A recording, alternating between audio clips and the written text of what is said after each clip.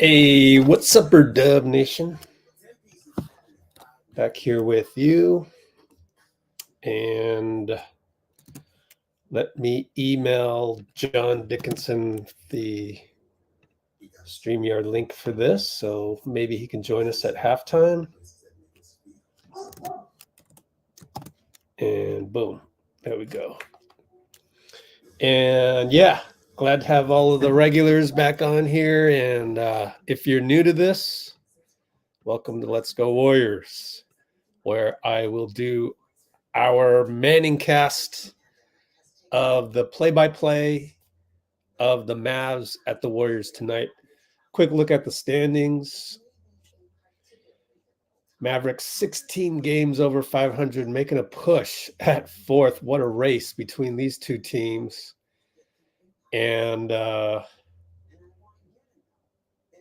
good Lord, look at that. The top three teams are 30 over 500, 29 over 500, and 28 over 500.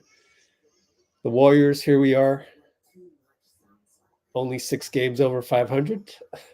Last year, OKC got the 10th seed at 40 and 42, by the way. And so, yeah, what I'm going to do tonight is, if you're new to this, is play-by-play and analyzing everything that we can. Particularly for tonight, I am interested in point of attack defense, obviously one-on-one defense against Luka. No Jonathan Kuminga again. Knee tendonitis per usual, 4th straight missed game. He will play at Houston on Thursday, according to Steve in the pregame. And what else?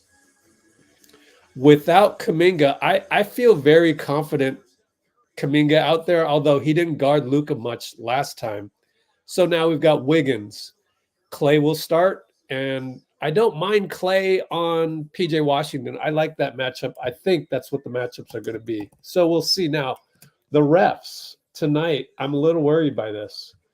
We've got John Goble. I don't like John Goble. I just don't. Aaron Smith, I don't like him either.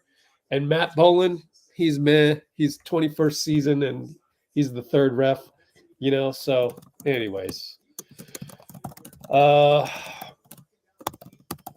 So Wiggins versus Luka, point of attack defense, which I will track in the notes, which are in the description.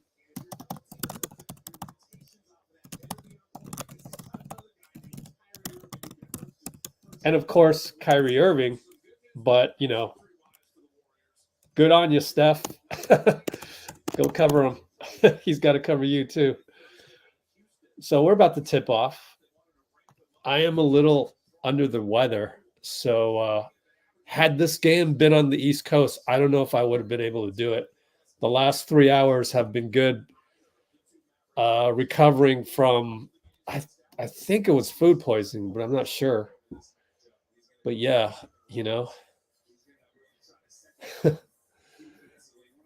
was tough.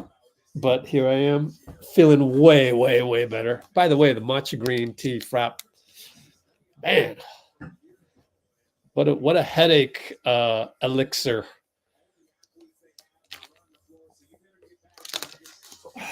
Might have to go early tomorrow to get another one. Be great to have one right now too. Another one. Although that definitely goes over my quota of sugar. All right. John Goble throws it up. Wiggins got the tip from Trace. Good job, Wiggs. So we just started at about the 4-minute live stream mark. And Wiggins getting downhill on Luka. Yeah, attack Luka ASAP. Nope, missed it. Oh, well.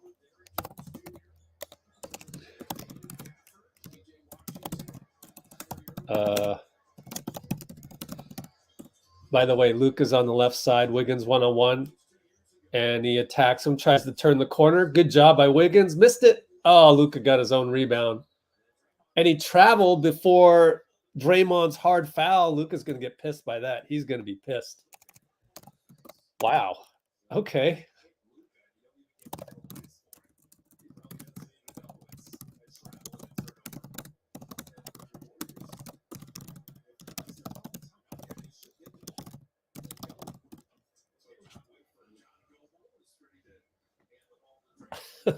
How pissed is Luka? Let's get Luka a tech. No, I don't think he is. He's just, the hit by Draymond was so painful. Anyways, high pick and roll Steph over to Draymond, inside to Trace. What a pass, but he was covered. Wiggins now attacks, misses another one. Oh, well, I mean, that'll go in. That'll go in.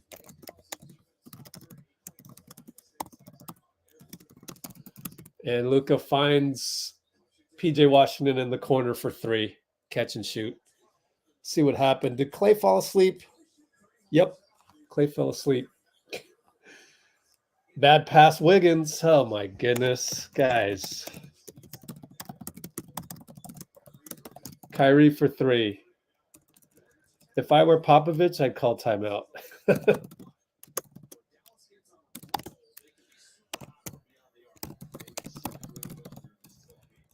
Turnovers and defense. Wiggins from up top gets a screen from Trace. Back out to Steph. Up top against Derek. Derek Jones Jr., that is. Derek Lively is injured. Klay inside, and he throws the ball away, but Draymond says, my bad. What? Good Lord, guys. It's not your fault. Oh, my God. It's the veterans again. Veterans making turnovers. The story of the season. We got a wet floor over there, so the towel boy is mopping that up, or by hand on towel. 6-0 already. And we've barely broken a sweat. Two minutes have passed. Luka Wiggins looking. It's going to get a screen from PJ. Nope. PJ leaves it. PJ again. Is that zone? Klay comes all the way over. Luka hits a 3. Seems like Klay was playing zone.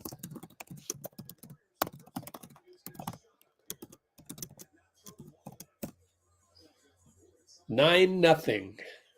3 threes. Trace over to Klay. Don't force it, please. He drives, gets it knocked out. Thank goodness it just went out of bounds rather than off of his knee.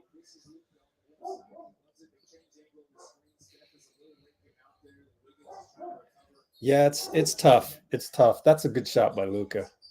Klay, wide open 3. Thought about it, and good. Good, nice and patient. We're finally on the board. So good screen by Trace on that one. Kyrie from the corner over to Gafford inside. Misses against Draymond. Draymond gets the rebound. Good defense, Dre. And we go left wing to Steph.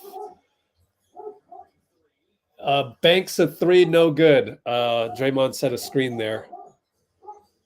Inside to PJ against Steph. Jump hook, no good. Bounces out to Trace. Trace got a free rebound there. He wasn't even in there. Worried about the switch.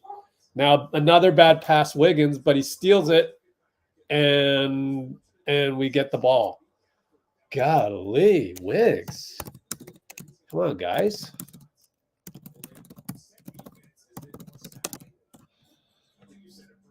Very rough start on offense for us.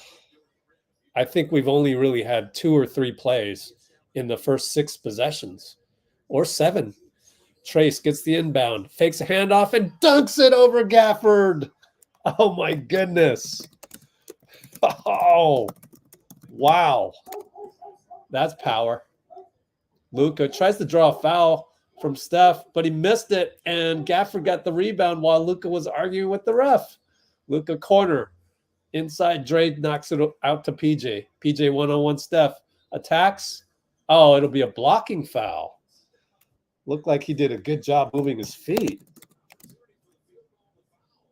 Wow, I don't know about that one.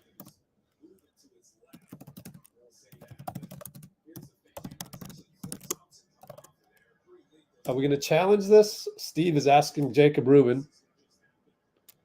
I think challenge it. You're down 9 to whatever we're down, 9 to 3, 11 to 5. Challenge. Way to go, Steve. Don't take any of this BS. from crappy refs, and I already don't like. I told you at the top of this, I didn't like this crew. I'm just not impressed by anybody on this crew. So probably worthless to do a poll, but let's do it anyway. We wouldn't challenge without it being semi-obvious. Do the refs screw this up? Oops, I did Q&A instead of poll. Uh-oh, running out of time.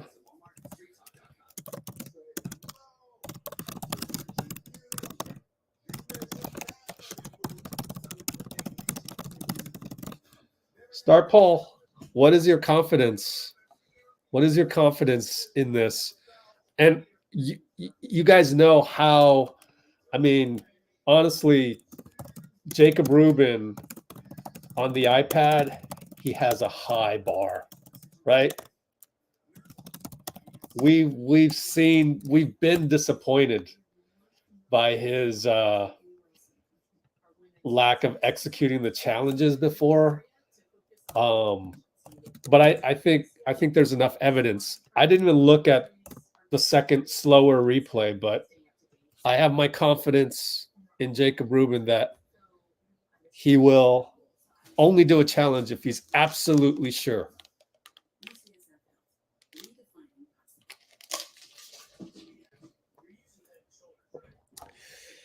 I'm going to be drinking lots of water tonight, given my illness. Hopefully it was food poisoning, because as you know, when it's food poisoning, like, that passes once you know, shall we say, eject the food in question. And that happened last night and a little bit of today. And then the other thing is, it might have been a little bit of a heat stroke, because yesterday suddenly it got really hot here in the Bay, which is great. Not complaining. But yeah, suddenly like that, you got to be, you know, a little bit more cognizant of hydrating yourself. And I think maybe I didn't, but then it really seems like food poisoning as well. So don't know. But yeah, let's see what happens here. Don't spoil it. You know, my live stream is a little bit slower than the usual. So I'm still on commercial right now. They got Gary Payton II mic'd up, so that's kind of cool. I should mention that, just in case anybody wants to come back to it. If you saw my video from, I think it was Miami, there was a lot of good GP2 content, especially at the end on the bus. So let me just fast forward to that. Oh, we lost the challenge. Oh my gosh, man. This is GP2. We'll get back. Oh my God. You guys were right. Keystone Cops struck again. I don't know though. Fitz is saying that it might have been. Anybody know for sure? I mean, be honest, be objective on that one. Anyways, yeah, it missed the free throw. Wiggins 3, no good. Draymond tries to tap it, but not successful there. Oh man. Luka fade away over Trace. Banker no good. Oh, they couldn't get the rebound, but PJ throws it away. I mean, Draymond got a piece of it, so credit Draymond with the steal, even though Steph will get the steal. Inside to Trace. Oh, he had Wiggins open. Goes to Draymond for 3. Bricked it. Ah, man. 3-ball PJ. Shanked it. Thank goodness, out of bounds. Oh, here's the replay. Oh, my God. How? That's horrible. They're showing the replay right now. This is horrible. Obviously. Oh, my God, dude.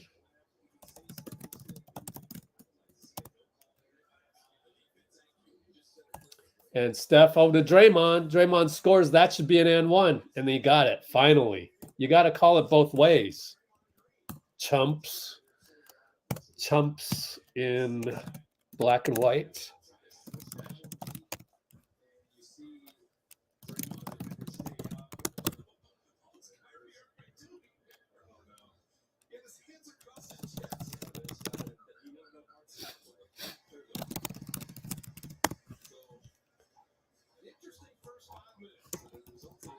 We're only down 3, amazingly.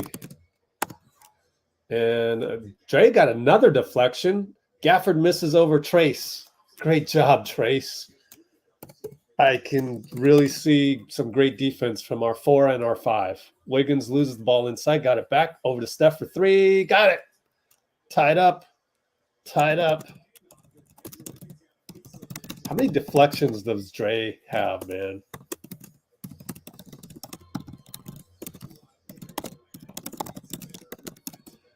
And good job by Wiggins, too, to attack. PJ attacks Klay. He slaps at it. Oh, he scored anyways. Oh, they're going to call Klay for a foul. We've got no challenges left. And I don't know if he got ball or not. It's tough to see from the TV angle. But you don't want to reach in at the same time. So how many times when you reach in like that, how often are you going to get the call? Not that often.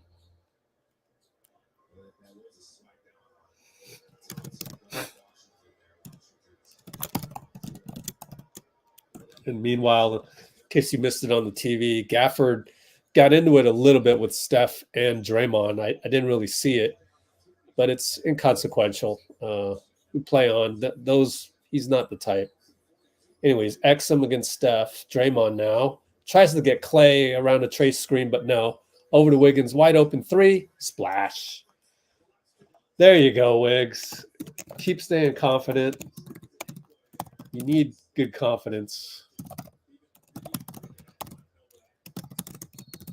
And Kyrie steps on the line, driving left baseline on Steph with Draymond helping. Excellent, excellent help by Dre.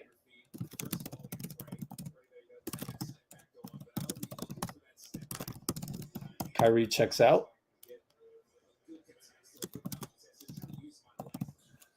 Draymond rushes up and he throws the ball away, trying to get it to Trace. 5-on-4. Gafford will get a dunk. Good Lord, man. I see this every game. But it's part of the package. Steph tries to go down the lane. Tons of contact. The Warriors bench is up in arms. They come back. Fast break 3, no good. Trace rebound. Thank goodness. Good Lord. Do I need to go look at that one again, refs? Told you, these refs are not good. And Wiggins draws a foul on another attack against Exum, so good job. Yeah, exactly. Steph goes down the lane and tons of contact. Nothing. Unbelievable. I told you these guys suck.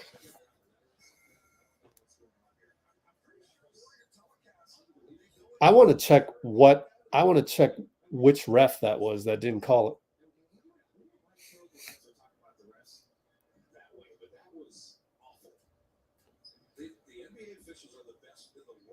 Oh, stop it. The NBA officials are not the best in the world, Fitz. I'm seeing plenty of I got better refs in my league. I've hired better refs than this. I literally have. Yeah, that was Boland. Exum missed down the lane. Steph with a no-look to Wiggins on the break. There you go. There you go, Wiggs. No, that was John Goble. Luka down the lane or inside Euro step good over Trace, but he fell down. We got 5-on-4 if you hurry. Brandon hurries. Finds Trace. Trace scores. Way to go, man. Way to go. That's how you do it, BP.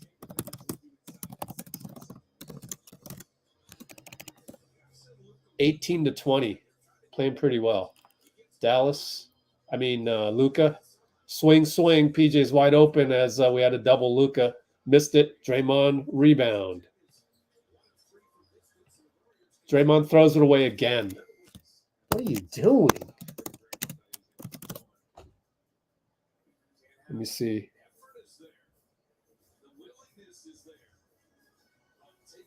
BP, yeah.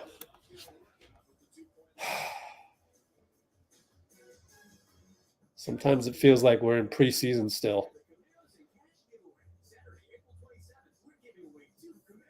Well, BP was trying to set a pick for Steph, and Dre just threw it, and it's just one of those things. 4:23 to go.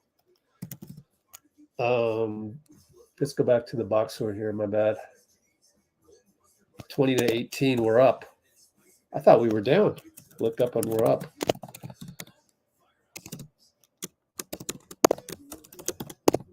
So again, that was Goble that missed the call.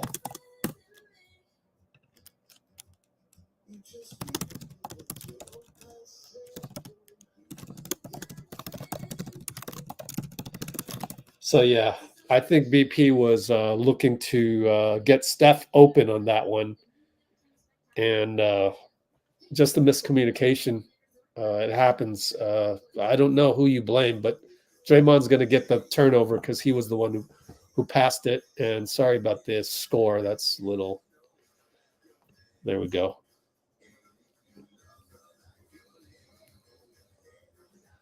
Box score malfunction, right? All zeros. All right, we'll switch over to the ESPN box score, which means I've got to refresh this. Been a while. Okay. Box score here. $1 billion website can't get it right. How is ESPN's box score working and the NBA's is not? That's weird. 7 points for Wiggins.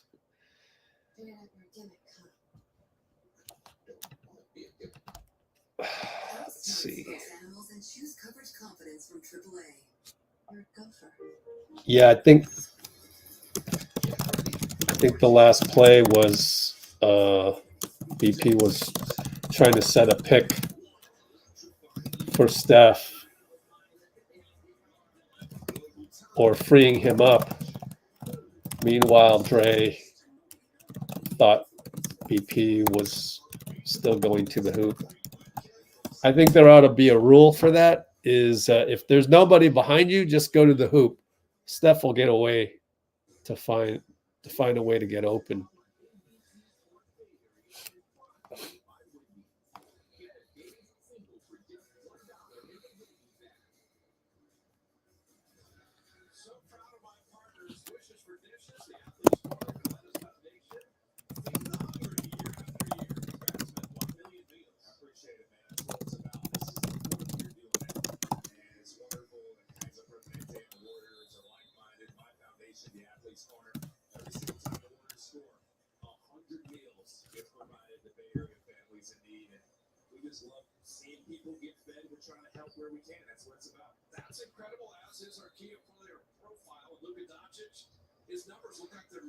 All right. So Exum left side against Steph, inside to Luka. One-on-one Gary. Post up here. Mid post now, and he spins. Lefty. Scoop good. That's an elite scoop, man. That is elite. That's amazing. Gary nearly travels like this. Man, watch your dribble. Steph over to BP. Dangerous pass, but he still got it. Over to GP. Loses the ball. Saves it at half court. We're down to 8 seconds. GP attacks Luka. Missed it. And it's a foul on Looney. Oh, well. 20-20. Overall, we should be all right. We're playing all right. Yeah, Mavs 2-0 on us. Steph comes out with 3:44. That's the regular rotation. And we're going to go Exum left side against CP3, who came in for Steph. Luka against GP right at the top of the circle. Goes left, fakes him out. GP does well not to foul him, but Luka scores. Well, good move by Luka again. BP, screen from Looney, over to GP, and he misses that one. Tim Hardaway Jr., left side. Hash mark, and they're going to call a foul on BP as barely anything happened. That's unbelievable. Why? How come we don't get that? If you look at the replay, there's literally nothing going on. What? Oh my God, dude. That's Matt Boland.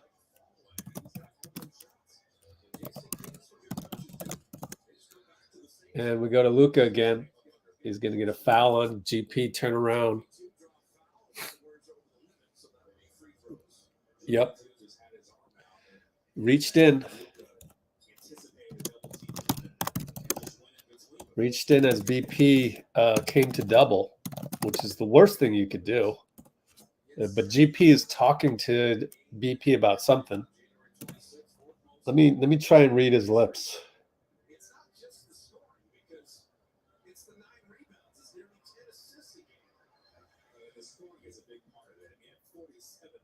I don't know. I don't know what they're talking about.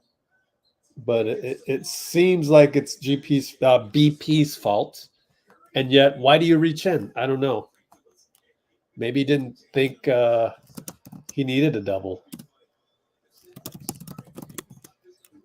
Short on the free throw. We're down 23-20. Looney got the rebound. BP will bring it up, give it to GP up top. And CP finally gets it. Goes around Looney, hits Moody in the corner, hits it right in front of Steph. Steph with the nodding of approval. That's a big one. We needed that one to drop.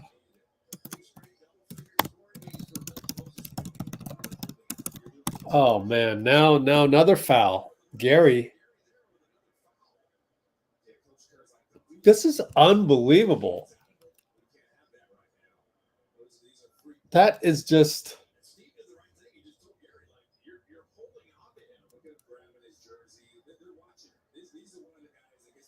I mean, this is absolutely ridiculous. You would never call this in the finals. And that's my problem with it.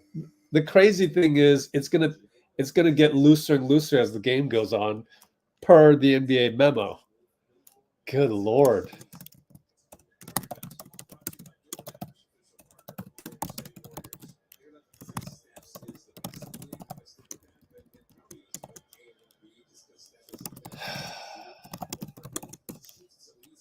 Why doesn't Steph get any of these?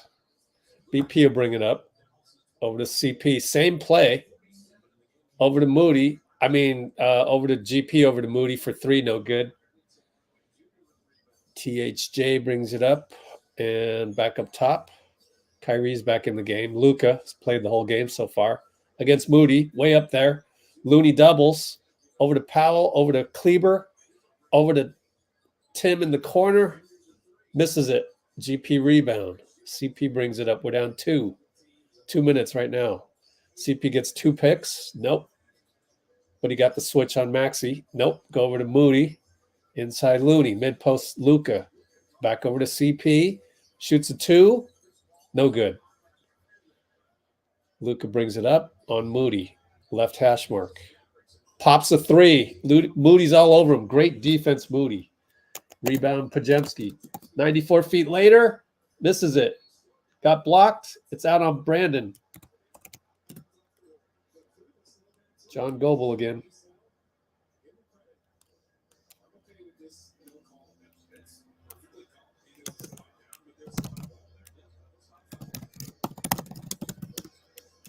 And Luka sheds Moody on the screen by Powell. Misses a 3. Looney rebound.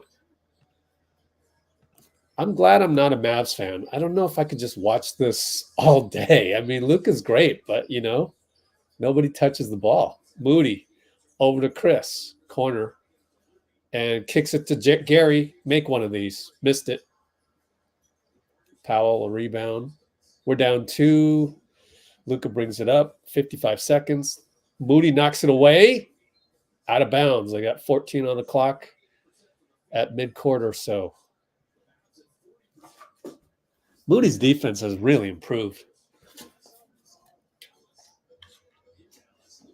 Powell hands off Kyrie against GP.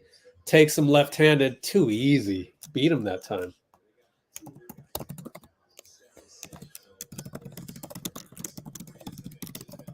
That should not happen against GP.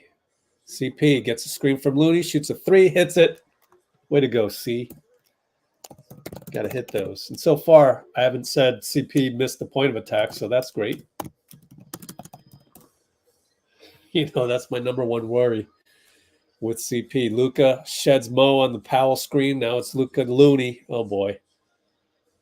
He's fiddling around with the ball. Finally attacks him right hand. Moody's there to help.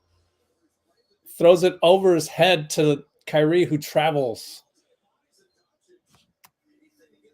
Pretty good defense. You gotta credit Moody on Luka versus Looney. Klay will come in for the last 10 seconds. I assume Steph is in there as well.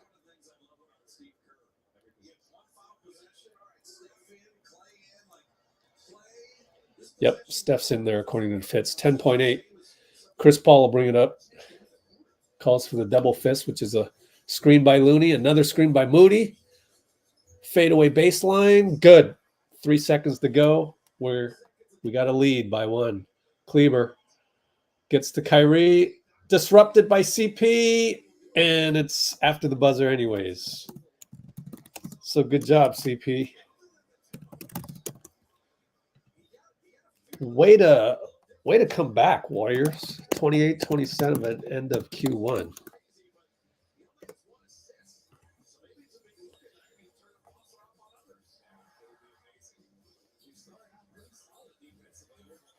Let's see.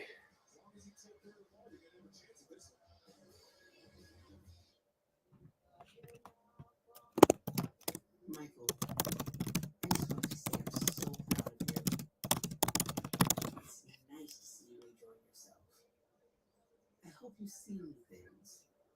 I hope you feel new things. Everybody splash the like button. I hope you understand that Robbie in the house.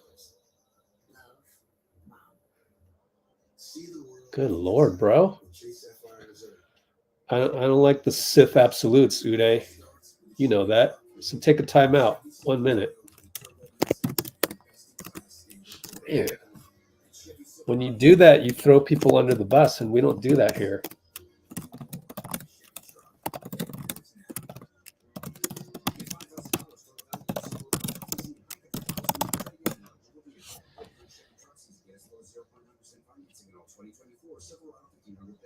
See your Bay Area Chevy dealers today. Get the money you need to reach your goals. At a California community college, financial aid is available year-round to help you cover tuition, books, supplies, and other basic needs like food and sometimes even the rent. Get started today at ICanGoToCollege.com. All right. I don't know if Bloomer says we play home is harder for some reason. I just think we've gone through a lot of identities, and we finally found an identity that is going to finally, 74 games later, just buckle down when we need to all the time. And honestly, I think a lot of that is on the veterans. So, go down the list. Klay this year, Draymond, Wiggins, Steph, even Looney wasn't that great coming out. So I think when you get older, you kind of go, 82-game season, right? I think it's just human nature. And that's the problem with having a veteran, 4-time NBA championship squad, is that it's hard to take all these games seriously until you're in the last 3-4 weeks of the season.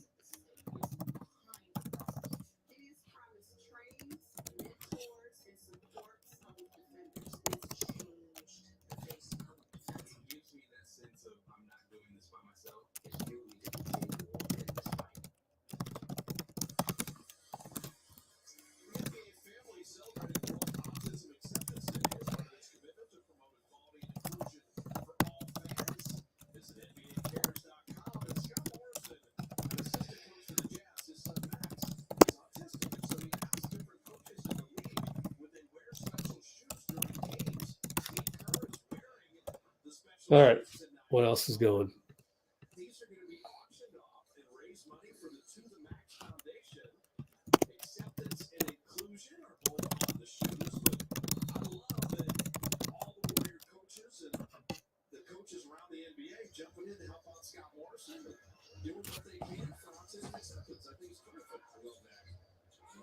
We only have 10 likes? Sheesh. Come on, guys. PJ Washington, corner 3. CP knocks it to Klay. Klay didn't keep it up here but under his chin, but nobody swiped at it. Moses wide open underneath, misses the layup. This is the bunny over Gafford. Still up by 1. 11:29, 11:28, 11:27. Luka's out of there, so he plays the whole quarter. Oh. Kyrie turns the corner on Moody. Missed it, though. Good help by Trace.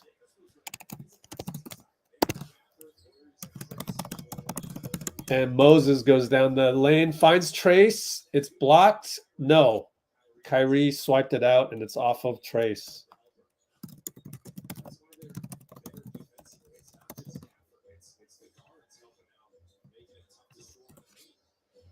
Gafford. Ooh, a good job by Moody to read the screen, the back screen. And then now Moody takes a charge on Gafford. Moody is playing unbelievable. His defense is unbelievable. I've never seen it this good, although it has been getting better the last couple weeks.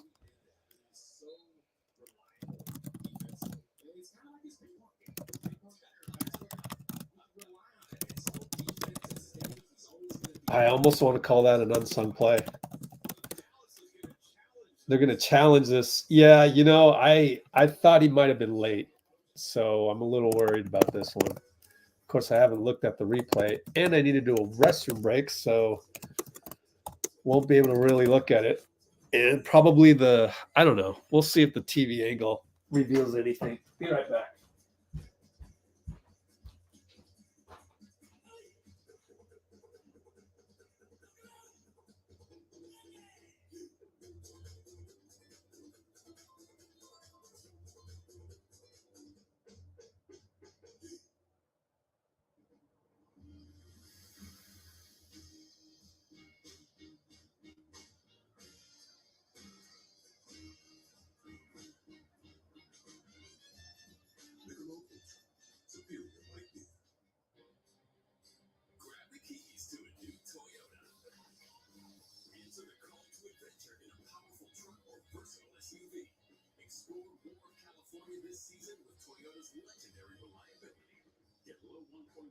APR or up to $1,500 cashback on Tundra and Tundra Hybrid. Check out the all-new redesigned 2024 Tacoma.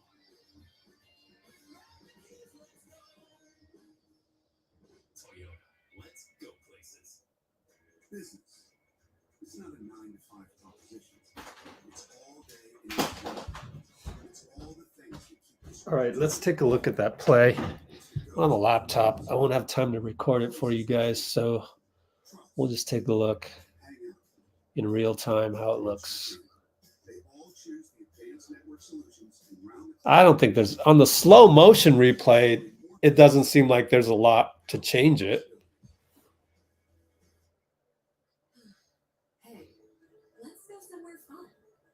Let's see where AAA can take us. Let's go get stuck in the sand. I don't think there's enough to change it. Under the stars. Let's go for dinner in the shower. Like you could, you know, at what point are you going to keep slowing down the slow motion to see if he was set? I mean, like that's good enough. And we made a call. You have to challenge, and then you got to find enough evidence to overrule it. I just don't think there's anything to overrule it. Okay, Rockets lost. That's good.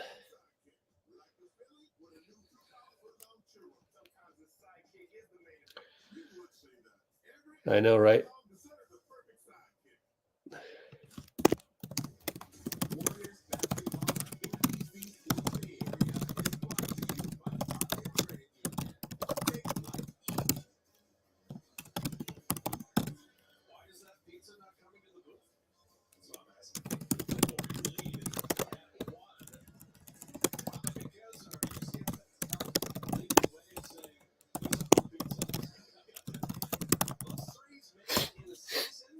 This year, Steph Curry with 329. 5 years of 300 or more. There's only been 7 of those in NBA history. James Harden and Klay have the other. I think about the 2 that are above 40%. So it's just not about quantity. All right, we won the challenge, believe it or not.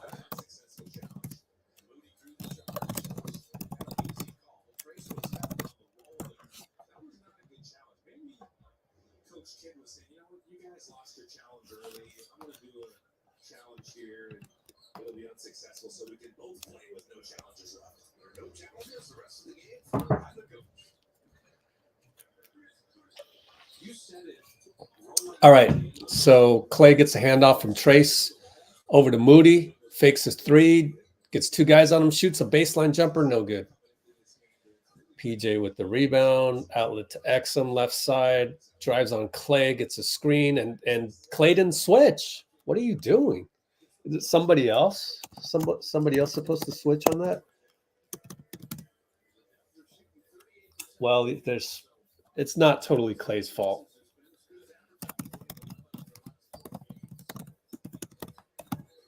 And Trace left side. What happened here? Oh, great. Turnover. Just lost the ball. Yep.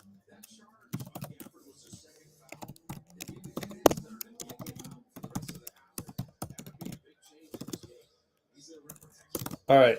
So now it's Kyrie BP. Goes right. Kicks it for three. Good. Jalen Hardy. 3-ball. Now we're down by 4. CP walks it up. Klay with the flare. Trace coming to screen. Gets a screen. Stops and fades away one leg. Good. Good to see Klay hit that one.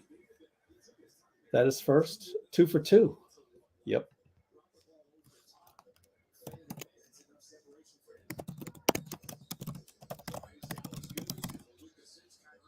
Kyrie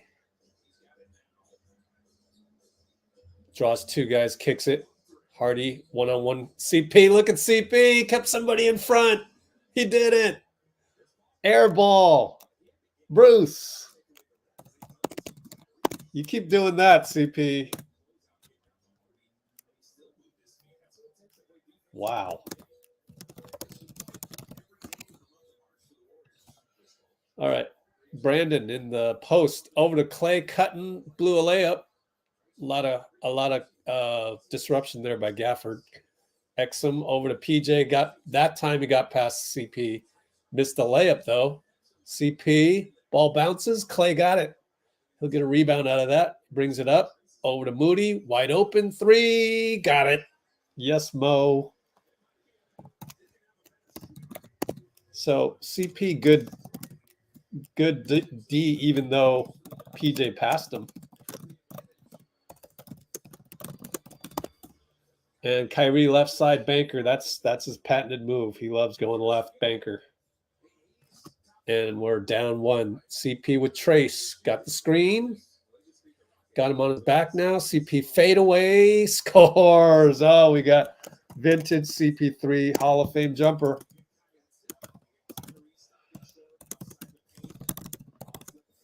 And we go. They swing it a few times to PJ in the corner. CP again. Great defense. Where's this been? Did he just need to get in a groove? Wow. Man. What? I want what he's having. What's in that milkshake? Yo, CP3 causing havoc on defense. 3 times in a row, in fact. Steph comes in. So we got the small backcourt. CP left side. Kyrie gets a screen from Steph and Dre. Oh, the roll by Dre. A great delivery by the Hall of Famer and trickles in. Wow, that's a beautiful play.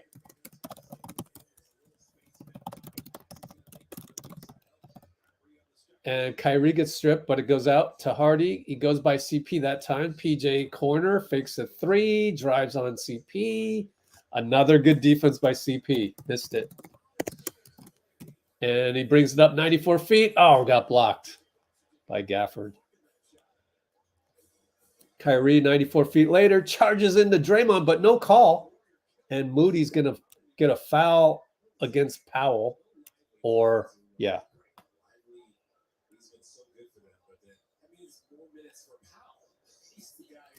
Steph wanted a double dribble. I don't know.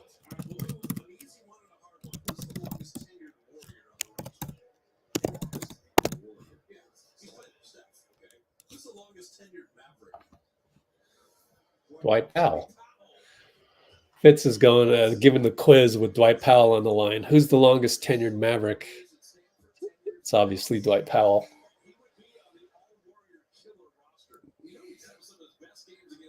Let's see. What other notes did I have? Oh, yeah. The CP double screen to Draymond roll. That's an unsung play. But, of course, I still want to look for plays that lead to momentum. It sort of did.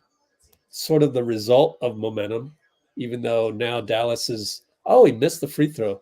Dallas down by 3. So we're up 3. Brandon brings it up 7-11, 7-10, 7-09, 7-08. Over to Steph on the flare from Draymond. Draymond sets a pick, but he goes left and he gets blocked. Blocked by Derek Jones, the long Derek Jones. Hardy brings it up. And Hardy over to... Oh, Derek Jones gets swatted by Steph or stripped by Steph. And Steph trips and throws the ball away while going into the paint, trying to get GP2.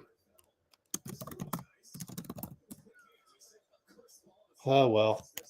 So I don't know if that's going to win unsung play later. The Draymond roll, just because momentum didn't really do anything unless it stays even the rest of the way.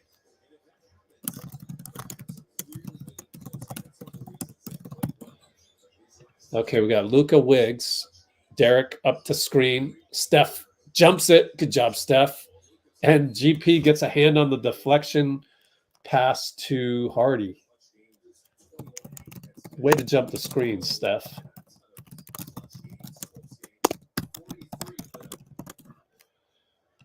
Good play. All right, Powell back to Luka. Hash mark. Draymond doubles. And the roll is stolen by GP. He'll dunk it. Reverse dunk. All right, that's the unsung play. Got a lot of unsung plays.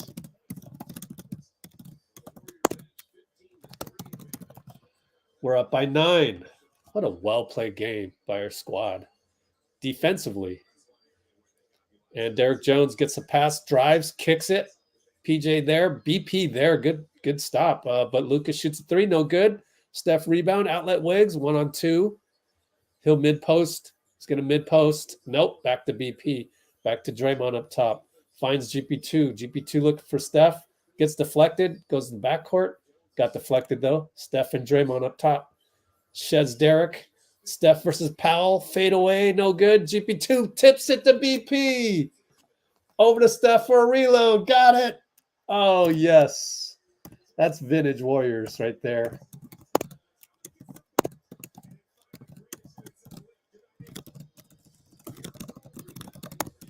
The reload. Now I got to make that an unsung play. But that's a 3, so I guess it's not unsung. Anyways, Derek Jones drives, and Draymond strips it. Another great defensive play by the Warriors. And Steph has one-on-one. Tim Hardaway. Bye-bye, Hardaway. Blade is blocked by Derek Jones again. He's underestimating that help. Hardaway over to Powell. He wanted Hardaway to cut, but it didn't happen. And BP's going to get called for a foul on the screen by Powell. Let me watch the replay. Oh, yeah, a little bit too much hands by Brandon. That was kind of a football play there by Brandon. So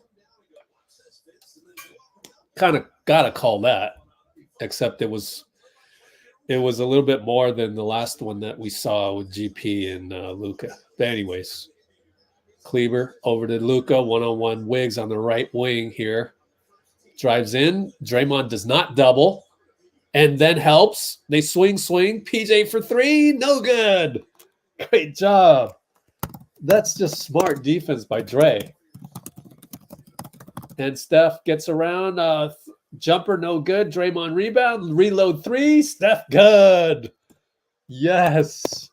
Draymond. Oreb reload to Steph for 3. Man, I gotta say that defensive play before then I'm going to clip it, and I'm going to call that an unsung play because it kind of set up this play. But let's clip the defense. This is like finally we're getting sequences of defense, sequences and sequences of defense, which since the Minnesota game, remember, fourth quarter Minnesota, I told you we finished the game 5 for 11 on defensive stops. Now we're getting stop after stop, and that's what you need to do to get anywhere.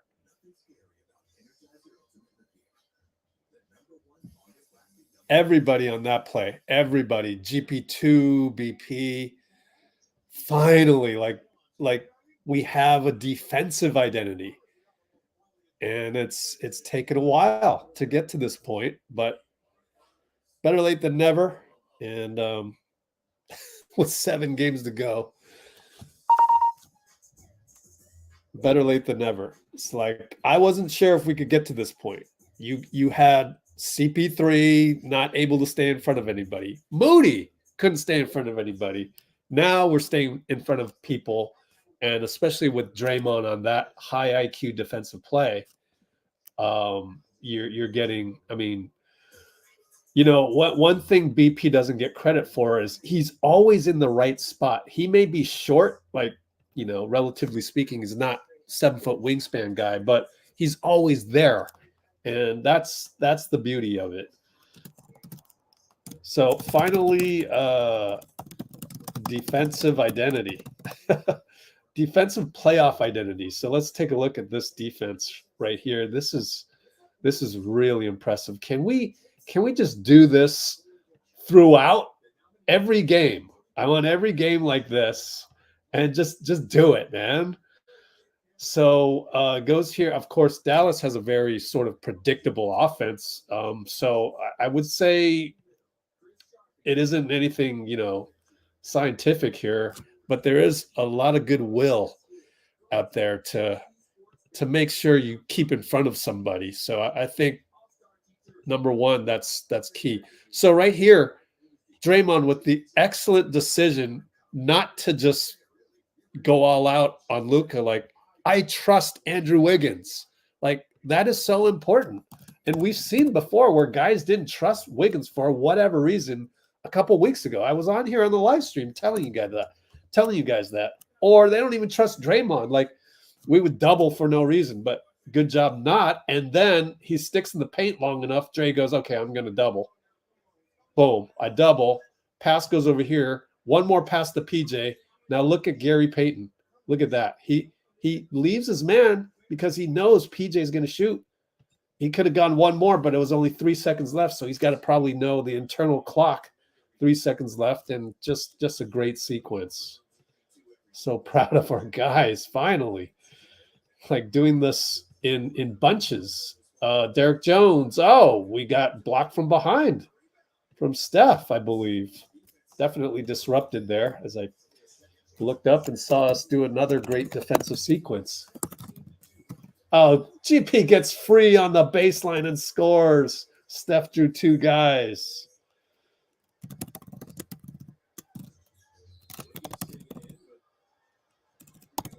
Blocking foul on Steph. I'm going to look at this on the replay. So Wiggins was there, got screened. Oh, another preseason blocking foul on Wiggins. I mean, geez, this is unbelievable. Like, does Steph get any of these? And Kyrie scores. God, man. This is just awful. I thought there was a memo. Where's the damn memo? That's definitely not a playoff foul. You call that in the playoffs, you're not going to get a job, refs. And then we get a ghost foul on Kyrie. Well, call it both ways. And that was a pick and roll that with the pass to the wing and then hit the screener, which is awesome. Doing a lot more of those. Steph one-on-one Luka. Crosses over, but decides to fade away, hits it. Oh, he is hot. He's hot. Let's get him the ball. Oh, man. Step back 2 on Luka. That was like, ooh. Luka is going to fire back at Wiggins, and he scores a 3. So we're now up by 10. Steph and Exum, picked by Gary, picked by Draymond, back to Draymond, over to Wiggins, wide open 3, missed it, front rimmed it. Luka rebound. How many rebounds by Luka? Let me check his triple-double stats. 4 rebounds. Tim Hardaway gets free by the elbow, scores. Steph will bring it up. We're at 227, 226, 225. And he crosses over on Exum. Kleber's there to help, so Draymond's wide open up top. He tells BP to set a pick, gets it to him, and it's a screen foul on BP. Goble again. Let me watch the replay. Yeah, he's moving. First of all, he's moving. But actually, Exum fouled him first. You see that? Are we gonna call those? Like, oh my God.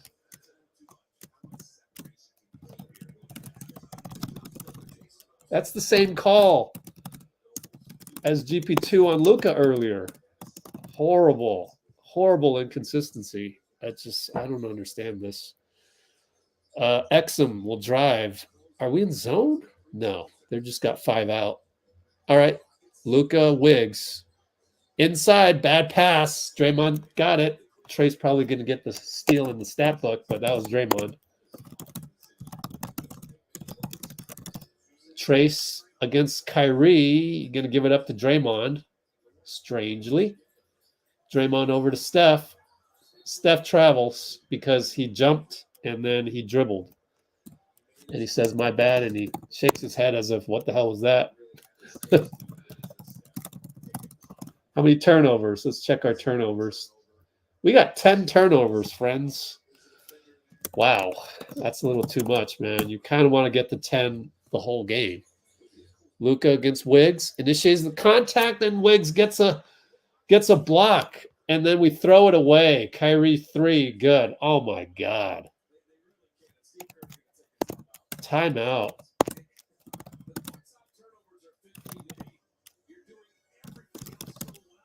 Another turnover by Draymond. 3 of them. 11th team turnover.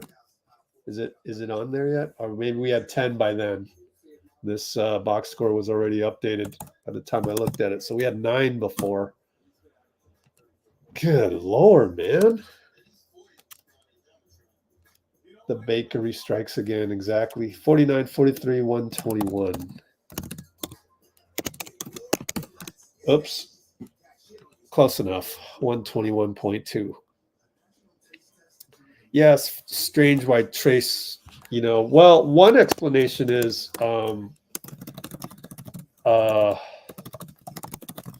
might be that they knew Steph was hot.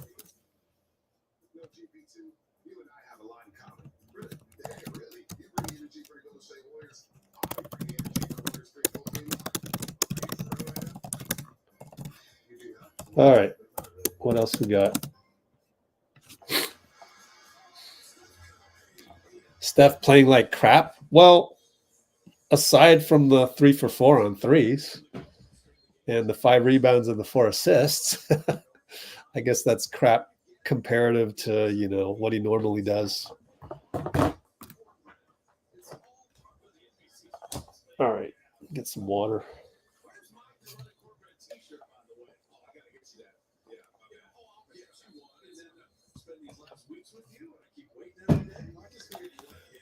All right, here we go.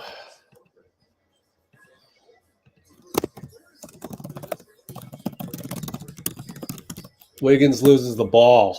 Oh, my God. Luka brings it up. 3-on-2. Corner, Tim Hardaway 3. Missed it. Is he off? Why did Wiggins not close out? That's interesting. I'll have to look up Tim Hardaway's 3-point numbers. Steph misses a push shot. Draymond tries to get it. And now it's 5-on-3, and they'll get a dunk. No, they'll get a layup. Luka, 94 feet later, only up by 3. Oh boy.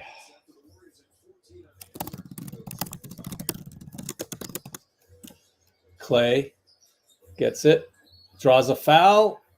Oh, they're gonna call an offensive foul on Klay, which is absolutely horrendous. I told you Goble is crap. Absolutely horrendous. Oh my God. Wow.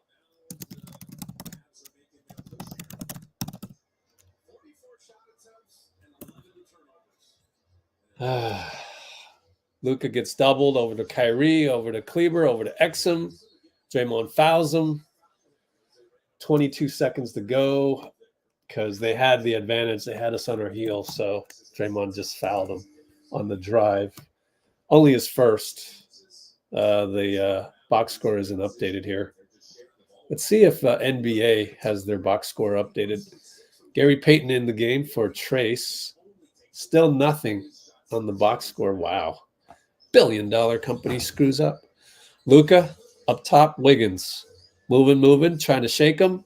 Travels, no call. Unbelievable. 3-ball for Exum. He changed his pivot foot. Unbelievable. I mean, believable because that's Boland right there. Oh my God.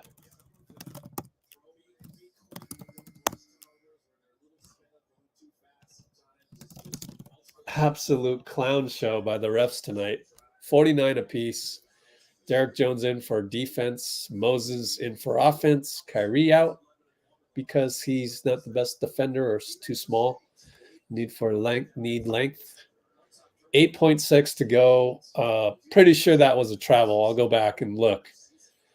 Klay handoff to Steph. 7 seconds. Screen by Draymond. Roll by Draymond. Attack. Missed a dunk. 2 seconds left. They get it off. Missed it. Got lucky. So we're tied at 49 halftime. And that's too bad. But let's check if Luka traveled because I'm pretty sure he did. I could be wrong, but I'm pretty sure I'm not wrong.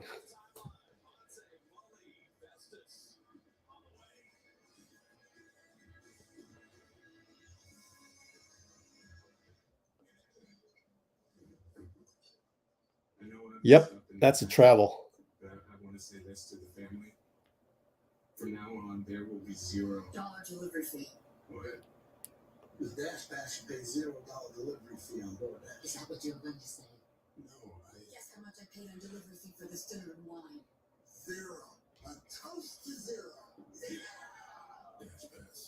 For the refs, not even to notice the change of a pivot foot. What does that tell you about the refs?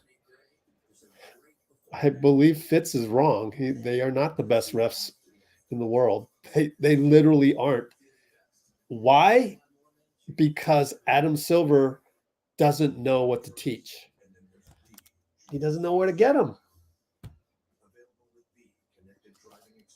First, you got to have rapport. Second, you got to have technicality. And these guys don't have rapport and they don't have technicality. We've seen it. And they don't have guidance, which is, can we not call the fouls that you would get embarrassed on the pickup court for calling the foul on? Let's take a look. This will infuriate you. All right, where's Luka? Is it right here? I think he was more on the top. Oh, is this the wrong one? No, it's before that. I don't know. We kick it back out. Oh, I must have the wrong one. This must be the wrong file. Hold on. Screen recording. I don't think I airdropped it. That's probably why. Oh, I airdropped the wrong one. Oh, there it goes. Took a while. So hold on. We'll see if we got John Dickinson here or not. But after this, I've got to do restroom break. Okay, so let's go here. Teachers are Okay, here we go. Share screen. Okay, here's Luka. Okay, here it is.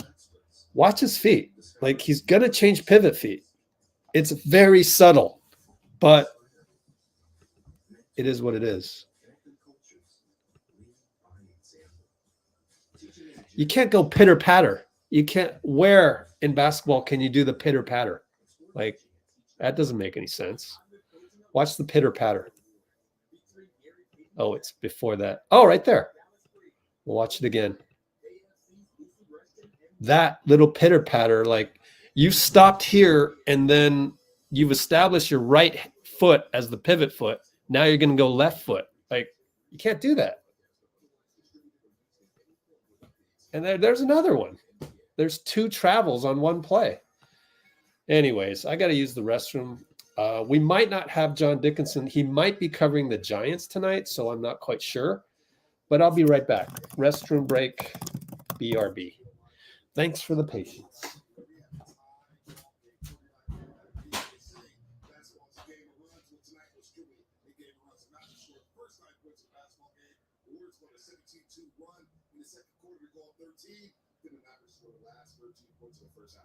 Both teams struggled from the field. Ironically, both teams 19 of 45 from the field. The Warriors got better looks from the 3-point line, going 8 for 14. What killed them is points off turnovers. 11 turnovers for 19 points. The Mavericks had 10 turnovers, just gave up 8 points. It's really hard to say that the Warriors defense is doing a good job on Luka Doncic, 26 for 13, but I think they're doing a great job on Luka Doncic. And the turnovers are really hurting the Warriors right now. Dante Exum, on the other hand, is doing a great job on Steph Curry, not letting him get loose. Warriors offensive rebounds are working with to shots. All right. So, actually, let me throw that up one more time. Time to go to social. Oh, hey, JD John Dickinson in the house. Hey, what's going on, Rich? Good to have you, JD. Yeah, good to be with you. I forgot to unblur my background tonight. Oh, that's okay. We'll just deal with the blurry background. And Yeah. my head kind of flying through the air here a little bit, or the illusion of my head flying through the air here. Yeah, no worries. Bad close to the first half, and that kind of ruined a really good second quarter up until that point. A lot of really good Warrior defense. In the second quarter, they had the huge 19-2 run, but they gave it all back, and it was the vets, basically Steph and Draymond, that gave it all back. Some really bad turnovers, and they'll start over, 49-49. Yeah. I think both teams are tired. The Mavs coming from Texas after being in Sacramento, they did exactly what the Warriors are going to do, right? They've been on a road trip, went home, at least back to Texas for one, then came back here. They played the Rockets in Houston and come back here. And the Warriors from Texas back home, then they're going to go back to Texas. So I think the Mavs are feeling a little bit of the back and forth halfway across the country, having to play the road game. I think the Warriors are trying to find the energy and did a little bit in the second quarter, but looks like a couple of teams that are really feeling the grind of a schedule with a lot of games back and forth. Yeah, that could be it. Yeah. Some really strange turnovers from Draymond, but that's part of the package. He's going to take a few risks. But overall, team turnovers 11 for the Warriors. That seems like a lot for one half. You kind of get 11 for a whole game is the goal, but yeah, and I think they're trying to feel out the refs too, because it doesn't feel like they got the memo tonight from the NBA or whatever that was, where you would let a little bit more physicality go. It seems like they're calling a little bit. Except for Steph's drives. I mean, there's been 3 drives, and I'm not, me, Rich, I'm not usually somebody that complains a lot about the officiating, but there have been 3 times where Steph has driven, and I think on 2 of the 3, it was pretty clear cut. I know the one that got everybody up, and I mean, he got mugged. It's the one in the first quarter, that first one where it was Exum and Gafford Yeah. I think, Exum and Gafford both just, I mean, Both fouled him. both got him across the arms and across the head. And no call there. There was another one where he kind of got spilled. They've been really physical with Steph. And a couple of times I think it's been good defense, but I think a couple of times it's been fouls that have been uncalled. And so other than that, I think, you know, it has felt a little bit, maybe not when you look at the overall numbers. I'm looking at the, Mavs 8 free throws, the Warriors 3.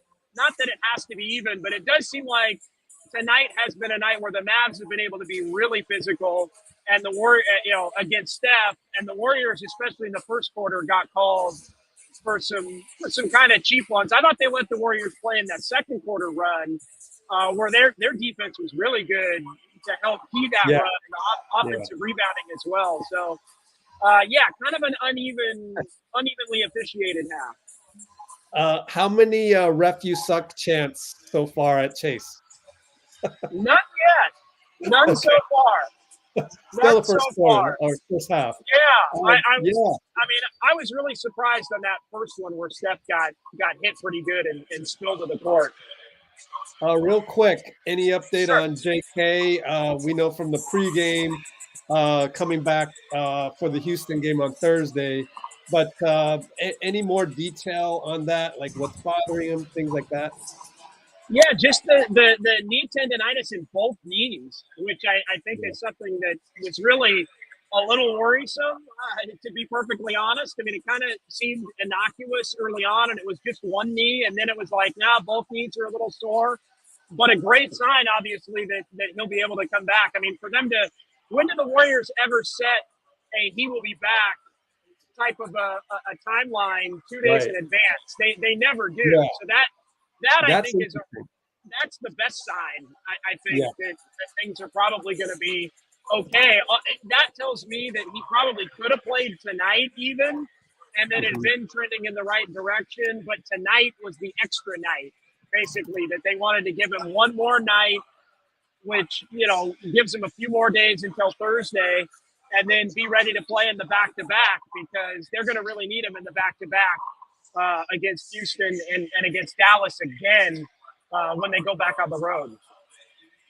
Two last questions for you. One, we gotta sort of talk about the Warriors in terms of something really good tonight, which we saw that run.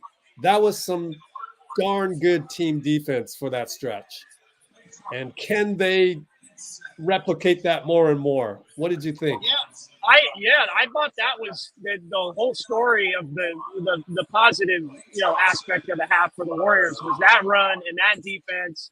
I think the defense has been there after those first three possessions where they basically gave up 3 wide open threes and the Mavs hit them.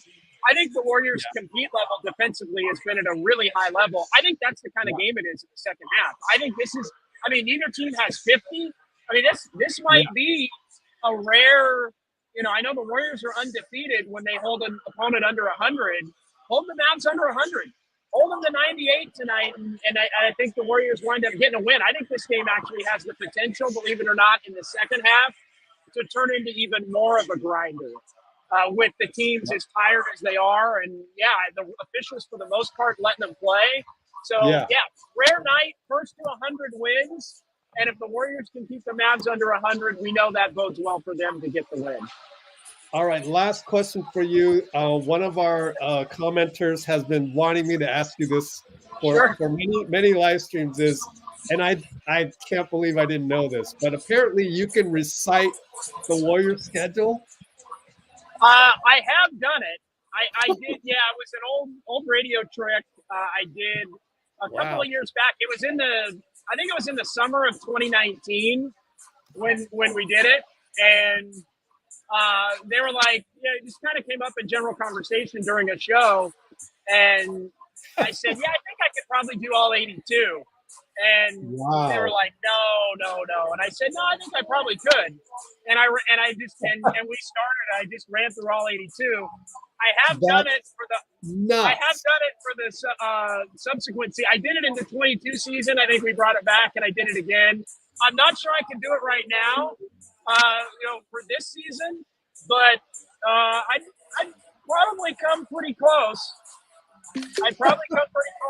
We may have to break that out at the end of the year. Yeah. Oh my goodness. Wow, that's incredible. That is really incredible. So thanks to Mentality there. He's been wanting to know that for the last like 5 live streams, and I kept forgetting.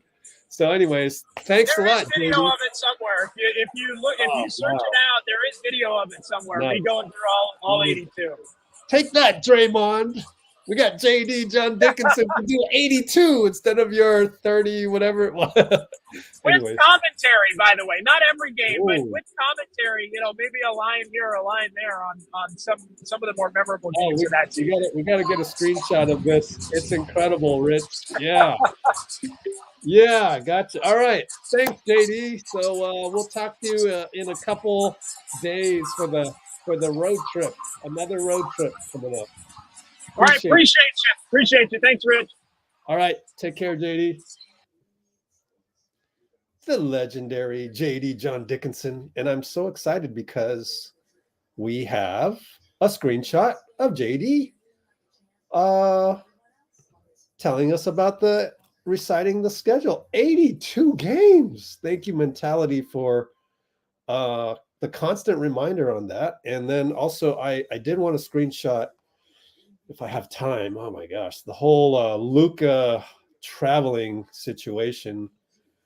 Let me look at it one more time and I'll put it up on the screen. There, right here, you're going to see this soon. Right here is where he travels. So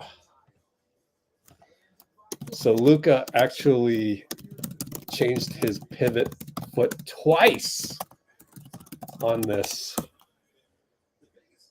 So I'm going to screenshot that. Let's do the Twitch one just for good measure. But anyways, wow, 98 concurrents. How many likes we got, people?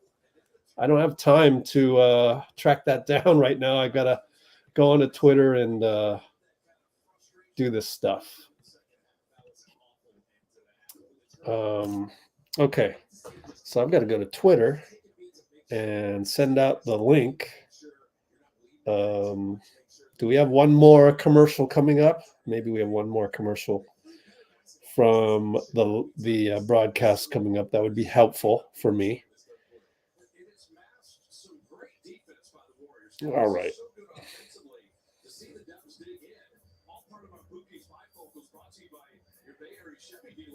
Excellent defensive effort. You found ways to make it tough on Luka, and a lot of it is fighting over screens. You had to guard a lot of pick and rolls, a lot of handoffs. You see his screen here. Andrew Wiggins like, I don't need a switch. I'm fighting over this. You get back to your man. I'm moving my feet. Okay. Analysis of Luka traveling before halftime. And boom. Okay. Of course, I did all that and I forgot to get the screenshots. It's something I keep doing. Okay. I got to send one more out. Am I going to make it before they start? Give me one more commercial. By the way, the game's on TNT, I think, right? My bad. I totally forgot. And that means the description's wrong, because the description says it's not on national, but it is.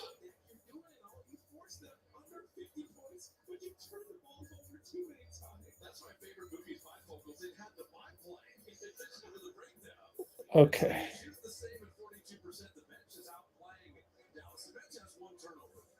Ugh. All right, here we go. Boom, boom. Send. And retweet that crap. And we're going to start the game now. So I'm totally late on this. Got to get to Instagram next time. Luka mid-post against Wiggins, isolated. Draymond shows. Kyrie 3. Got it. Well, we can't be helping him out anymore after that one.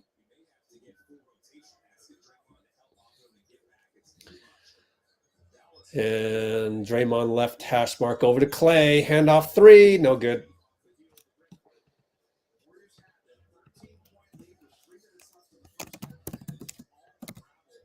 And Kyrie in the paint kicks it out to PJ.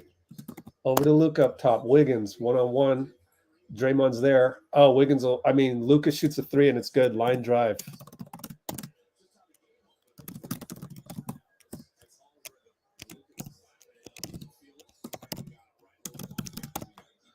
Klay up top. Over to Steph. Steph drives in the paint and throws it away. Left-hand sling pass inside of Trace. Had no chance. Just a little bit outside, or really a lot.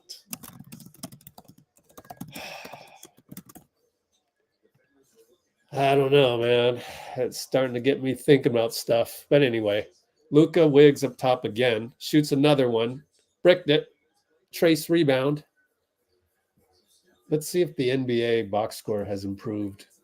Steph into the paint. Push out over Kyrie. No call. Trace rebound. Klay now drives in from the free throw line. Jumper good. Still nothing from NBA.com. Really? Yep. Wow, we got to rely on this. The score is really big right here for me, so it screws me up. And I traveling on Kyrie, so fruitful turnover for us. We're down 4.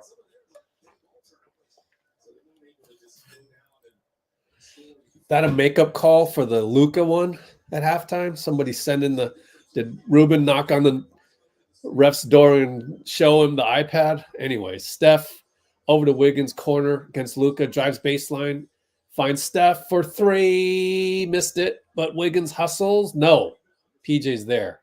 Where's everybody else? That's the thing. Everybody else is Klay and Dray. And where was Trace? But Luka throws the ball away, goes to Steph one-on-one. PJ, no call. Steph can't believe it. I don't know, man. Let me try and watch the replay. Wow.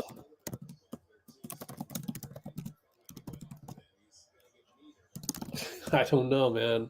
That's a lot of contact. I mean, based on the first half, that would be a foul. Steve's going to use a timeout to go complain. We're down by 6. 9:40 to go. Down by 6. 9:40 to go.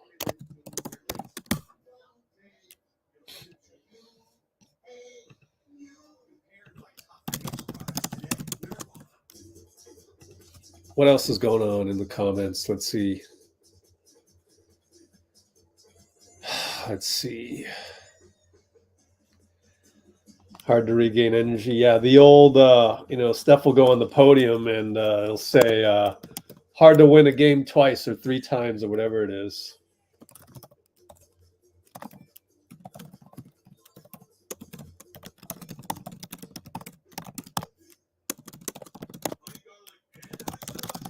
We've heard that story before.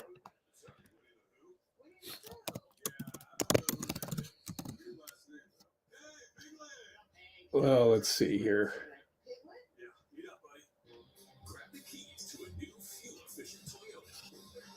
Saw a couple new names in the comments. Welcome. Glad to have you here. Hope you stick with us.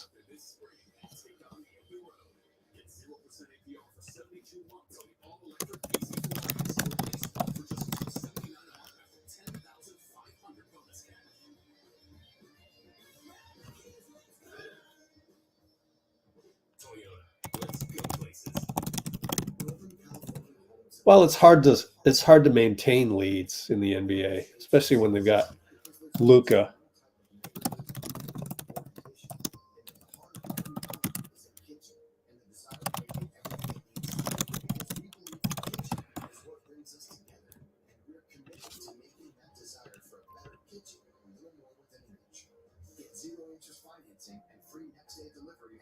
So they blew the call.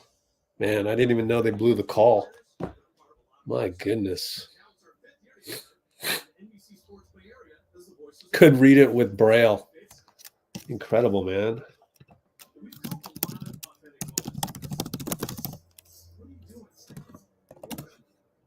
Chick Hearn, the great Chick Hearn.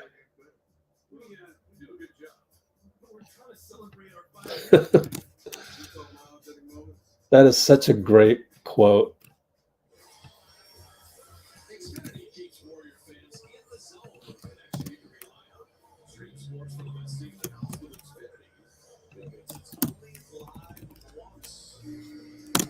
Glad to have Dean Chambers on later. That's pretty awesome. Which ref was that? Do you guys know? Let me see. Was it Goble again? Why do I always think it's Goble? He's one of my least favorite refs. He doesn't have any rapport with players, and technically, he gets things wrong. Yep, it was Goble. Beware, John Goble.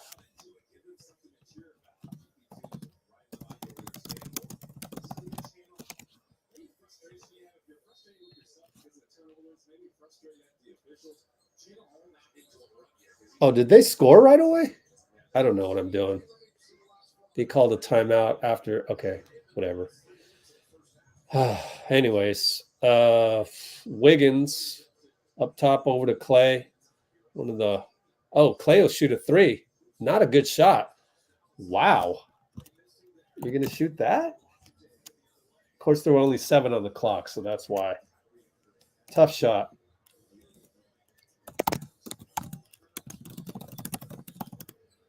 Luka fadeaway over Wiggs. Good. Down by 8. Steph and Derek. Screen trace. Left hash mark. Splits the double. Gets it knocked away. Over to Wiggins. We need this so bad. And he hits it. Thank you, Wiggs. That could be an unsung play as well, just because it stopped our bleeding.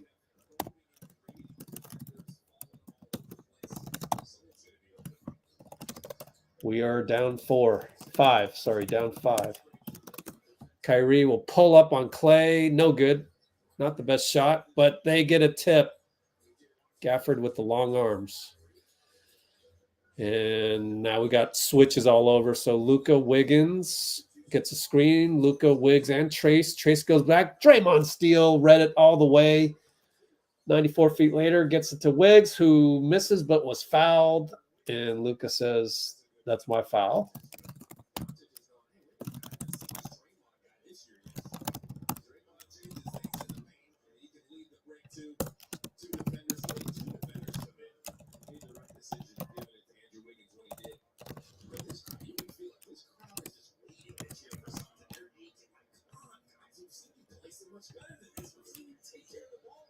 All right, Wiggins at the line, hits.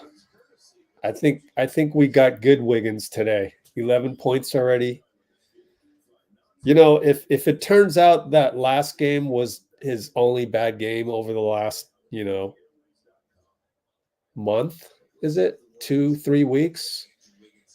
Then maybe you wonder that maybe that's the Wiggins we'll get all season long. He hits another one. 4 for 4 from the line. Kyrie will bring it up on Moody. Good to see Moody out there because he's playing great defense tonight. Kyrie might have traveled on the pivot, but whatever. Pulls up for 2, scores. Not really Moody's fault. Klay does not launch, thank goodness. Let something develop, and he does. And gets it to Moody in the corner, but he loses it. And we're going to keep it this way. Kyrie thought he knocked it off of Moody, but hey, look, you got John Goble in there. Was Goble again? Was that Goble or Aaron Smith? That was Goble. Aaron Smith is 51. Inside to Wiggins on the side inbounds, and he scores over Luka. Wiggins coming alive here. Perfect timing.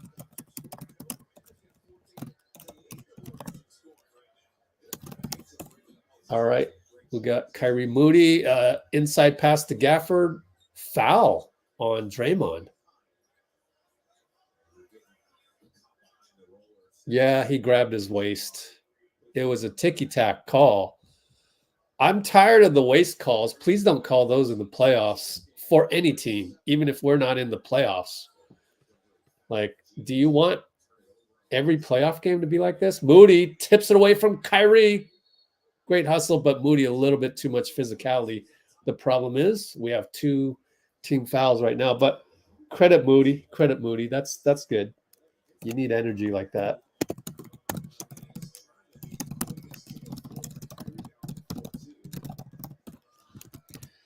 Yeah, I like the physicality. Keep it up. Eventually, the refs will come around. You would hope by Q4. Gafford, Draymond way out there. Draymond knows not to foul him too much. Luka Wiggins now. Logo. High pick, no pick. Draymond doubles. Oh boy. Exum kicks it to the corner. Kyrie. Moody's there. Moody's there. Kyrie fadeaway. No good. Klay rebound. He's on the run. 2-on-3 though. 3-on-3 with Moody. Nope. Nothing. He keeps the ball over to Draymond. Over to Wiggins. He's feeling it. He hits it. Wiggins. And great close on Kyrie corner by Mo. I'm going to put that down as an unsung play. At least I have a whole list that we can go to. PJ Washington, push shot good inside. Got the step on Moody as we were on our heels again. Don't have time to see how we were on our heels. Steph drives into Gafford, back out to Dre, inside to Klay. Klay misses a layup. Luka rebound, 4-on-4. He's 1-on-1 Draymond. Good closeout. Draymond, he hits the three anyways. You can't play better defense than that. We're down 5. 6:05, 6:04, 6:03. Wiggins in reach in by Kyrie, fouled as he got past Kyrie. Not a good gamble by Kyrie initially.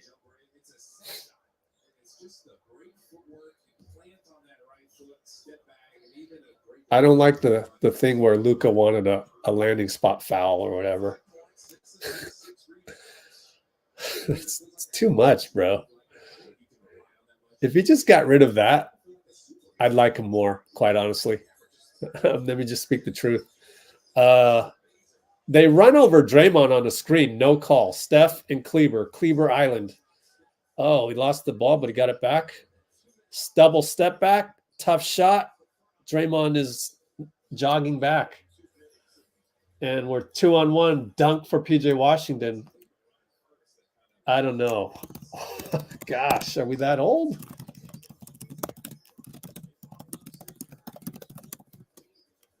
Wiggs over to Moody. 4-3 corner. Got it. Oh, we needed that one so badly. It's another unsung play. And I swing it over to PJ in the corner. Draymond closes. BP rebound over to Wiggs. Tim Hardaway meets him. Left hash mark. Gonna mid-post him. More physicality. Fake. Oh, beautiful move. And he scores. Lefty bank. Wanted a foul. No call. Goble again.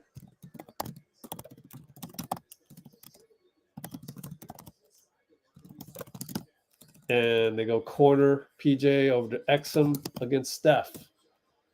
Over to Tim Hardaway. Gives it up for Luka. Wing. 3-ball good line drive. Stares at the Warriors bench.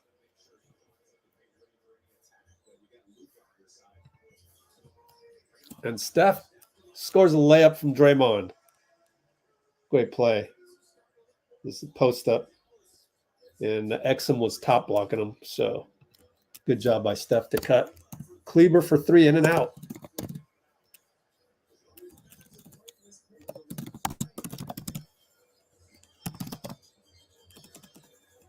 Wiggins for 3 from BP. No good. Luka rebound. And Luka 1-on-1 Moody over to Tim Hardaway. Again, Luka, right hash mark. Draymond's there to help off of Kleber. They swing it to Exum, missed the 3. Thanks, Exum. We needed that. We're down by 3. Hand off Steph. Steph loses the ball off his foot. Oh, my goodness.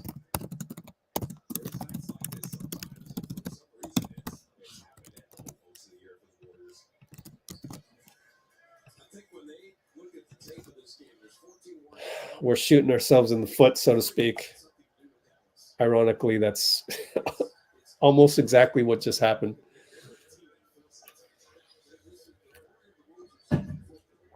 Down by 3 with 14 turnovers. Good Lord. Luka Moody. Let's watch Moody here. Low post. Fadeaway 2-ball. No good.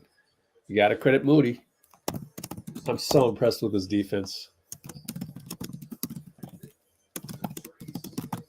Mo swings it over to CP, over to BP. 12 on the clock. Trace post up. Looking. Finds CP. Hack by Derrick Jones Jr. I don't know why do you complain on that one? They've been calling that all day.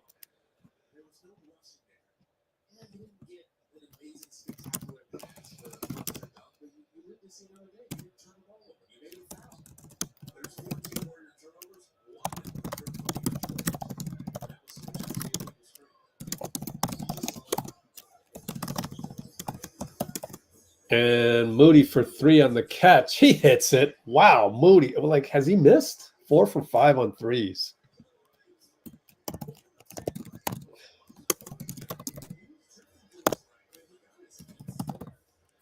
And Exum and Trace inside over GP2, but GP2 holds Gafford, and that's team foul 3.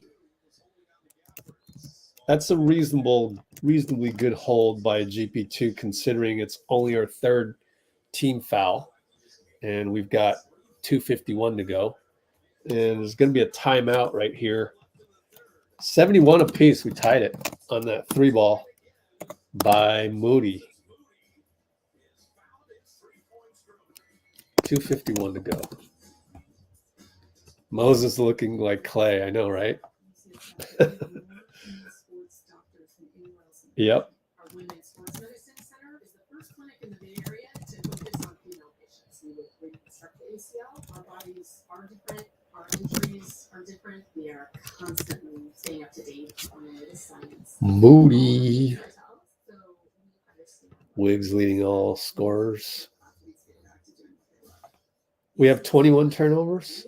14. I think we have 14 unless this box score is wrong.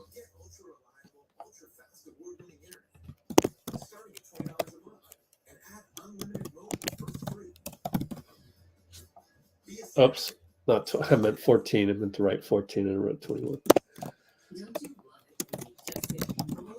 Still a lot. We're a full service facility, so we've got your vehicle's maintenance and repair needs covered. And our work is backed by a written warranty. And now you can get $10 off any 17-point oil change.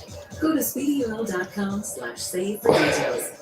Speedy Oil Change Service. Oh gosh, I hope you didn't jinx it. Let me delete my mercurial comment. Klay should stay on the bench. There's a lot of game left.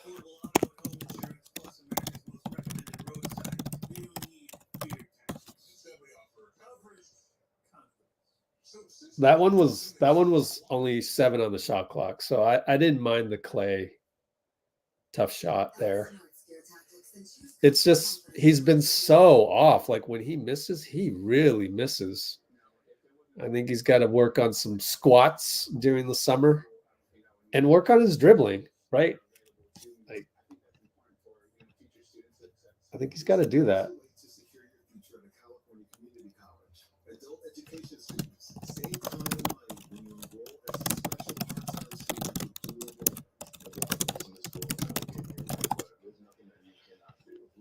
All right.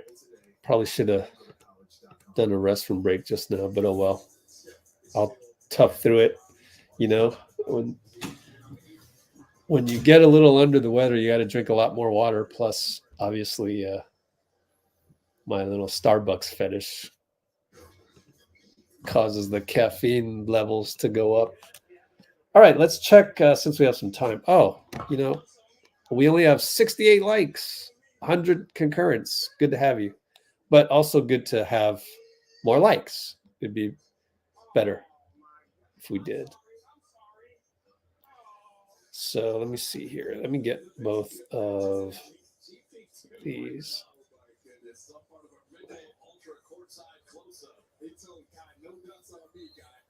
We haven't seen a duck out yet. He's in a steal. He had a duck. He made a baby cry. He apologized. He's done everything tonight. The bench is saved the Warriors again tonight. 23-8 bench points. All right, what's going on? They get a corner three, Tim Hardaway. Oh, great. Yeah, I don't know what went wrong there. That was odd to just let him get a three in the corner. A little bit of a breakdown there. Or down three. CP over to Brandon, who gets into the paint, fades away, hits it. Way to go, BP.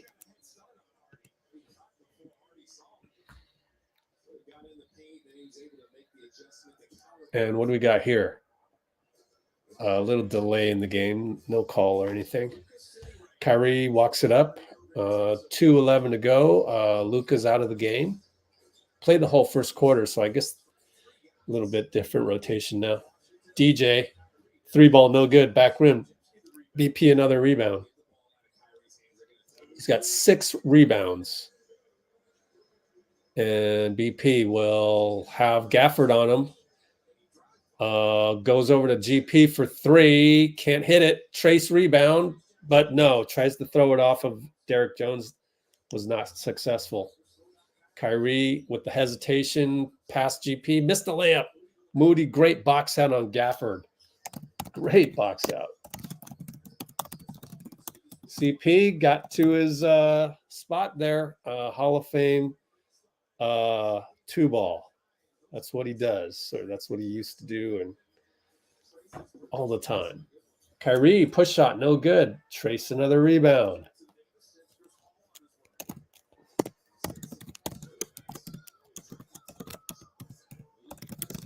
Chris for 3. Hits it. Oh, that's huge. We're now up by 4. Yeah, Chris. Oh, my goodness. Well, I'm going to put that down as a potential unsung play of the game. 47 seconds left. 9 on the shot clock. 7, 6. Hardy against CP. Wants to take him. Step back for 3. Good closeout, CP. Good box out, Trace. And it's a foul on Gafford. That's their 4th team foul.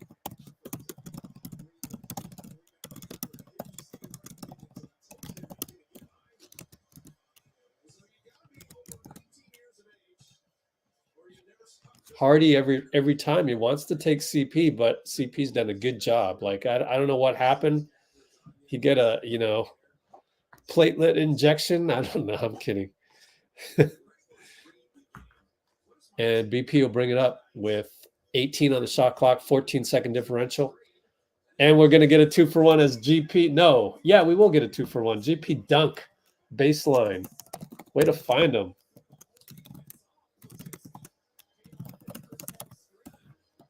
$17 shot clock, about 4.5. GP doubles Kyrie. So Moody has to get back. And Derek Jones goes past CP. BP there for a disruption. Kyrie gets the ball. Kick out. Hardy for 3. Short. Moody rebounds. 6 seconds. 3, 2. Moody. Oh, throws it away. Oh, well. Just couldn't find GP on that one. But that was great defense. All right. I'm going to do a restroom break.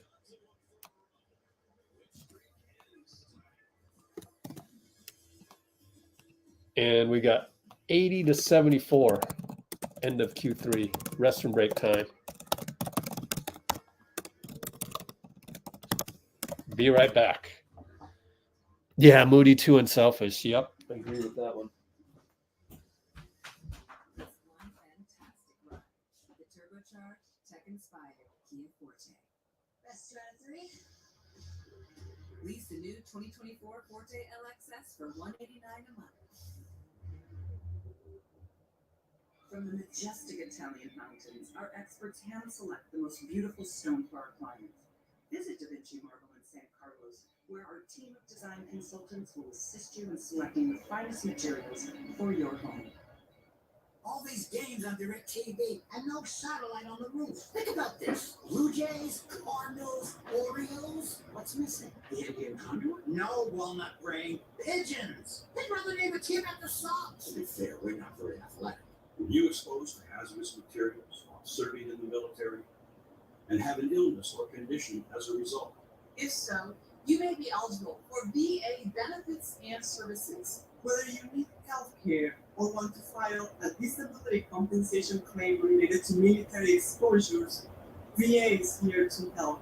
Visit va.gov/military-exposures to learn more and apply today.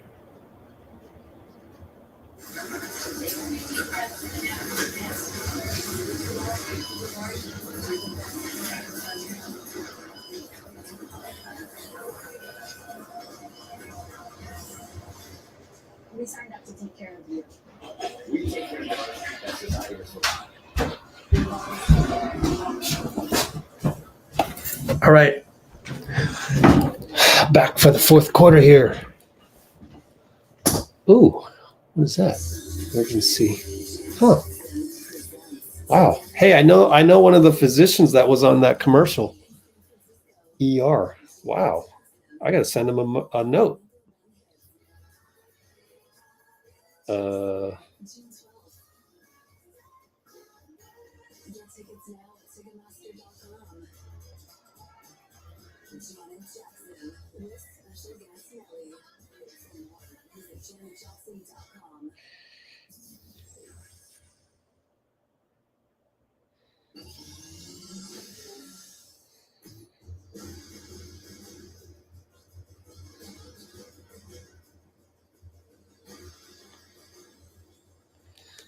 All right. Got long commercials. I think because the game is on TNT, right? Let's go to the preview. Local TV. No, it's on TNT OT. Oh, there it is. TNT OT. Oh, TNT right there. Duh. There we go. Yeah. So let me fix that in the description.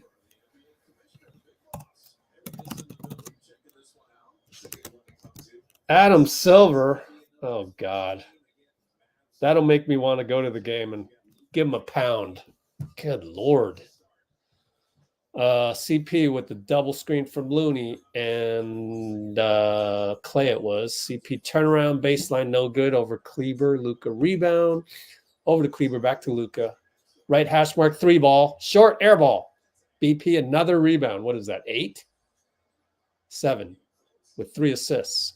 Goes over to Wiggs. BP couldn't do anything with Kleber. Kleber holds BP. I guess we're not calling that right now. Wiggs will cast away over Luka. Not the best shot. No, it's all one-on-one. Let's not do that next time down, please. Exum tries the handoff to Kyrie, and Klay gets a steal. When's the last time we reported a Klay steal? He gets to shoot a 3 in transition, and he hits it. All right, Klay. Okay. All right. I like it. I like it. Kyrie up top, BP. Luka then on the elbow, looking for the handoff. Nope. Luka Wiggs holds it, holds it, holds it. Luka Wiggs still over to Kleber, who has CP on him. Now the screen, CP attacks the screen, which is great. Kleber misses. So good game plan strategy right there to just attack the screen.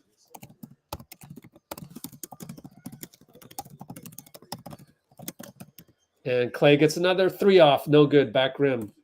Luka rebound. Kyrie.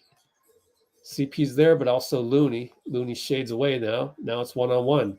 Looney shades again. Over to Kleber, over to PJ. Looney, oh, wow, they didn't call a blocking foul for once. See, I told you it would improve by the 4th.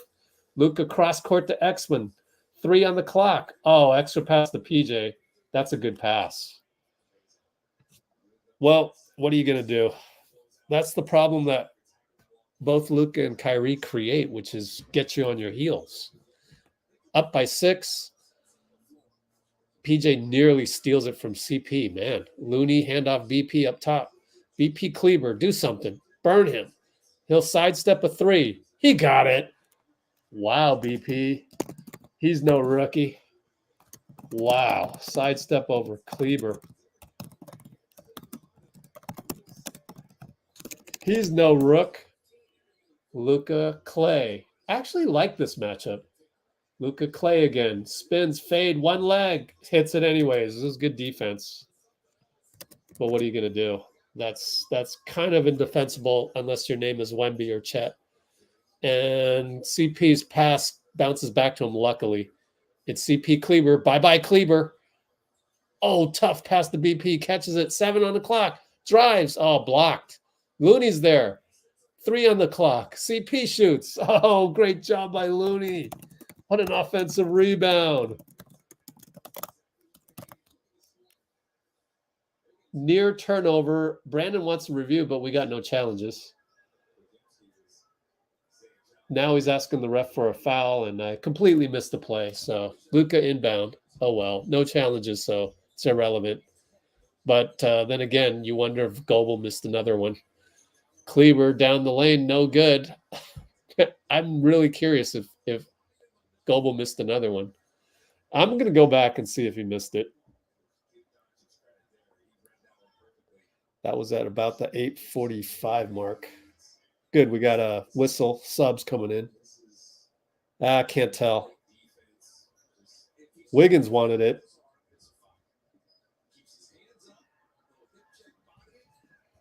$8:45 mark.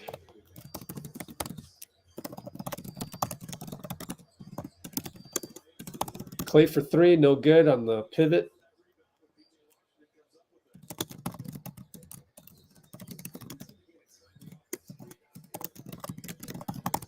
And they go inside Gafford, out to PJ. Doesn't fire over Looney. And swing. Luka's open, but he dribbles it. And Wiggins deflects the entry pass to Gafford. 6 on the shot clock. We're up by 9. And Steph is on the bench. Jacob Rubin doing a great job of going with the defense on this inbound. Go to Kyrie. We double him. PJ fakes BP out for a flyby and missed the 3. Good job, Jacob Rubin. Oh, Fitz is talking about that right now. Entry pass Wiggins. Exum has to foul him. Way to get position, Wiggs. Let me watch the replay on this one. Yep, just good position.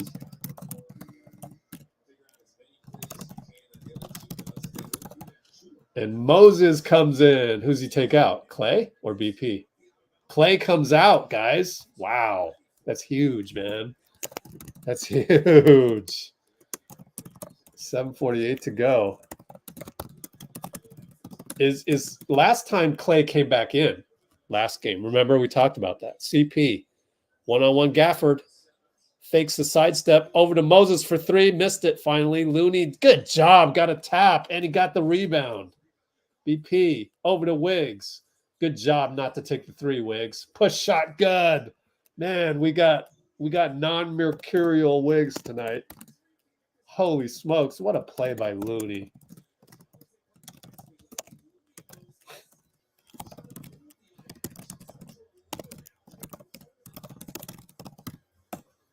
We are up by 11, amazingly.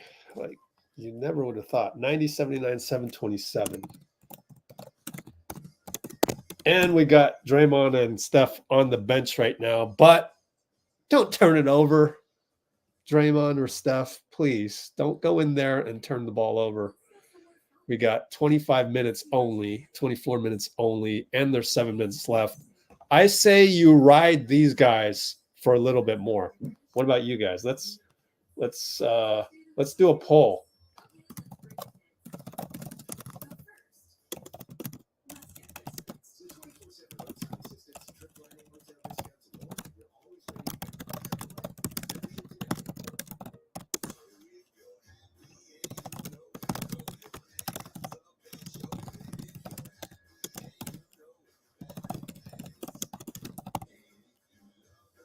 All right, let's do a poll. Yeah, we got Jimbo with the comment there. I agree. Let him go. Let the young legs. Yeah, I think so. Even with CP as well. I mean, he's not young, obviously, but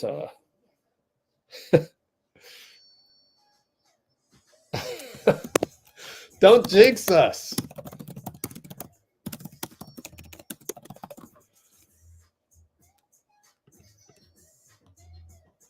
Dean agreed. Oh, what did Dean say? I didn't even know. I don't care if we win the championship. Yeah, this has been a great run.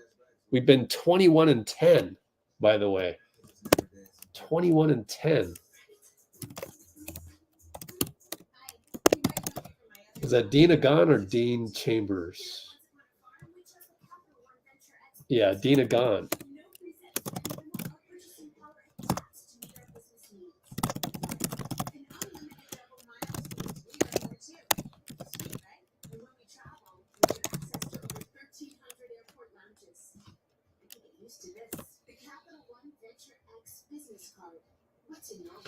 Yeah, you love how we play. Like it's way better than how Dallas scores points, right? Like I almost feel bad for Dallas fans, but you know, it's a little bit biased. It's just that you don't know what you're missing, right? You don't know what you're missing. And I think a lot of entitled fans of the Warriors, they don't know this either. So I'm glad you pointed it out. It needs to be said, man. It really does need to be said.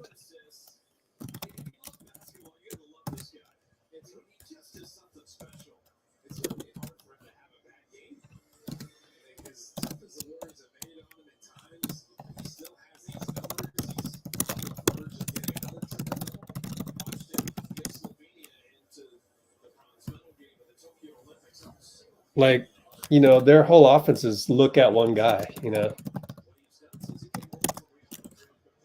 All right, we stuck with the same group, which is good news. And I can stop the poll now that it's over. And Kyrie and Gary fouls him, and he keeps making these mistakes. You know, I would have to say Gary's not had a good game. Just too much of this. He's not adjusting.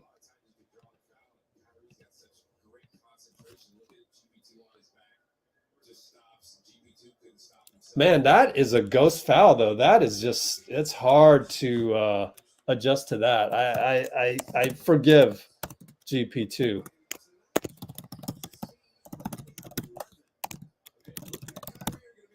Man, where are you coming up with these calls, man? I thought you got the memo from the NBA or not. Pick and roll CP and Loon. Moody pops up, but he doesn't go to him. Now he goes to Moody, left side. Post up Wiggs. I mean, Looney. Post up Looney. Looney, bad pass. Wow, that was... It wasn't open. PJ down the lane. Scores. Man, I would call timeout. Timeout, Steve. Yeah. Thank you, Steve. He's doing more Popovich timeouts, thank goodness.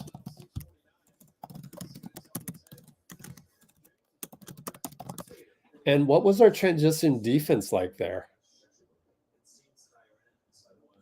Just didn't get anybody. Let's look at our transition defense real quick and see if there's any holes to worry about. Let me go back. Let's see.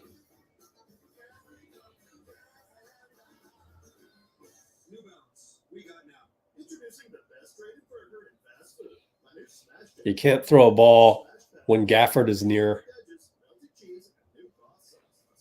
Yeah, that's just 5-on-4. Chris Paul getting back late. What are you going to do? I mean, he's not going to. He doesn't have length and he doesn't have young legs, so nothing you can do about that.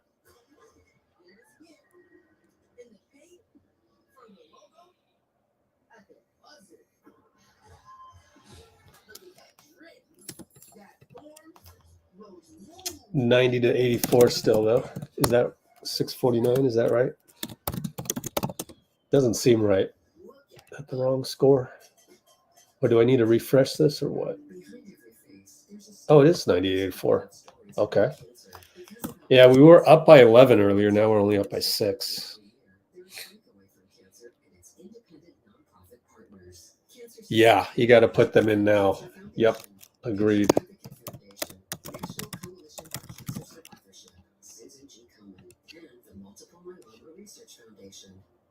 Break away from cancer. No one should fight cancer alone.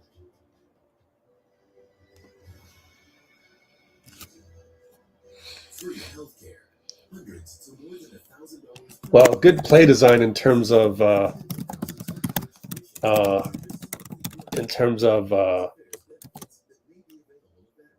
CP slipping into the paint, but don't throw the ball in if Gafford is there.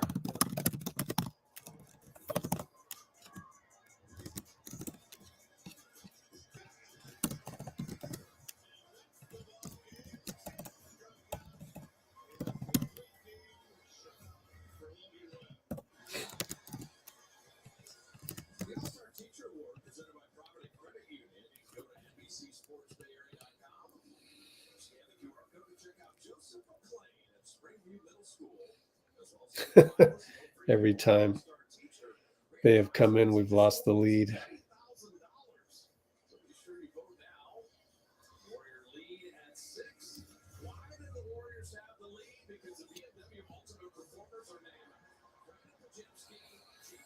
Good Lord, really? Are we doing this again?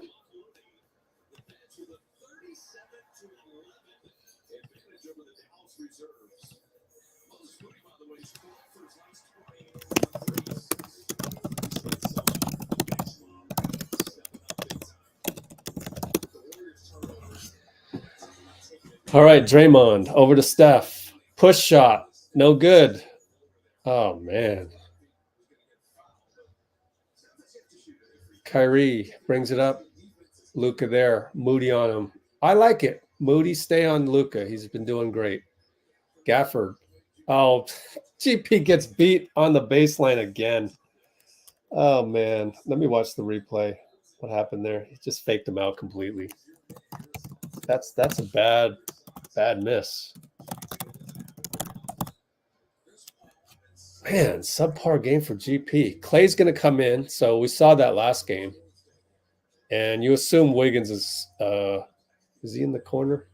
No, it's GP2, yeah. You assume Wiggins will close out too. So anyways, Draymond finds GP and GP scores.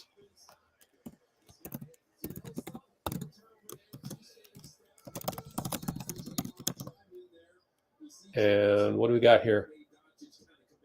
A foul? Oh, shot clock. Shot clock was stuck at 24. Uh-oh. Let's not have the same issue as we had in Los Angeles at Crypto.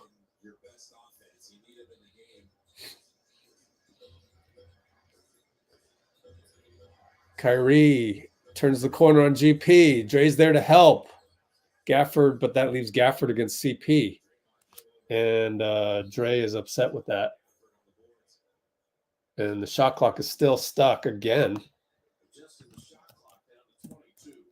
They're going to adjust it to 22.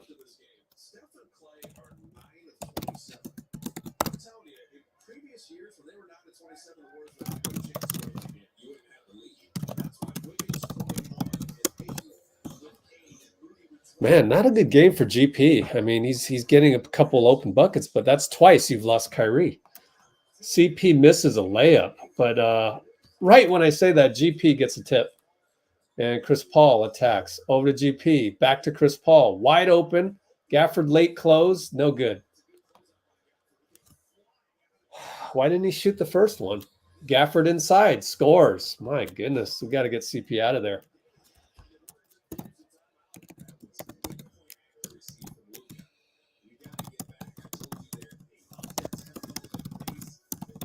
Only up by 2, 5 minutes.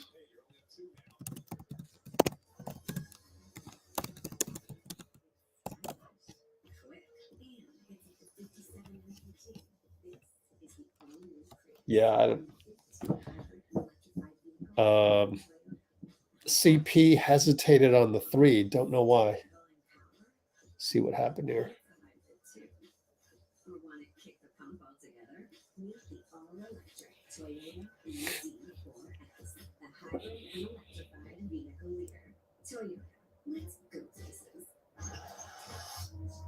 You got to make that layup, first of all.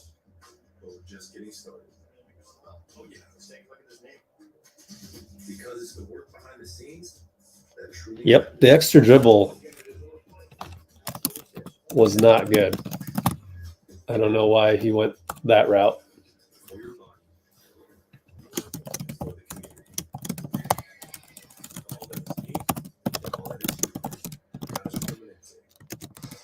Whatever.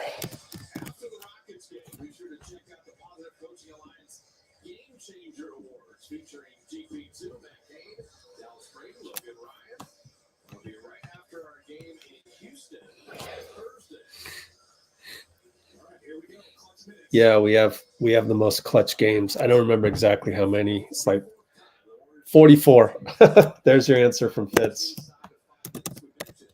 Dallas essentially the best in close games, and the Warriors 15th in the league, right in the middle of the pack in close games. Dallas has been so good because they shoot it superbly in clutch minutes. They pass the ball well and move it well.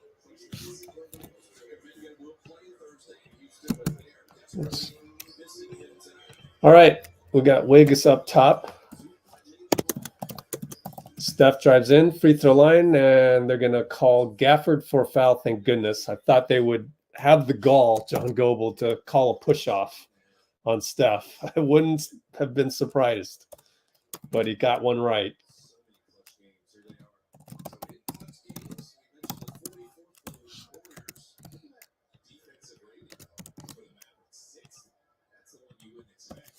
All right, inbound, Steph. Screen Wiggins. Nope, goes away from it. Goes to BP, fakes the three. He's got Gafford on him. Somebody cut. Nobody's cutting. Goes over to Klay for a tough three. No good. Wiggins pushed in the back. No call, and he throws it away. Oh, my God.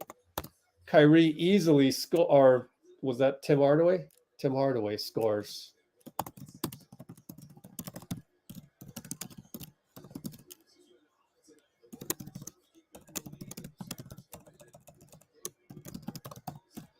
Wiggins attacks. No call again.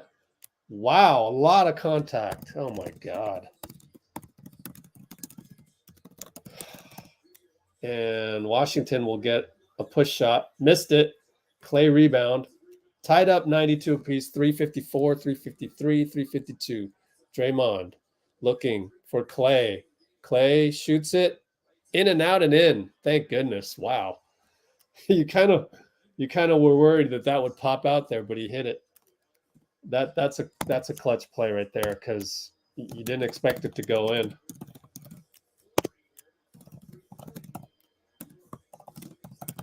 All right, we got Luka up top, over to PJ, over to Hardaway against Steph. Steph reaches in and knocks the ball away. Baseline inbound, Tim Hardaway coming up. And that was high degree of difficulty shot. You're fading away. You're fading. Klay loses Kyrie. He's open. Misses the three. Thank goodness. And that's the risk you take with Klay in there.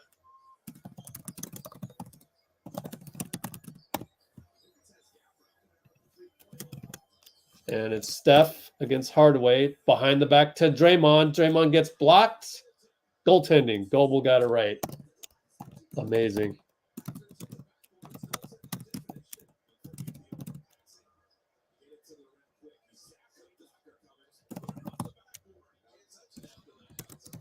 Maybe Goble is a fourth quarter ref. Let's hope so. Although the push on Wiggins wasn't called. That was big. Kyrie, Steph. Wiggins helps. That leaves Luka wide open. Missed it. Klay can't find it, but Steph's there. Oh, my God. Talk about heart attack.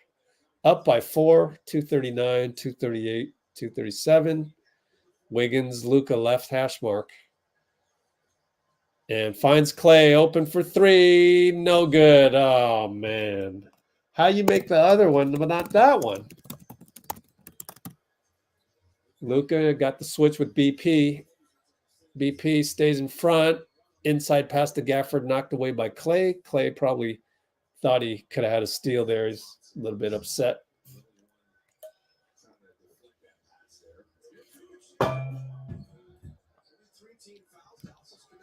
Gotta buckle down here. 2:18 to go. Here's the inbound. 14 on the shot clock. Gafford up top. Goes to Kyrie, Steph. No pick.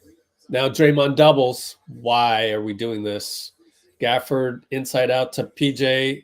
Missed the three. Thank goodness. Man, I think we got away with one there.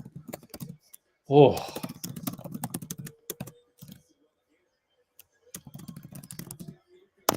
Steph got the switch on the Luka. Drives right. Bye-bye. High off the board, no good. Draymond can't put it in, but it's a foul. Luka's arguing, but the call's the call. I'm not going to reverse it at this point. Aaron Smith says, calm down, calm down. Give him a T. Give him a T. So Steph missed it off board. It's PJ. Oh, he wanted a goaltend.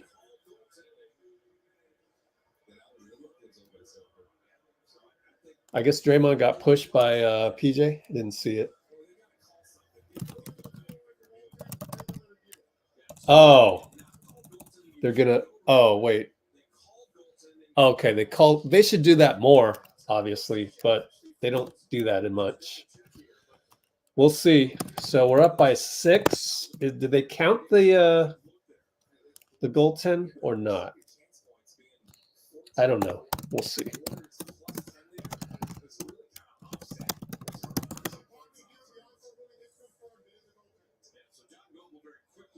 Goaltend. Okay, good. Goaltend on PJ, right?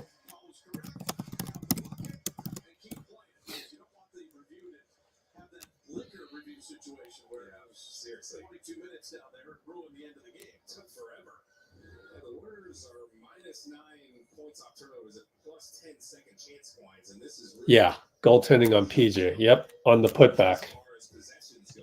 And I want to give credit to Phil Malcino and Tommy Hudson there.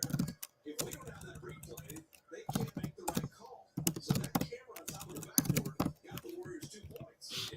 Need it. And again, keep trying to follow these shots up, get the second chance points. Fitz is going to credit the guys who install the cameras on the top of the board. I mean, you're a $1 billion company. You better be able to afford that. I just, it's whatever. Like, credit you for doing your job.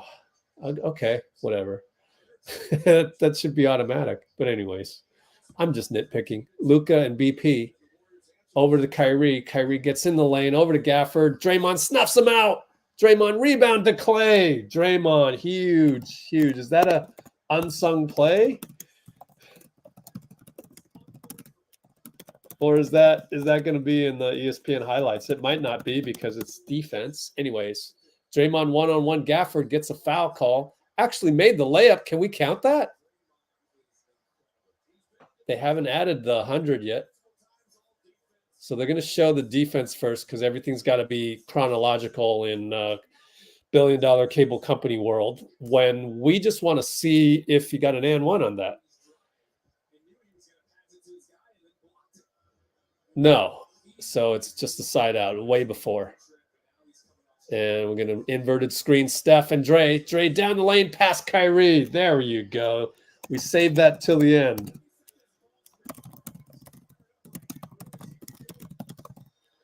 That was huge. We're up by 8. 1 minute to go. Luka pushes off on Wiggs. No call. He goes to Kyrie for 3. Good. Oh, wow. I got to watch that replay. Oh, it looked like a push-off. Wow. These refs are just so inconsistent. I mean, when you put your forearm out like that, pretty obvious. BP finds Wiggs. Drives, push shot. Oh, Wiggs is on target tonight. Huge, huge push shot. BP now has 5 assists and 10 rebounds. 32.2 up 7.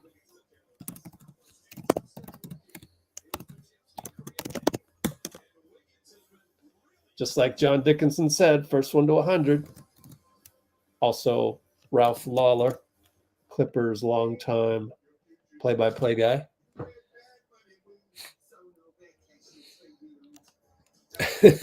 There you go.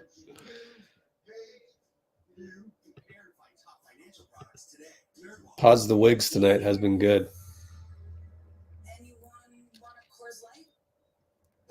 Oh, the Draymond one was a highlight play, so it can't be unsung, I guess. Yeah, that's not unsung, because that's a huge play that will be marked as a turning point in the game.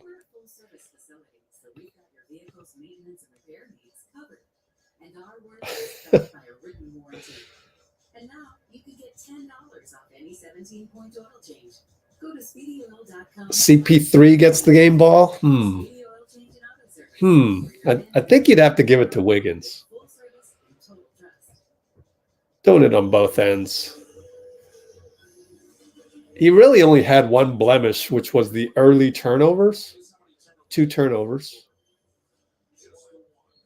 Only 1 turnover, according to Fitz, in the second half. Luka over to PJ, extra pass, got the 3. Well, that's tough to defend, man. Steph gets an inbound and trapped immediately, has to burn a timeout. I mean, you teach that in high school. I don't know, man. I just, gosh, I guess he needed to get the ball in. I don't blame him that bad. We're up by 4, 25.9 left.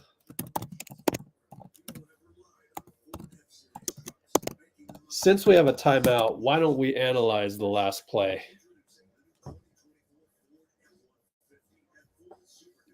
And hopefully it's a long TNT timeout.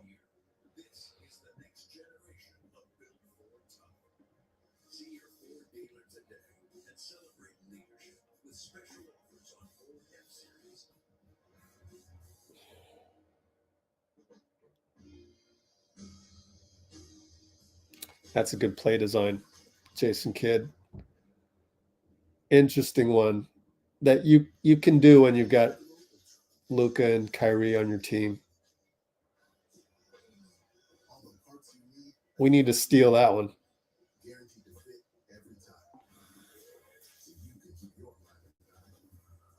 Let me see if I can airdrop that over in time. Maybe not. Yeah, I don't think I'll have time. Oh, well, it was just, they basically, oh, we do have time. They basically posted up Kyrie. And it was just smart. It was just really smart. Let's take a look if we have time here. So here's Kyrie. He's going to flare out. Watch this. So he flares out, and they lob it to him. And then there's another screen right here. And next time you'd probably want to switch. So they get it. Oh, we got another timeout. And then Luka obviously comes over, and now we got 2 guys rushing to 1 guy. That's really smart to have Luka and Kyrie involved in that, because you're going to get a double team. And then obviously PJ gets the ball. So pretty awesome play design by Jason Kidd. I'm sure we'll see that used over and over again.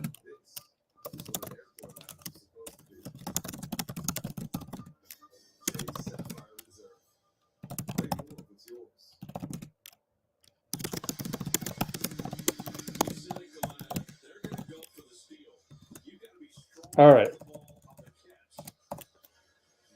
25.9. So let's get the box score up, even though it might spoil you. Actually, let's not put the box score up. We got the ball into Steph. He's trapped again, but he finds Klay. Klay gets swatted from behind. That was embarrassing. God, Klay. Kyrie, 94 feet. Oh, great defense by Draymond, but Goble calls a foul on him, of course. Too slow, Klay. My God, dude.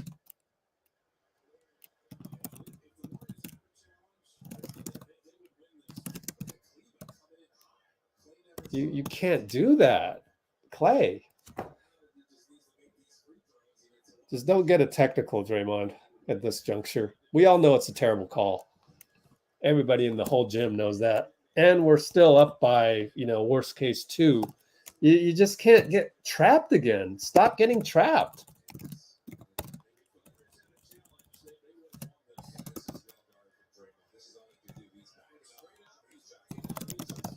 I told you, John Goble is not good technically speaking. Like, he's just not good.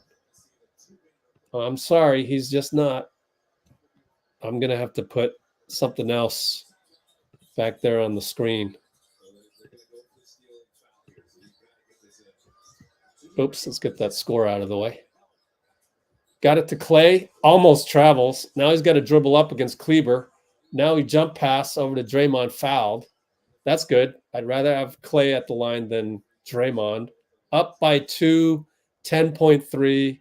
Got to make both. Just got to make both.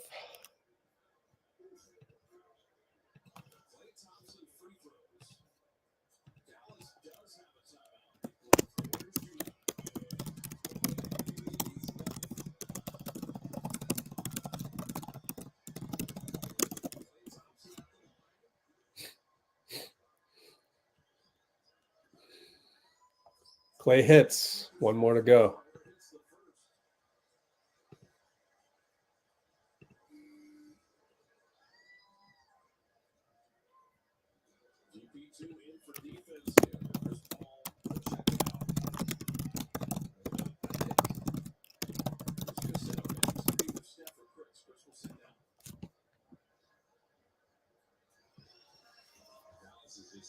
Yeah, you got to get CP in for offense, not defense. So CP went back to the bench. Gary Payton in there.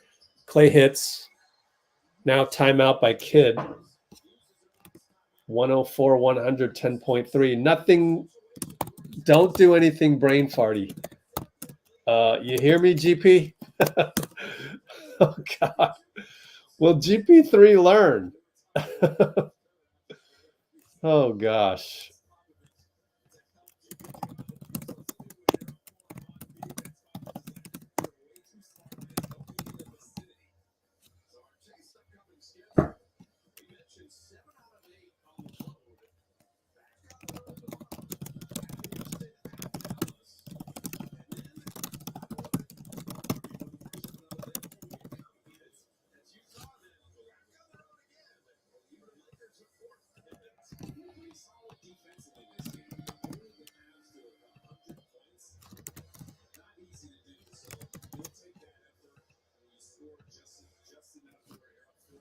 Don't do anything stupid, please. Just give up the 2. Just give up the 2. In fact, give up the 3. Give it all up. If you can't inbound it and get fouled, then we don't deserve to win anyways. Like, that is one of the most basic things that you go through. Wow, CP3 is in there for defense. Are you kidding me? And we got Gary Payton out of there. No Gary Payton. And there's Kyrie taking too long. He goes inside. That's a mistake. Goes back out. Draymond's there. Kyrie shoots it off the board out of bounds. Wow. Thanks, Kyrie. That was horrible. And I'm glad. I'm glad you screwed it up. We win. Wow. Kyrie. Thank you. Incredible. Incredible. All right, now we can go here and not get spoiled by the gigantic score on top of the box score, because the $1 billion website is not working tonight. And Dina Gunn, I have the link, so we're good to go. And did you know that the link doesn't work on Firefox? Did you realize that? That's crazy.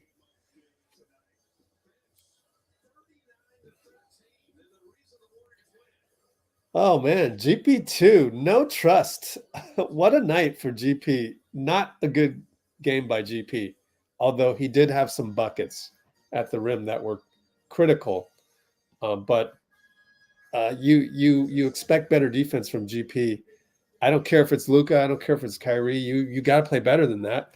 And then he's not in the game to close out at the end.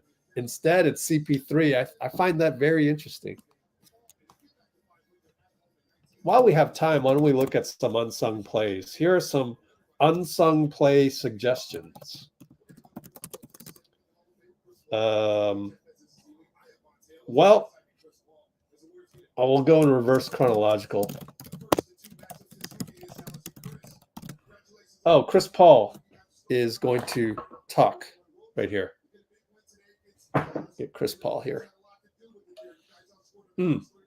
While he talks, I got to send Dean the link. My bad, Dean. Dean Chambers. Especially that first half. Man, it was big. We knew this was going to be a tough game. Moses Moody continues to contribute like he's done all year long. VP, everybody stay ready to play. CP, Klay and Steph go 10 for 32 tonight, but Andrew Wiggins comes up big. Obviously, you did, and Moses Moody, Brandon Krzyzewski with 10 boards. What is the ceiling for the Golden State Warriors when everybody's clicking at the same time, especially with JK coming back? Man, I don't know. We're just going to keep building. You know, I didn't know there was 10 for 32. I think for us, we're not looking at the numbers and the shooting percentages. We're just trying to get wins right now.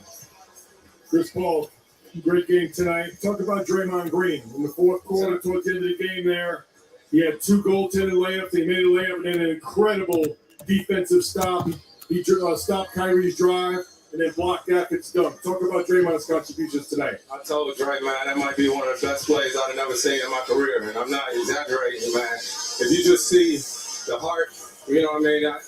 Somebody like me who likes defense, I can appreciate it, you know, and it's well documented, me and Dre's relationship before I got here.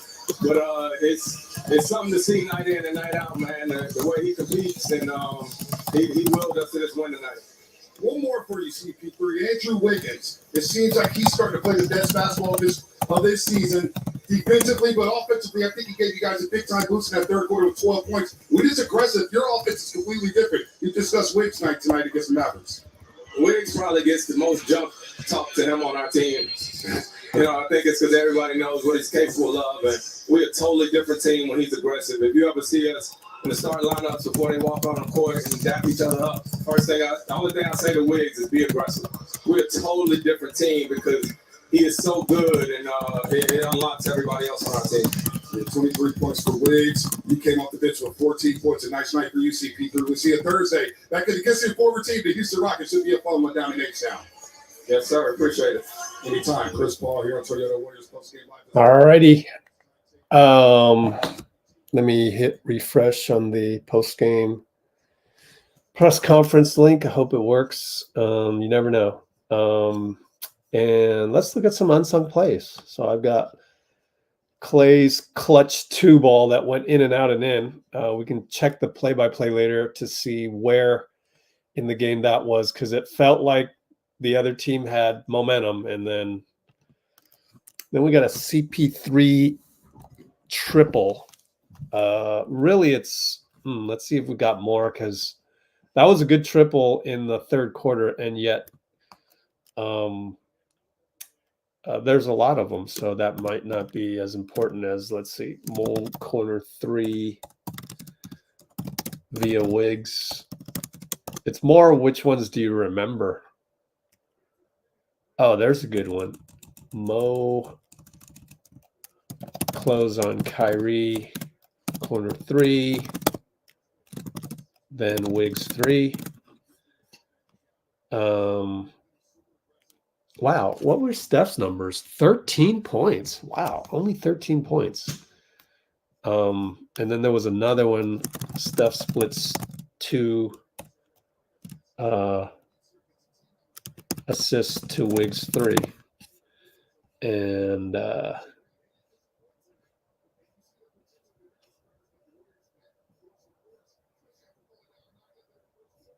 Dre doesn't double, then doubles.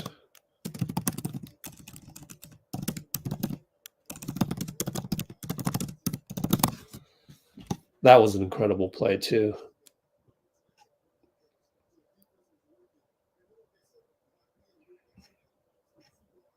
Moses had the charge on Gafford.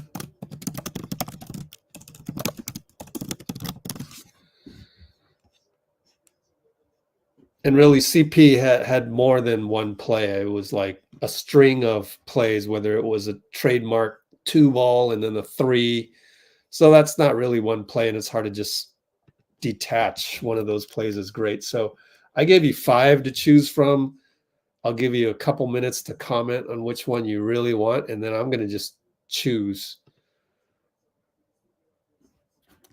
So those are my unsung plays right there.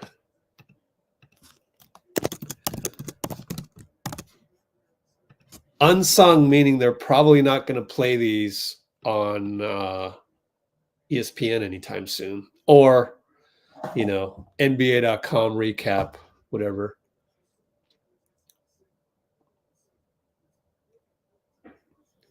Yeah, I agree.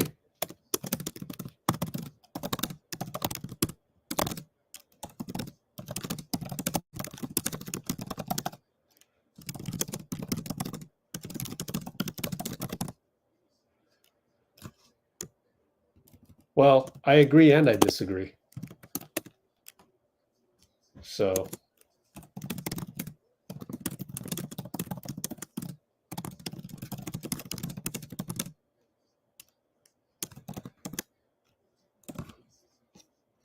I mean, Draymond is definitely the player of the game.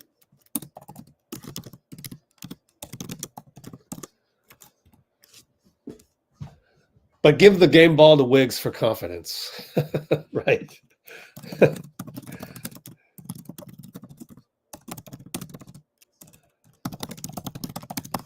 Man, I was worried. Let me be real with you. I was thinking earlier today, every day we have a game, I kind of think about the game and things to think about, and I'm thinking, man, and it was a little bit influenced by our favorite radio station, kind of doing some hyperbole and stuff, where one of the guys was like,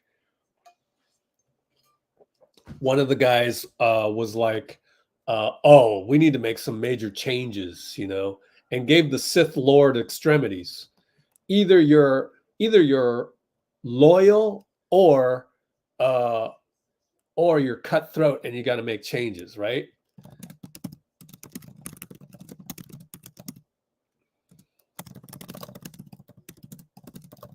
And my problem with that is that it's Sith Lord thinking, the absolutes. But then if I were to make changes, if every game stayed the same, and that's the problem, is you got to judge the season based on the 82 games, with the latest games being the most important.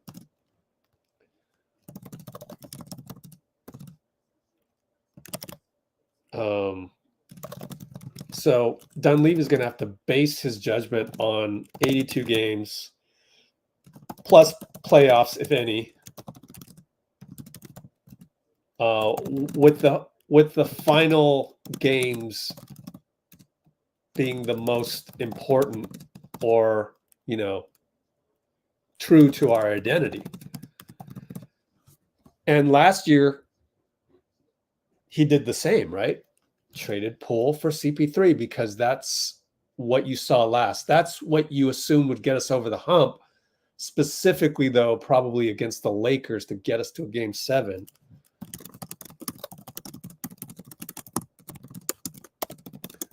All right. So this year, what do? Well, it's too early right now. We haven't finished the 82 games. We haven't finished our ability to get in the play-in, and maybe more than that.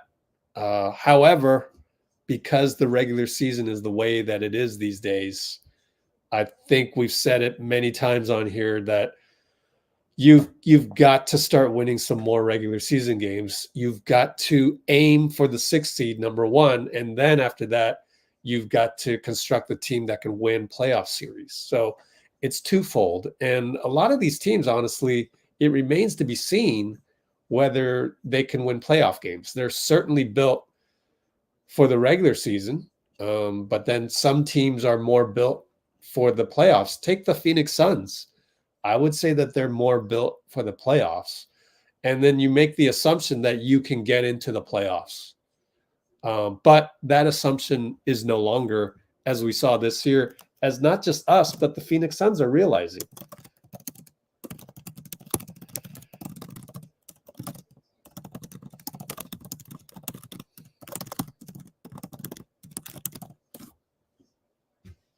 And then the other thing is you always have to make changes. You can never keep the same team. And so I started thinking today, going back to the original thought process, is that, you know, if Wiggins keeps playing the way he played in San Antonio, I don't know how you keep him, especially with a salary like he's got on the salary cap that you can do some stuff with, right? You can like you can't really do a whole lot with Looney. He only makes 8 million, but you can do a lot with Wiggins, right? And I know it sounds bad to talk about this after the game, but after this game, I'm thinking, well, I think we keep this Wiggins, assuming he keeps playing this way. Like, what if Wiggins plays this way for the remaining 6 games and whatever playoffs, right?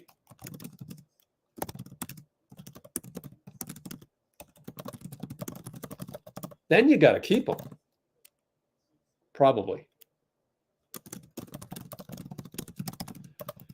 But you're not trading Steph. You're not trading Klay, probably, for whatever amount he has. And you're not trading Draymond. And really, the Klay thing is more from Klay. Like, he's consistently said he wants to be a Warrior. So you have to assume that is the case. Well, let's go to the post game. Forgot to check. He might be Steve might be on the podium as I speak. I don't know. We'll check that.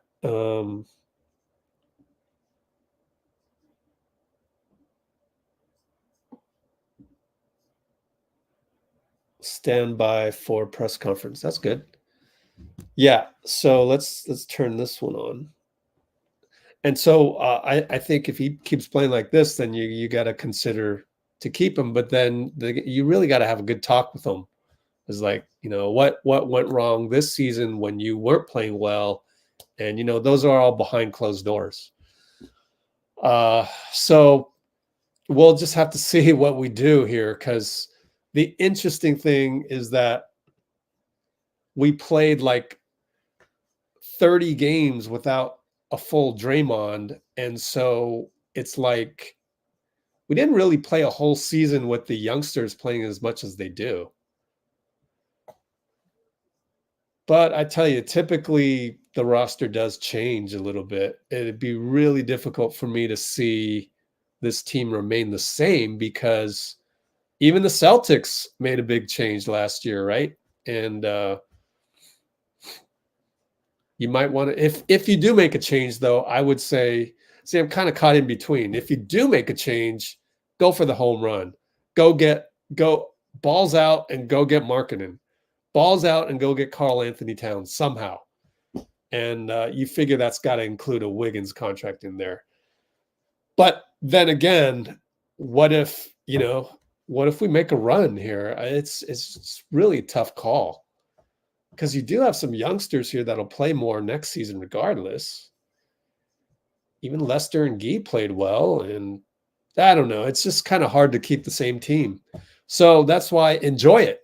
We got 7 games left, plus at least a play-in, let's say, if Houston doesn't catch us, because they lost. They're 3 games behind, but really they're 4 games behind because of the 2-0 tiebreaker that we already have on them. You figure we keep playing defense like this and cut down the turnovers, then we win by double digits tonight. And so Dean's in the green room. It threw me off a little bit. Good to see you, Dean. So yeah, it's going to be a tough offseason. Really tough decisions coming up. So that's why I enjoy these last 7 or 8 games, hopefully more. So that's the moral of that story. We got Steve Kerr on the podium. Let's just go to Steve, and then we'll go to Dean. So Dean will wait just a little bit longer, and then while Steve talks, I'll look at the unsung play suggestions, if any. So here's Steve.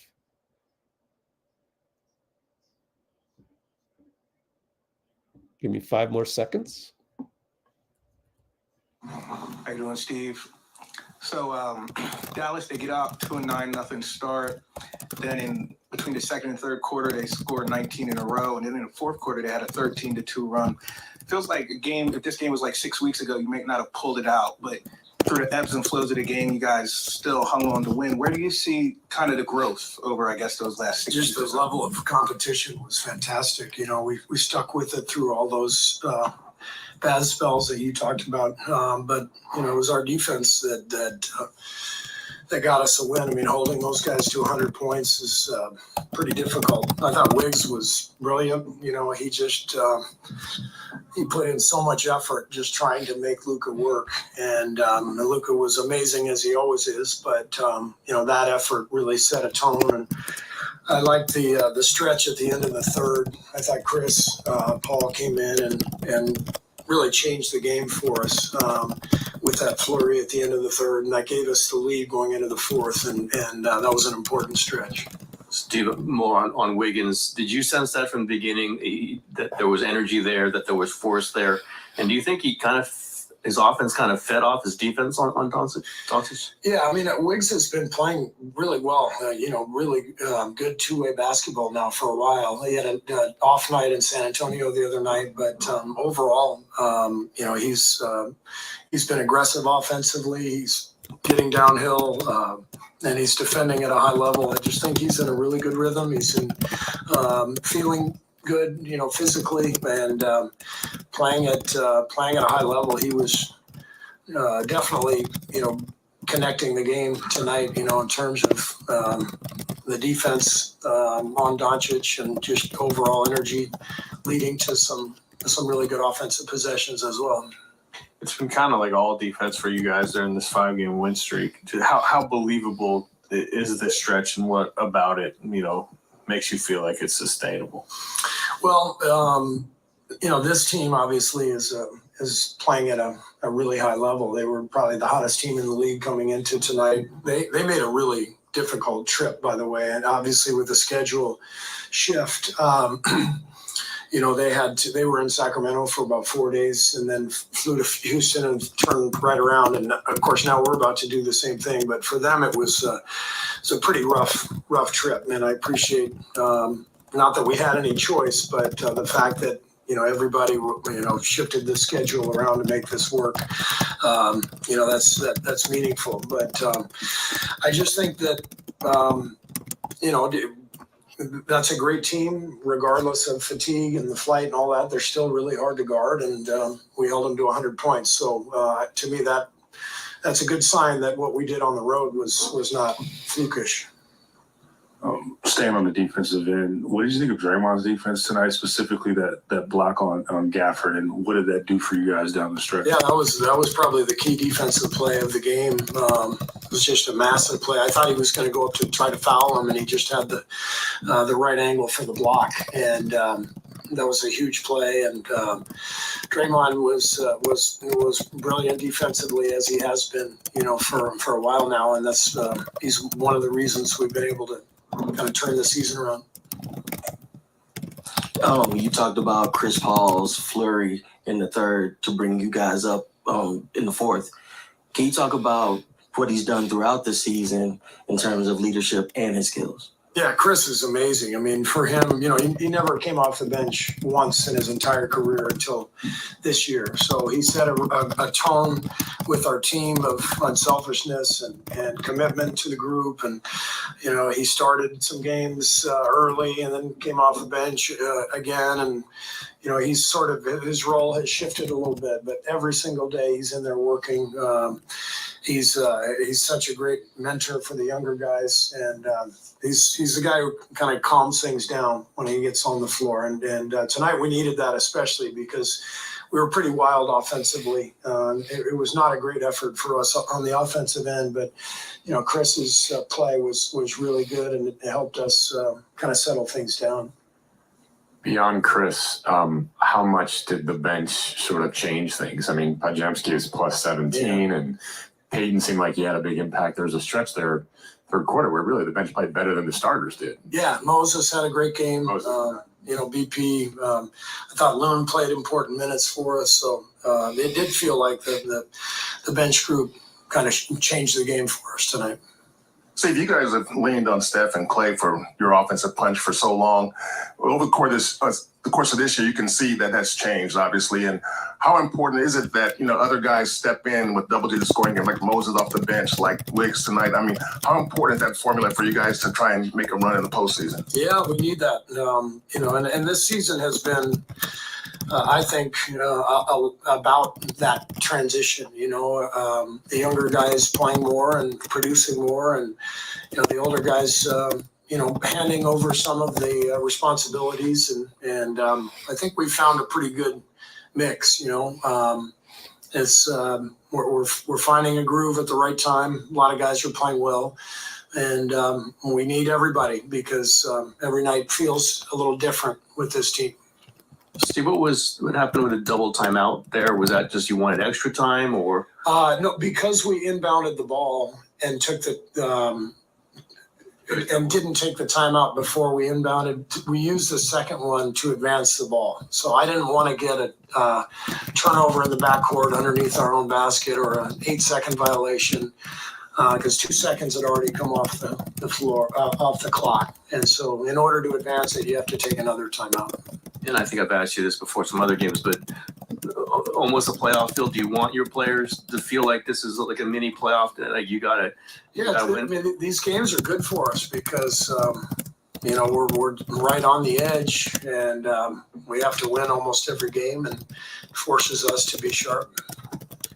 Part of Chris Paul's big night you're talking about was he just was hitting his jumper. How useful can that be, and how much more maybe do you want him to at times look for that mid range that he made a career out of? He's had a great shooting season. After the first month or so, he didn't shoot the ball very well, but over the last few months, he's really shot the ball well.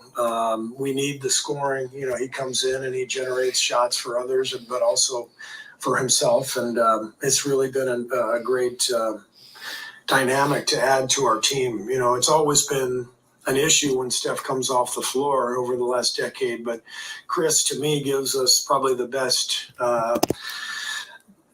ability over the last decade with that second group just to come in and take over a game, and he's done that numerous times this year. Steve, you've been pretty open about checking the standings every day. I mean, how in that context, how crucial is tonight? Houston loses, so it pushes you up 3 on them, and you're still only 1 back of the Lakers in the loss column. So how does that matter to you? That's meaningful, and we've got a tough trip now to Houston and Dallas, so it's helpful, but you just got to keep going. Now, as a person who's coached a dynamic backcourt with Steph and Klay, how do you assess the backcourt of Luka and Kyrie, especially in a game like tonight? Not bad. Yeah. No, those guys are amazing. They're both playing at a really high level, and that's why Dallas is where they are right now. They're having a great season. Thank you.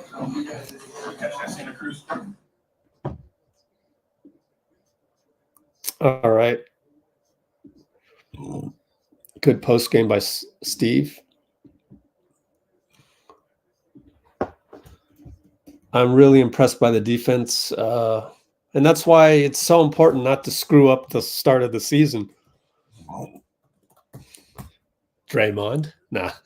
But yeah, it takes a while to realize your identity. That Klay's defense isn't as good anymore, and just Wiggins not having an off season. And there's only so much Looney can do. So if 2 guys aren't present, or Wiggins is just not playing well, having a tough start, then the type of player Looney is, he's a complementary player. It's going to be a struggle for him. So that's just, again, my point being, the start of the season was just awful. And we went through a lot of learning lessons to get to where we are now. I mean, now it's a no-brainer. You give Pajemski minutes. You give Trace minutes. You give JK minutes. You start JK. Now it's a no-brainer. And so it's finally some defensive identity. Dean Chambers in the house. Thanks for waiting. What's up, Rich? All right, Dean. How's it going, man? Oh, I kind of like the reverse background, actually. It works well because It's not. it's It's the good second time that's symmetry. happened, man. It looks normal on my screen. Yeah, don't worry about it. There may Weird. be a mirror option, but it's not a big deal because, like I said, it kind of looks good. Steph shooting lefty. Anyways, It's how strange. you It doing? doesn't look like that on my screen. Long Bizarre, time. man. Oh, Oh, well. crazy, huh? Here, let's try this. That Send better? me a screenshot. Oh, a couple things on Wiggins that I discussed in the comments before I leave the floor to Dean is Dashix was like, well, Wiggs got to play better to up his value to be tradable. I'm gonna just throw out there, maybe that's a little overblown. Maybe there's a GM out of the 29 other GMs that thinks of Wiggs that, oh, we can unlock him on this squad and that kind of thing. So I don't necessarily think that Wiggs not closing the season is totally detrimental to his trade value. Certainly it would be way higher. And again, we're just really just talking, the whole reason I brought that up was because Wiggs played great, so that, I always want, and I said this in the comments as well, I didn't mention it yet. I always want to keep everybody every season. It's hard for me because I look at this like the 19th man on the squad. Hold on one second. Let me pause. Chris Paul. I look at this like Let's Go Warriors. Like what we do here is like, oh, we're the 19th man on the squad. We root for our team. We don't throw teammates under the bus. And if I'm Lester, if I'm Guy, if I'm, I want this team to last forever because there's just so many good qualities about the team, regardless of what a struggle we've had during the season. So I actually want to keep the squad, but then I'm also a realist. I look at Boston, man, they traded Marcus Smart last season. That's as deep as Time Lord too. Time Lord, yeah, wow, Yeah. Robert Williams and Robert Williams, right? And Drew Holiday. So I mean, no, Drew Malcolm was Brogdon. I just saw green and white, and I was thinking Drew. That's another thing. They got Drew Holiday though. They got Drew Yeah. Holiday. Yeah. They got Drew Holiday, which is like, that's some wheeling and dealing by Brad Stevens. Yeah. His name. So that's why, I'm happy that we're gonna have a lot to talk about whenever we lose and whenever our season ends, even if it ended, let's assume we make the plan, which is, knock on wood, even if we lost that game, right? It's like, I think the off season is going to be the most interesting off season in a long time, just because you're probably going to make a change regardless. It's just like NBA teams change all the time. And I think it is exciting to go right back to, Dean, you're going to have to come up with another scenario. How do you get marketing? I just think that's so fun to do. And it's safe. It's not like throwing any of our guys under the bus. It literally is just, fun to do and realistic. Honestly, I think it's realistic somehow. Or Carl Anthony, or we'll just make a list of guys that we would actually make moves actively to try and get. Yeah. So that's all I'm saying here. I'm just rambling to just protect what I just said. But no, Dean, I understand. I am going to take a restroom break real quick, but let's get your recap. Go okay, ahead. Sounds good. Yes. Thank you, everybody, for saying you missed me while I was feeling sick. Thank you very much. Didn't see any of those games because I wasn't feeling well. I woke up pretty late, and they were kind of earlier, I think, 4 o'clock ones. But I watched the highlights, and the team has really looked a lot more stable, emotionally, and a lot more able to withstand runs against them now. And I think it's interesting. Coach Kerr talked, and Rich mentioned this. Coach Kerr was talking about having to win a game multiple times. Thank you, Nicole. And I don't think I really agree with that. You have to expect in this day and age of the NBA that it's going to be a game of runs, that it's going to not be a game where you can close it out by the third quarter, like it used to be. It's just the speed, the perimeter skill, the how many big wings play the power forward. It's just different, even than in years past. So I think we handled the game of runs rather than trying to have to win it like once and then again. I just think that mentality, shout out to mentality on here. I think that mentality is one where, I just prefer viewing the game as a game of runs, with all due respect to Coach Kerr. And I think we played that really well tonight. You knew the Mavericks were going to go on a run. You just knew they were going to go on a run at some point. We didn't think it would be to come back from, 11? Something like that, and tie the game in the second half, and then come back again from 11 to take a 1 point lead, I think, or 2 point lead, or something like that. I love games too where I don't really know. You'd say Draymond's the player of the game, Wiggins gets the game ball, but Moody had huge plays, BP was all over the place. Looney had spot minutes where he's really great. Curry, he had 7 assists, 7 rebounds. But it's just the kind of the growth of this team playing their 44th clutch game of the season. Seeing the growth of this team and their calm, their confidence. Hey, let's real quick. I want to do a screenshot with Pinky's comment. Ready? Smile. All right. Cool. Thanks. Sorry to cut you off there. No, let me read it real quick. Come so far last season, all the drama and dilemmas along the way in the beginning of the season. Still proud of our team and can't wait what we will and can accomplish. Can't wait to see what we will and can accomplish in the future. I like that. The future is a long time. So, yeah. It's where we're all going to live, though. The biggest thing tonight, I think, was figuring up the poll right now with the unsung plays. Yeah, keep going. right.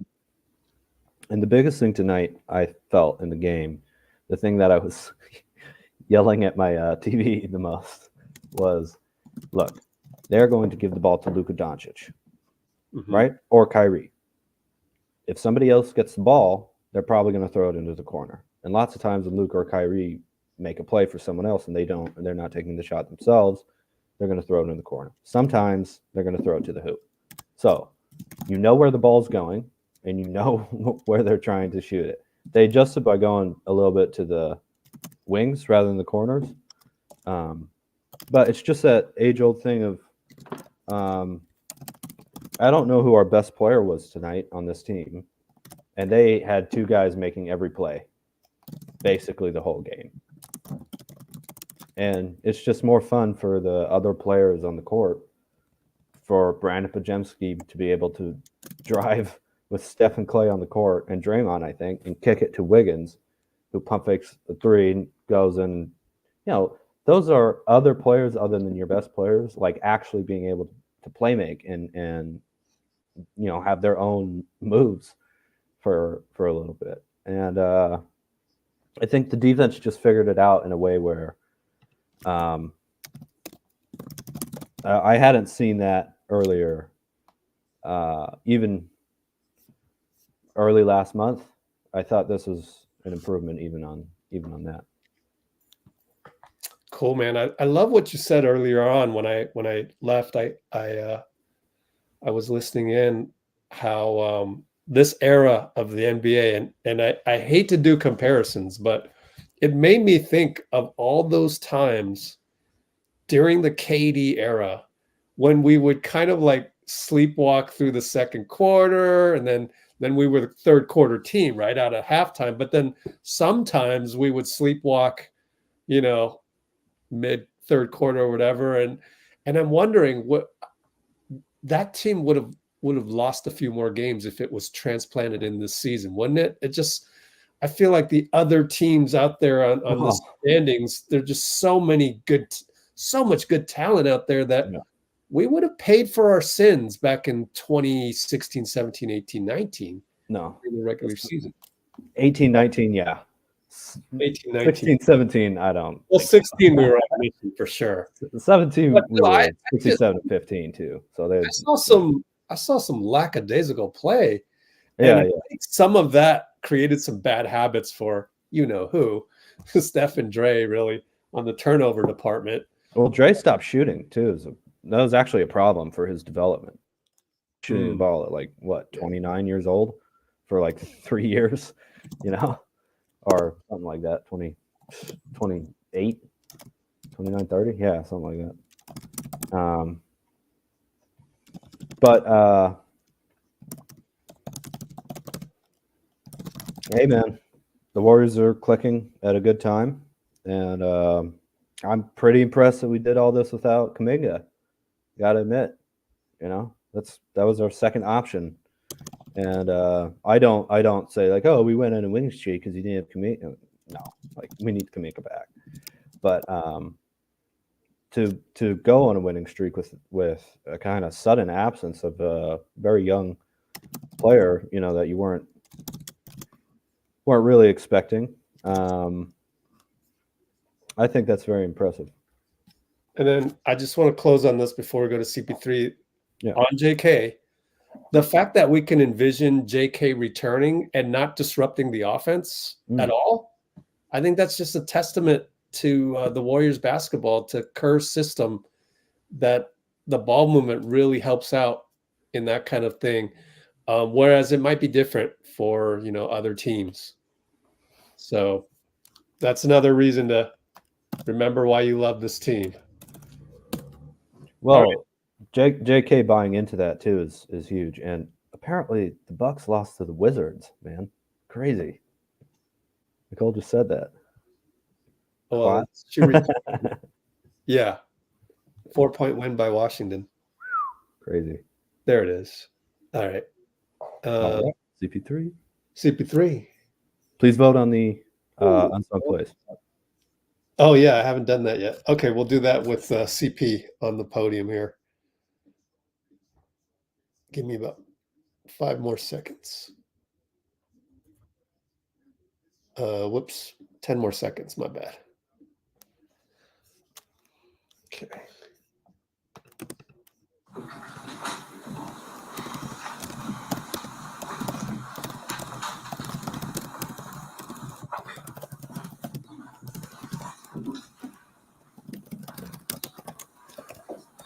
Chris, you came to this team knowing that you're going to be playing with some veterans, but how important have the other guys been for this team, whether it's Wiggs or BP or Trace, just the younger guys? How important have it been for you guys as you guys make this run? Really important. I mean, everybody with the season that we didn't have with all the injuries, and it's really been by committee every night. That's 5 straight, pretty good overall defensive games from you guys. What are you seeing on that end, just overall, that has kind of changed what you guys have been doing? Probably a little bit more aware and understanding, our coverages and trying to communicate early. It's funny, all season we sort of we didn't know where to be. Just sometimes guys not there, and I think we starting to understand that defense is what we got to be able to hang our hat on. The offense, we got some amazing shooters and scorers or whatnot, but if we defend, it opens everything else up. Steve has been pretty upfront that he's been checking his standings pretty much every day down this stretch. Do you do the same, or are you more, we got to worry about what we're doing and just make sure that we're playing the best basketball? I just try to, once upon a time probably, but now I just try to worry about what we're doing. It's the only thing you can control. Ain't nothing gonna happen in the standings unless you win. You know, only bad things gonna happen when you lose. You talked about the younger players. How much of a rapport do you feel on the court with BP and Moody? And it seemed like late third quarter, you guys really kind of flipped the game, and it wasn't one guy taking over. It was all of you playing together really well. Yeah, I think that's when we're at our best, when we're sharing the ball and moving it, but it still goes back to our defense. When we're not taking the ball out the net, we can play at a better pace and just trying to read guys. We play so many different lineups on a given night. You're not sure what group you're going to be playing with, so you just you figure it out. But one thing, like I said, got to be a constant is the defense. Chris, after years of bumping heads with Draymond as an opponent, how is it different being on the other side and seeing the other side of him? It's easy. It's easy because he's a cerebral player like myself, and Dre thinks the game defensively like me too. You know, he's a great passer and all this stuff, but he does all the little things, setting screens. And this game, man, it's actually a simple game if you pay attention to it. You know, it ain't always about the speed and the thrust. It's about angles. It's about the reads. And he one of the best I've seen my whole career. And I appreciate playing with somebody that sees the game like I do. Do you ever worry about, his temper getting away and causing him to miss games or anything like that? Nope, not at all. And I don't know if you've seen it, but shout out to Dre's podcast. We talked about it on there, and that I play with the same passion that he does. You know, so when he talks or yells or anything like that, I'm listening to what he's saying and not how he's saying it. And I think that's what a lot of people don't do in all types of situations. So I can appreciate his passion. You know, if he wasn't like that, that means he wouldn't care. You know what I mean? So I know how bad he wants to win, and I can have those conversations with him. Chris, how much do you live? How much do you live for these high-level games? Obviously, you've been around. You played 1,000 games or whatever, but you know, when you're on the court and you're facing Kyrie and Luka and those guys, how much do you live for those moments playing against guys that you know are stars in this league? That's why you do it. I wouldn't be out here 19 years if I didn't love to do this and think that I was more than capable of doing it. You know, I go spend time with my kids and my family. You know what I mean? It's a lot of years of this, and that's why you do it. You're in these situations over and over again, and you keep trying to, get to the top. You were aggressive with the jumper tonight. When do you decide on this team when it is time to really look for your own jumper? I don't know. I just sort of play. Seriously, you just figure it out on what night it's going to be this or that. I'm literally out there just trying to help figure out how we can win. What told you tonight? Was it just their defensive coverage or personal? Yeah, defensive coverage, 2 for 1 situations. You talk about understanding Draymond's passion. There was that timeout early in the game when I guess he wanted Trace or Pajemski a couple passes where he didn't get them on, and he definitely looked upset. I saw you kind of talk to him, not asking what you said, but is that a moment that you can understand maybe better? You can feel what he's feeling, and you can talk to him a little bit? No question. And I tell you, I mean, you pay attention long enough, and there's guys where plays happen and don't nobody say nothing. You know, then they just go home and, you know what I mean? Show me somebody that's okay with losing, and that I'll show you a loser. You know what I mean? So Dre's passion is why they didn't win championships and stuff around here. So I respect it. I ain't like it when I was on the other team. You know what I mean? But I definitely have obviously gotten to know him a lot better, and I appreciate him. And that passion is why those blocks and those plays happen at the end of the game. So, you know, Are you trying to calm him down at all, or you're just talking to him in a moment like that? It's both, but I understand it because people have had to do the same to me. You know what I mean? But it's like his will to win. It's a passion, man. So obviously, it's always people who's gonna say, "Oh, he needs to do this, he needs to do that." But I appreciate him for who he is. You haven't played a ton of minutes this season, obviously coming off the bench. You missed some games. Do you feel like there's a gear in you late in the season? Do you feel like your legs are there and strong? I will hope so. Yeah.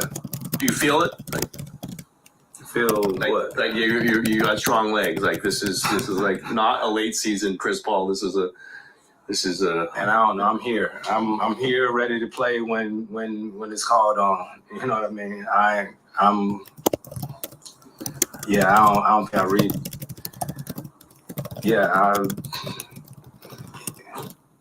I don't know. Yeah. Just having such a big impact tonight in only 20 minutes. How different is it, playing in shorter bursts, knowing you might not have as much time as you once did to kind of feel the game and find a rhythm? Just try to be effective in the time that I'm out there. That's the mindset. Cool, thank you.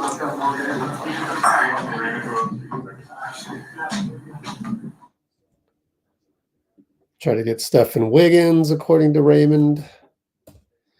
And I forgot that I gotta get Steve Kerr's post game up on the channel. So let's try and do that.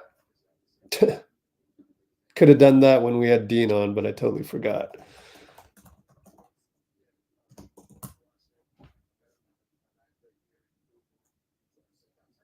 Oh, I actually did do it. All right, cool. Well, what do you know? Go here. Okay, let's see. Documents, yeah.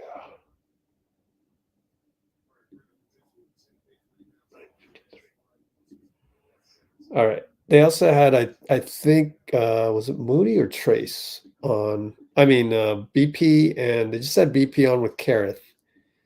And there was also one before that. I think it was Moody. I'm not sure.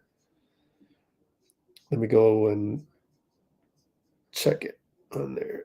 Just had BP. So if there's nothing else to do later, we can run that audio. Trace. BP and Trace. We're there. And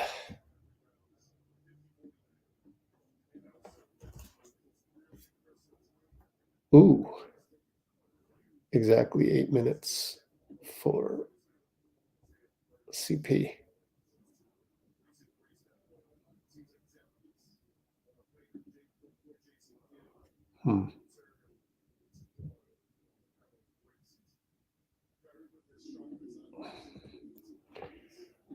All right, so I'm gonna have to go here. Gotcha. Airdrop this.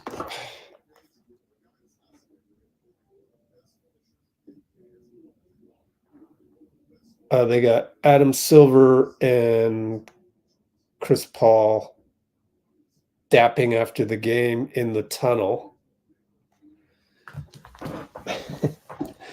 Man, if I was at Chase, go up to Adam Silver. Where's the memo?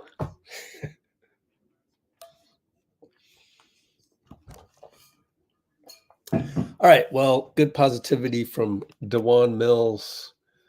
Very, very, very optimistic there. We got a ways to go, and got to survive the play-in. And that's the thing with the one game. Anything can happen in one game. So we'll see.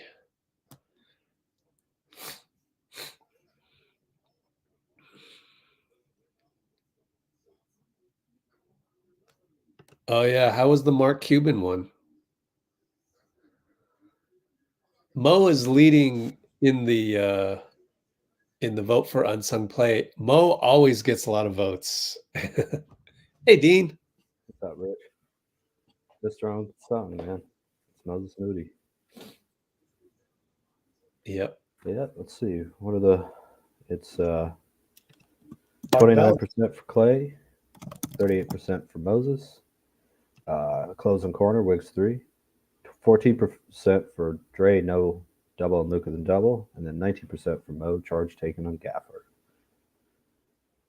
Both teams used their challenges pretty early in this game, which I thought was interesting. Yeah.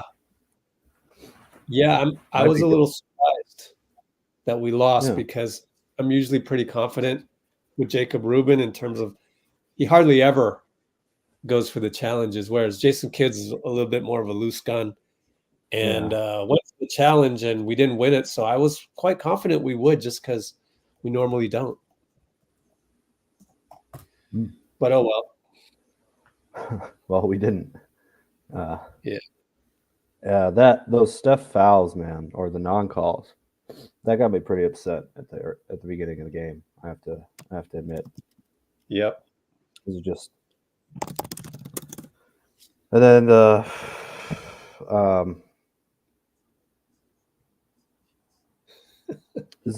we challenged off.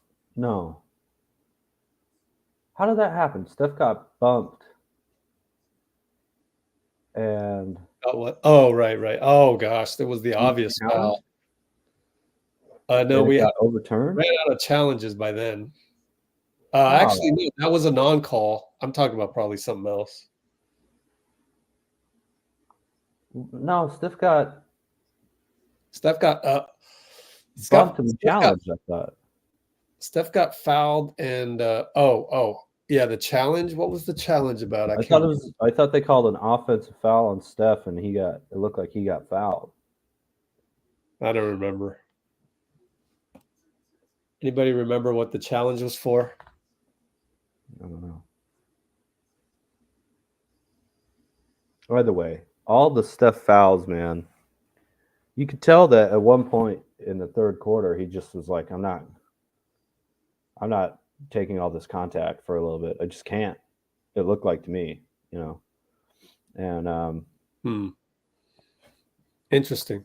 He got it back pretty quickly after that. But I mean, you go to the hoop, you draw a contact, your reward is to go to the line, They even hit 3 or 4 times. Pretty, Yeah, John Goble is not good. I don't remember. Yeah, I remember him but not being happy with him a lot of times. Yeah. It looked like Luka also fouled Wiggins on that final 3-pointer too. Like he shoved him to the ground. I hardly ever see Wiggs fall down on defense, by the way. So that really stood out. Exactly. A lot, I think. That's part of the problem is it's like they don't watch any games to get a feel for people. But oh well, that's what I expect from a regime that focuses on revenue rather than the game. You can never really have both. So, but revenue's good. Yeah, I mean, these seem like kind of obvious calls, though, to me. Yeah, exactly. It's one of the most popular players ever, Steph Curry, in the history of the NBA. Just remind me to get Monty Poole on here, and he can explain the whole memo that went out to memo that said Steph is hunting for fouls. Man, I mean, you don't memo that, but anyway, that's according to Monty Poole. We'll have to see. Yeah, hunting for fouls and getting, less of them than he probably deserves. Right. The challenge was on the Steph drawing the charge. Yep. Full arm extension. Actually, Luka did that again. He did that to Wiggins later on. Wiggins literally. That's what I was mentioning. Yeah. I mean, you could see the arm go like this. You could see it. And again, Wiggins hardly ever falls over. That's the play I was talking about. Oh, there you go. Yeah. And he fell pretty hard. I meant the Wiggins attack on the rim, and there was a lot of contact, no call. That was pretty late. I can't remember exactly. Yep. Oh, a lot of the goaltending's correct. That was good. Got a couple travels right. I think we're completely blind. What did he say? How powerful we are on offense. Oh, okay. We're ever out of the game. Yeah. Oh, Mark Cuban had a front row seat. All right, I'm trying to look. I gotta say too, that Dre defense on Kyrie at the end of the game was pretty excellent. Yeah, for sure. As he made him like want to shoot a tough shot to try and draw contact rather than hit a three and get back down the court and try and, foul, do the numbers game. So, yeah, made him actually play the final, what was it, 10 seconds, I think? That was really excellent. It was still a bad call on Draymond as well, the one on Kyrie. Oh, my goodness. I wasn't talking about a call on that Draymond had. What call on Kyrie? No, call on Draymond against Kyrie. Backpedaling, snuffed him out. Oh, yeah, right. Yeah. But, well, I mean, Draymond definitely made up for it in the final seconds of the game. Yeah.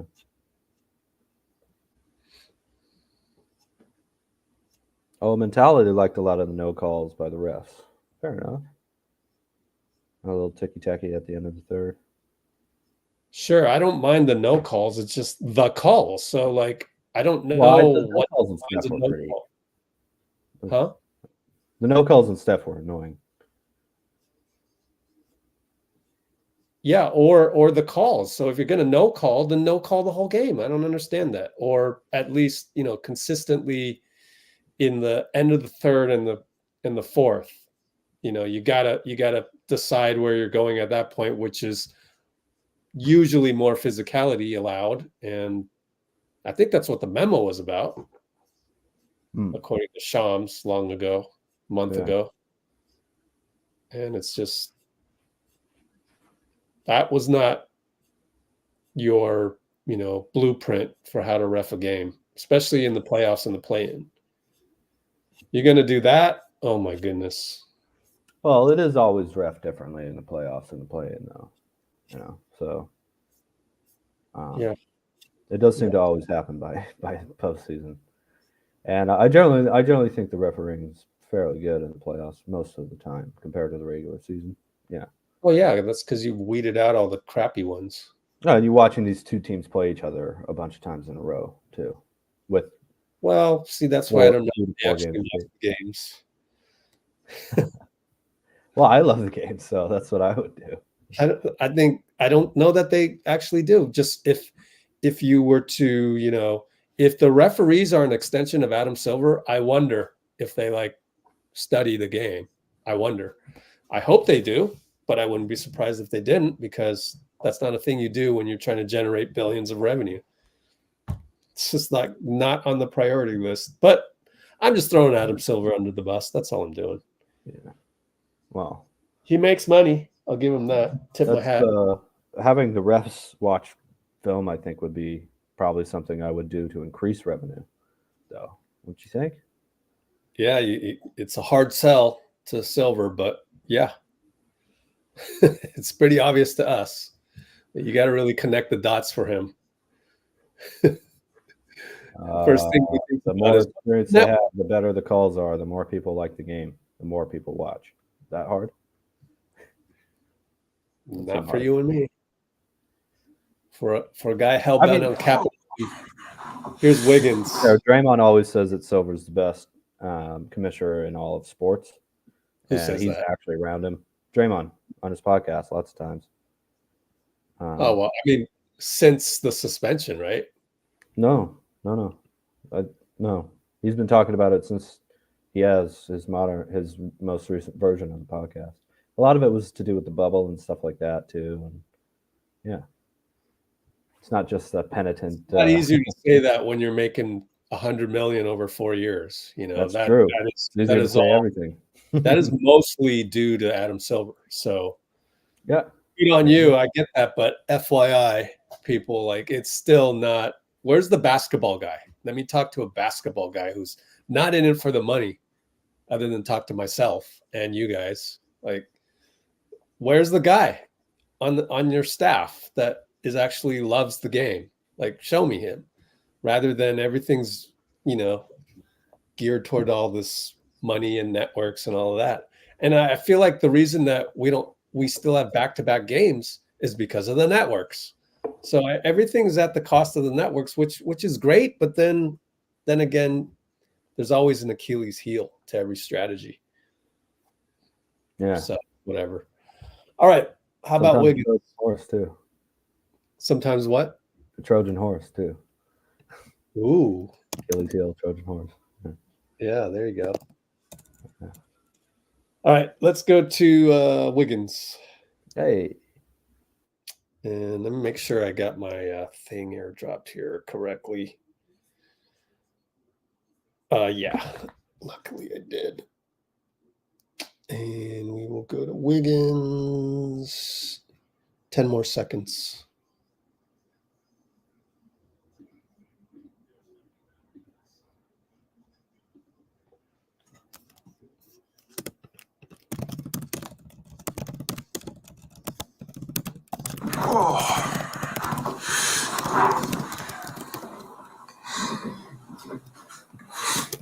Andrew, just how important has it been for the past few games for you to be aggressive, especially without Jonathan?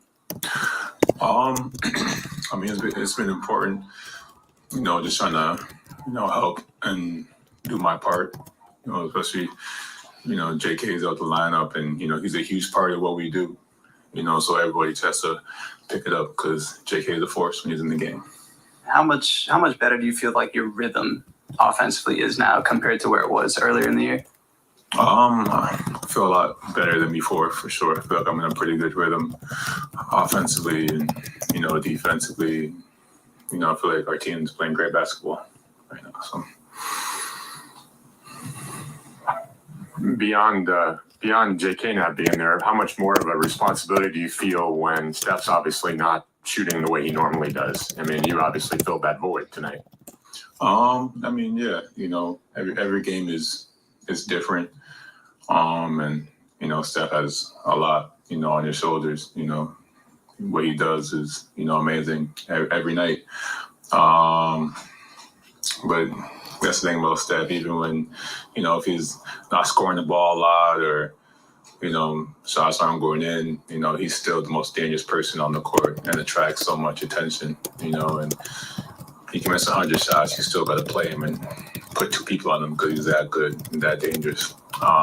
So I just do my part and do what I can do. I was just watching the replay of the Draymond block on Gafford. What was your vantage point on that play?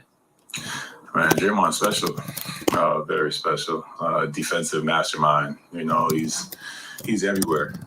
He's everywhere. He's got everyone's back. That's what gives everyone else. The advantage to just play freely. Defensively, because you have Draymond behind you. He's gonna pick up any slack or anything that happens. From a distance, it felt like tonight's game had more intensity than normal, which would make sense given what's at stake. Mm-hmm. Does it feel like that to you these the last week or so, and now going forward in the playoff push? For sure. We're fighting for our lives right now. We're fighting to stay alive, to put ourselves in position to have the chance to do something special. When you see the Mavericks, you don't see Luka. You know that, right? So how important is it, though, as part of your plan to try and make him work on the other end? Because obviously that's when you can maybe take advantage.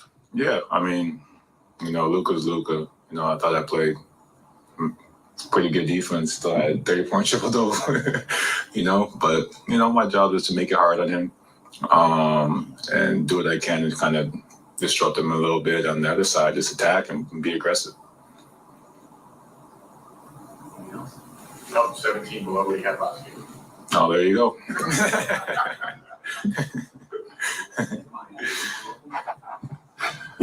For many years, the Warriors, you were going to get 50 or 60 from Steph and Klay combined almost every night.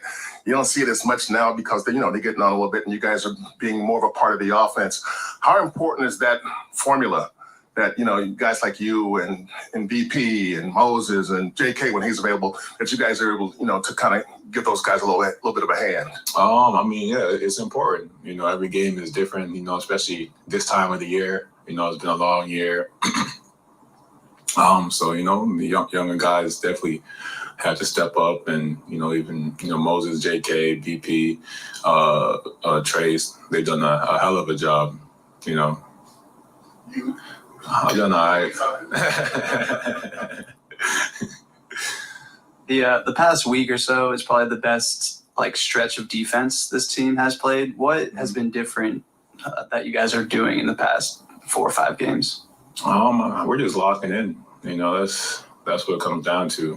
Guarding your man and having each other's back. We're trusting each other defensively and having a tight shell. Cool, thank you.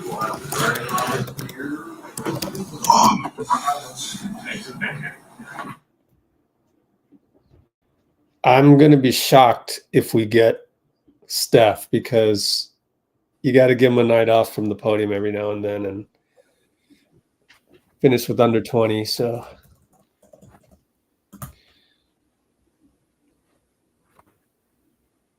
what's up, Dean? What's up, Rich?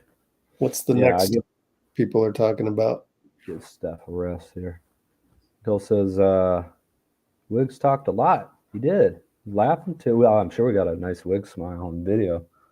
For almost 5 minutes. Wow, that's a record. Really? Yeah.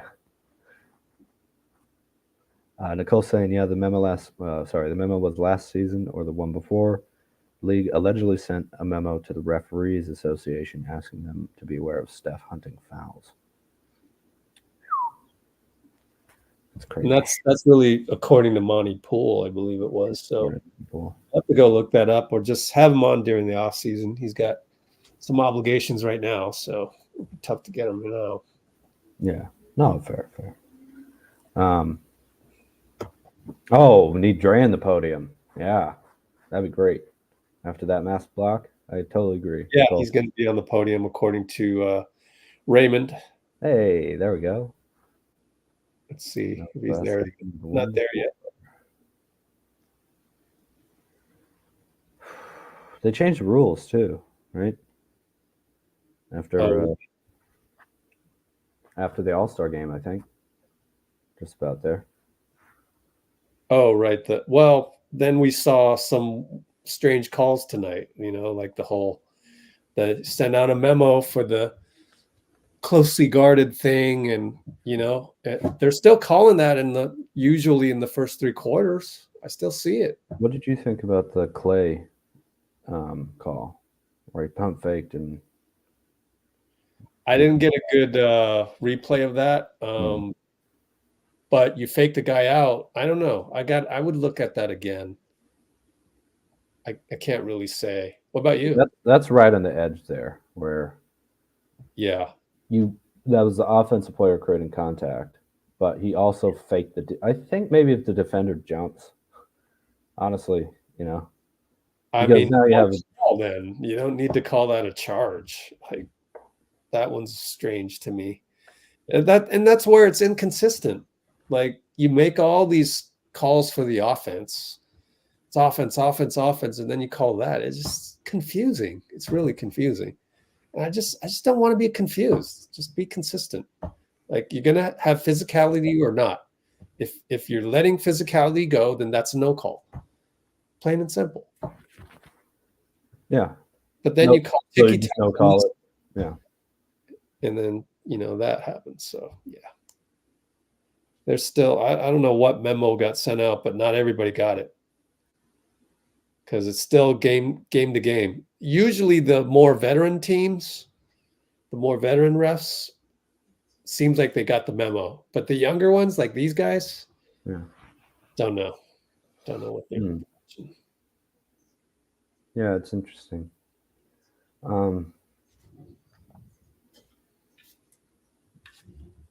I think I'd rather get rid of the ticky-tack minor stuff, Yep. The tap on the elbow, kind of, rather than like no call Steph getting hit by 4 different arms. I mean, that's a little extreme, of course. But even the Klay thing, I like watching guys draw fouls, by the way, and try to actually shoot the ball, not draw a foul and fling up something that has no chance. That's a pretty fun part of the game. You know, it really is. All the times Kobe or Jordan would fake someone out of their boots, jump, hang in the air for a second, get hit, and then shoot it off the backboard and, you know, banked in and one. It's great, man. I love that. But I've been more confused. I think I was more confused about the calls last season. I do think it's improved a little bit slowly with certain changes the NBA has brought in, but just there are times where it's like,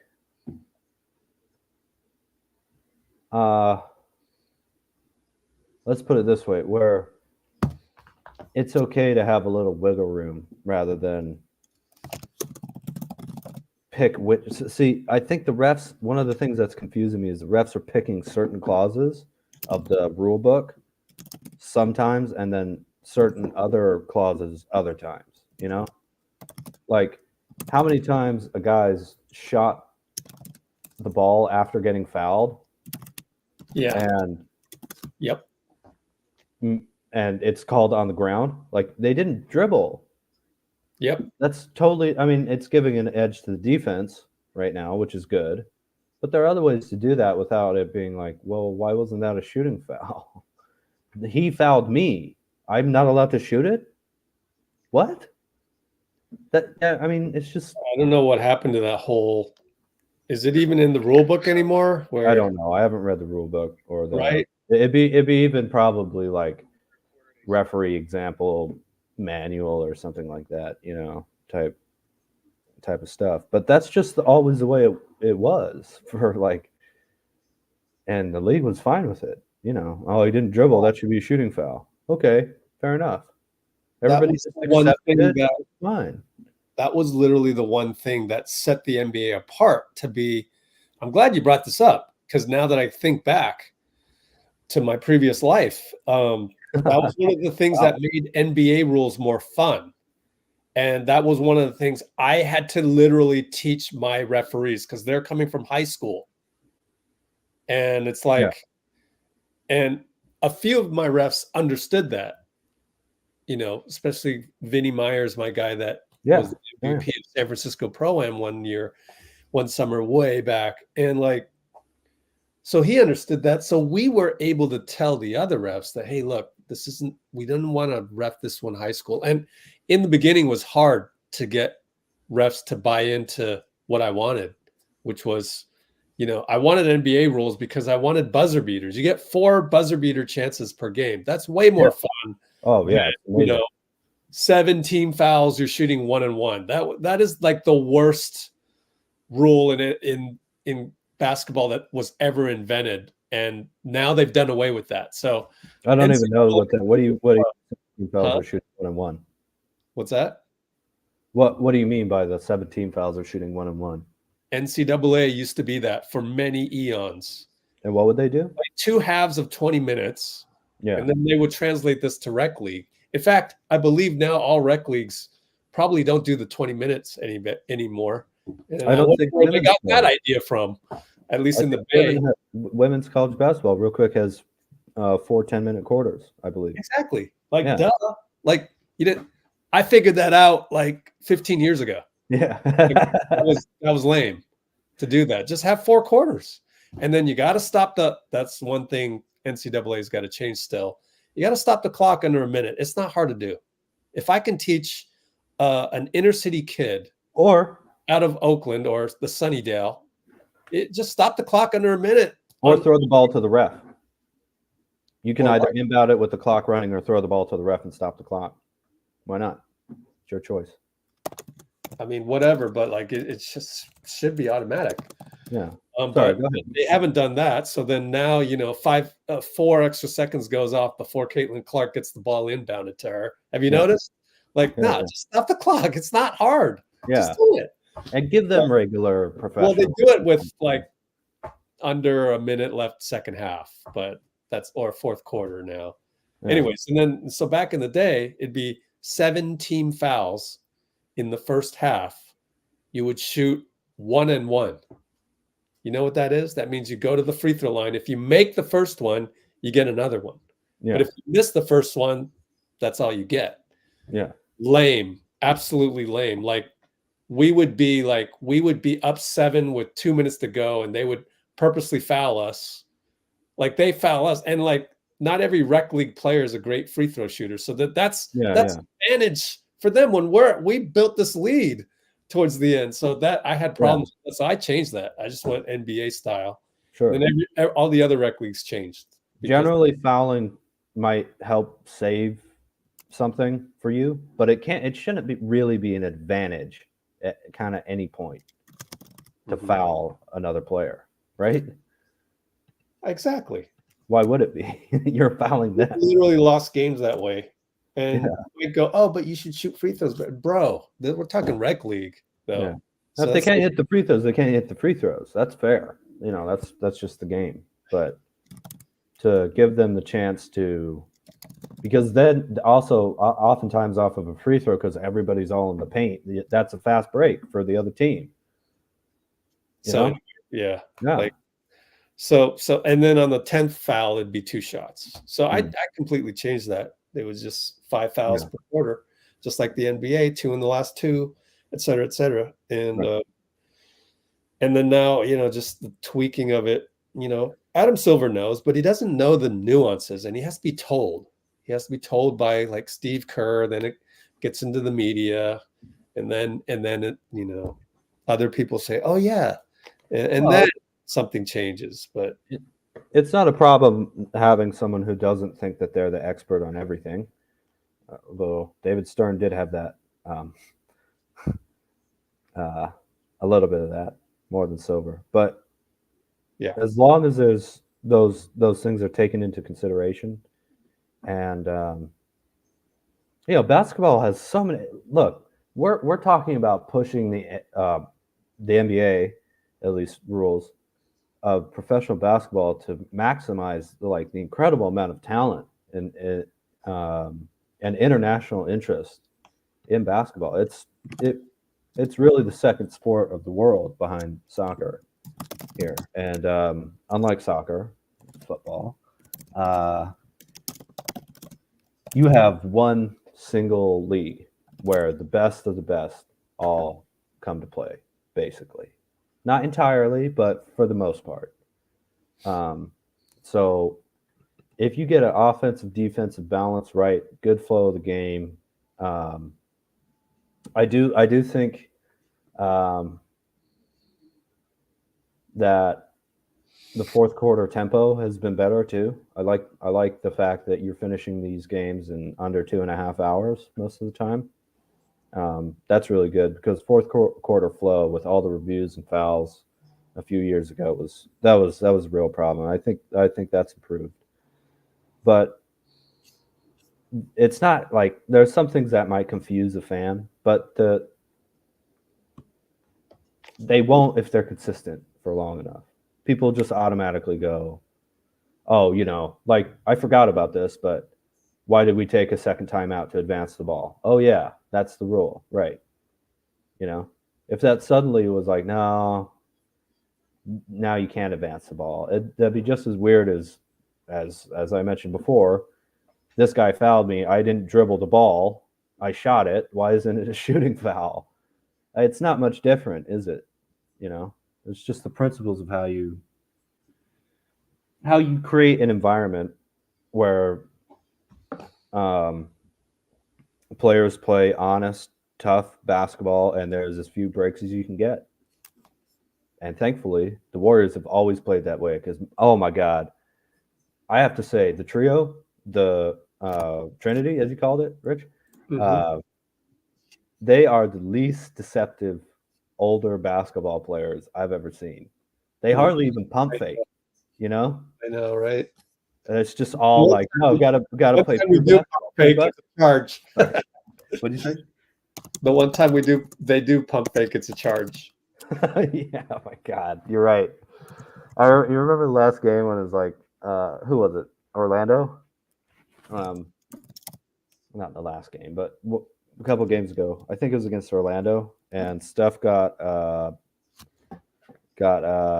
shooting foul, and the other coach immediately challenged it, and even though he got hip checked, it got overturned. I honestly couldn't believe that. I honestly couldn't believe that.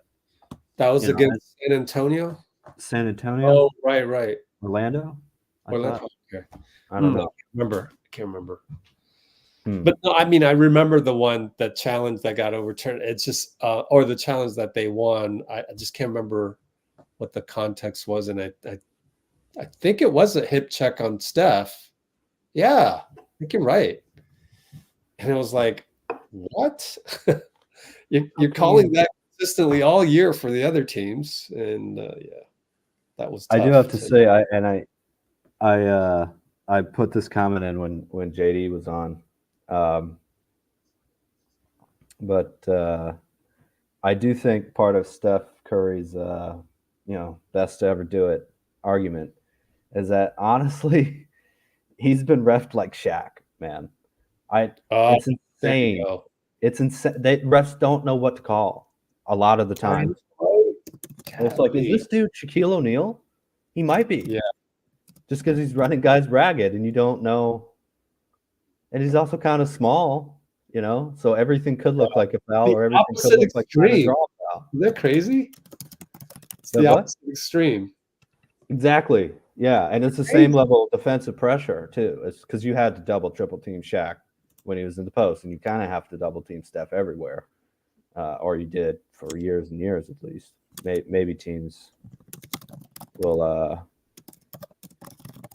have to not stop doing that with JK now. You'll see, but he's being ref like Shaq, bro. And hey, that's the power of Stephen Curry, man, on the basketball court. The president. Yes, sir. Yeah. Oh man. Mr. Panda Man is making a joke that we should write a vindictive letter to the league office. Nah, man, it's all good.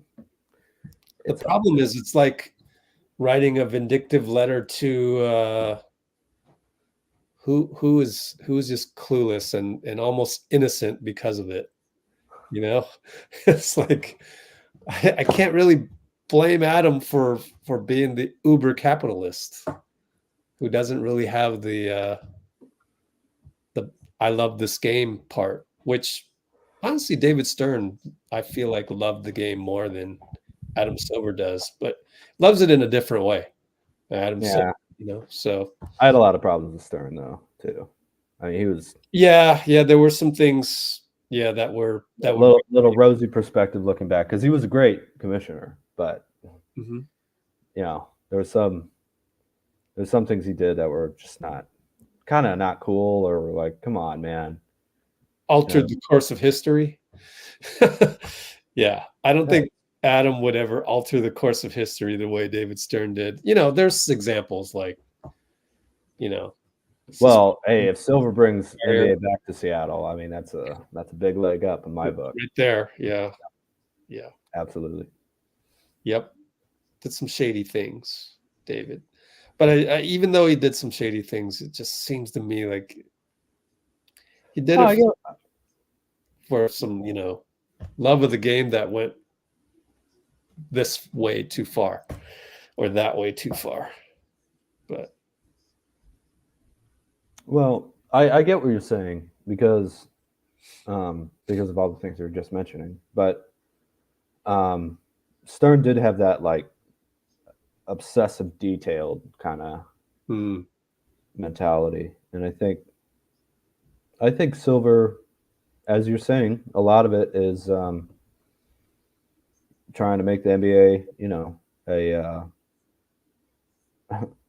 and succeeding at making the NBA a very what would you call it? Popular? Popular, but also very professionalized. Sure. You know what I mean? Like players. Let me give Adam Silver this, is that he does a good job of not, this might be even extreme me saying this, but not ruling by fear sometimes. I Yeah. really can't stand that about certain, businessmen out there that is, Executive. Yeah. yeah, like the authoritarian, rule. And I think Adam Silver does a pretty good job of that, outside of, Draymond, I think. I mean, even though Draymond will thank Adam Silver first, I think there's the really the hard focus on revenue, number one, and then the second thing, which is kind of I think it's just a lack of understanding culture. And I really think that Draymond gets criminalized for his upbringing. I just think that when you come from Saginaw, there's certain things that you do that, to me, that's just part of basketball. I've seen it, and now not the elongated headlock on Gobert, not the punching of Jordan Poole in practice, not the so there were definitely not the Nurkic swing. So there were definitely some things he needed to iron out that went deeper. But then a lot of that really is around the fact that you grow up and you're taught certain things while growing up, and you can see that in his energy, and sometimes he's taken it too far. But I think if there's one thing with Draymond that people in general could do better on is that the appreciation of where he got that from. Because as long as there's none of those fights and those things that kind of cross the line, tough defense is respected in places like, and the energy and the yelling at people because you're so energetic. Well, as long as it's not personal, calling people. But like from Saginaw and Oakland, I mean, that happens all the time, and it's really not personal. Other than Steven Adams, and that's fair, I can hardly think of any NBA players that I've heard who play right now, who are active players, who don't seem to like Draymond. Well, add Nurkic to the list, but yeah. Gobert, yeah. Maybe Nurkic. But most of the other four guys already. Yeah. Most of the other players in the league, though, they do seem to respect Draymond, especially a lot of the champions, and some of those are dudes he's battled with, LeBron, Tristan Thompson, guys like that, maybe did you say Sabonis? Yeah. Yeah, I didn't catch that. I just kind of heard it right now. Yeah. But yeah, a lot of the champions and the superstars and everything like that around the league seem to respect Draymond a lot. So, and he's been mostly like the best teammate you could ask for. He just, everything's getting better, right? All the time. By the way, the post-game conference ended, and I don't know that Draymond made it to the podium. We'll check Twitter.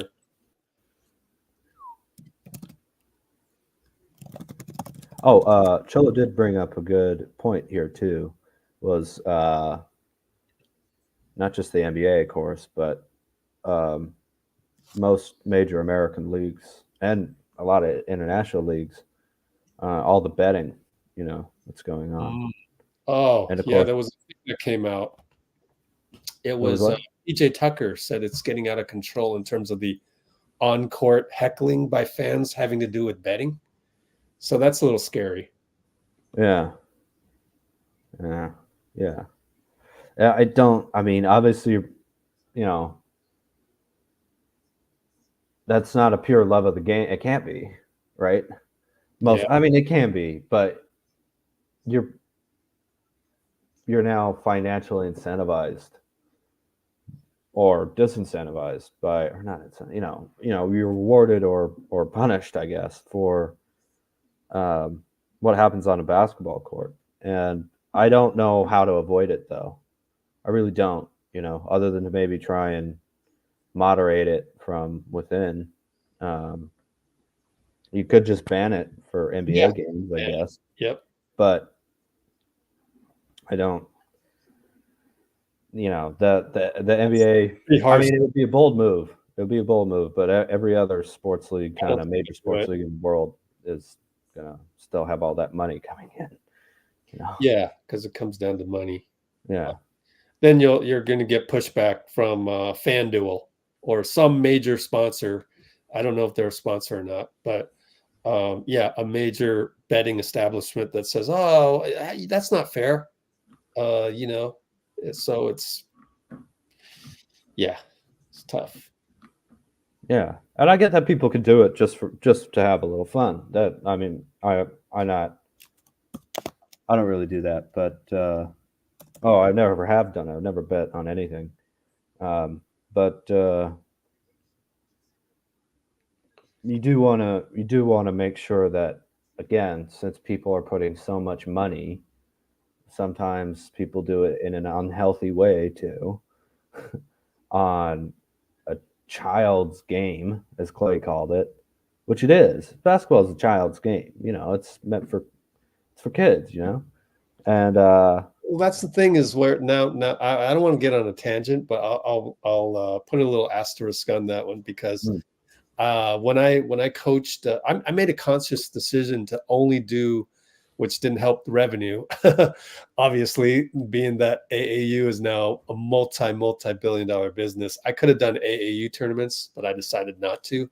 Yeah. It's just because I preferred with the adults. I do think there's a part of basketball makes it more adult in terms of just and granted, more and more high school kids are like man-children, whatever you want to call it. Like, they look like grown men, and he's only 17 or whatever. And you could say JK was one of them. And the rim being 10 feet, not for the elite, but just like for average everyday humans, like the rim being 10 feet is actually pretty tough. I would say until middle school. Once you get to middle school, you have the strength to, most people do. Maybe it's even sooner nowadays. So I would just put a little asterisk on that in terms of, it's a child's game, but then it's also, I'll say it's an adolescence game. How's that? But I'm nitpicking. I get what you're saying. Well, it's an adult's game too, for exercise and entertainment and all that, and obviously to watch basketball. What I mean is, don't get your priorities messed up, especially on a gambling front. It's a game, That's it. It's just a game. And I would hope that the main thing is that you get to watch the team that you like or love win. It's not an individual sport, so I have to say, Steph's my favorite player, and if Steph plays really great and the Warriors still lose, I'm not as well, he won, you played great. No. So you want the team to win. Should be about the team a little bit more. And you want it to be just, I want my team to win. Not, this guy didn't get this over, and now I know it can be fun. Again, I'm not trying to judge anybody here, but you don't want that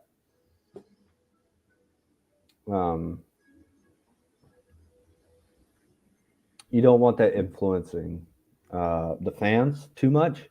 And of course, you don't want any kind of influence like that with the refs or players or anything. That's obviously illegal to do. But even for the fans, just root for your team to win, man. Stop going on Twitter. Don't gamble so much. Just root for them to win. Yeah. It's really fun. It's really, really fun. Especially when they do win. Actually, win. Oh, NBA TV is replaying Golden State Warriors at San Antonio, which is funny. I'm trying to find a post-game thing, but I think they got San Francisco Giants on NBC Sports Bay Area right now.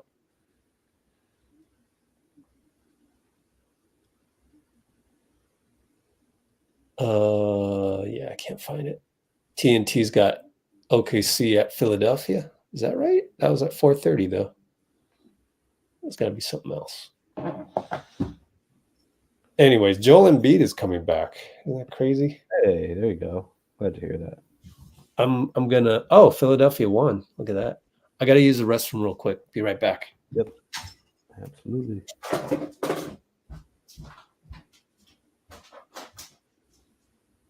That's crazy. Our top 2 scorers tonight were Andrew Wiggins and a tie between Klay Thompson and Chris Paul. Oh, Klay started again. Nice. Forgot about that. Yeah, I was thinking he might do that backslash. That he would save it for his podcast. I think that's fine. It might be true too. Embiid played tonight. Oh, right. Very cool. He had a clutch steal Embiid of Joel. Yeah. There you go.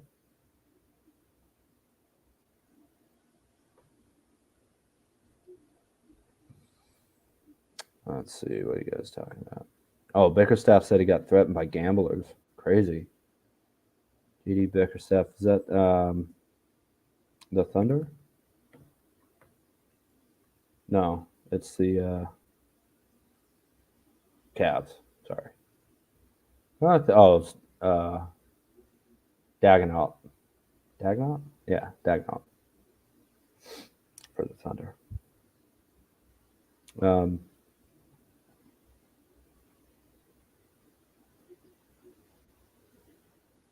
I can't believe,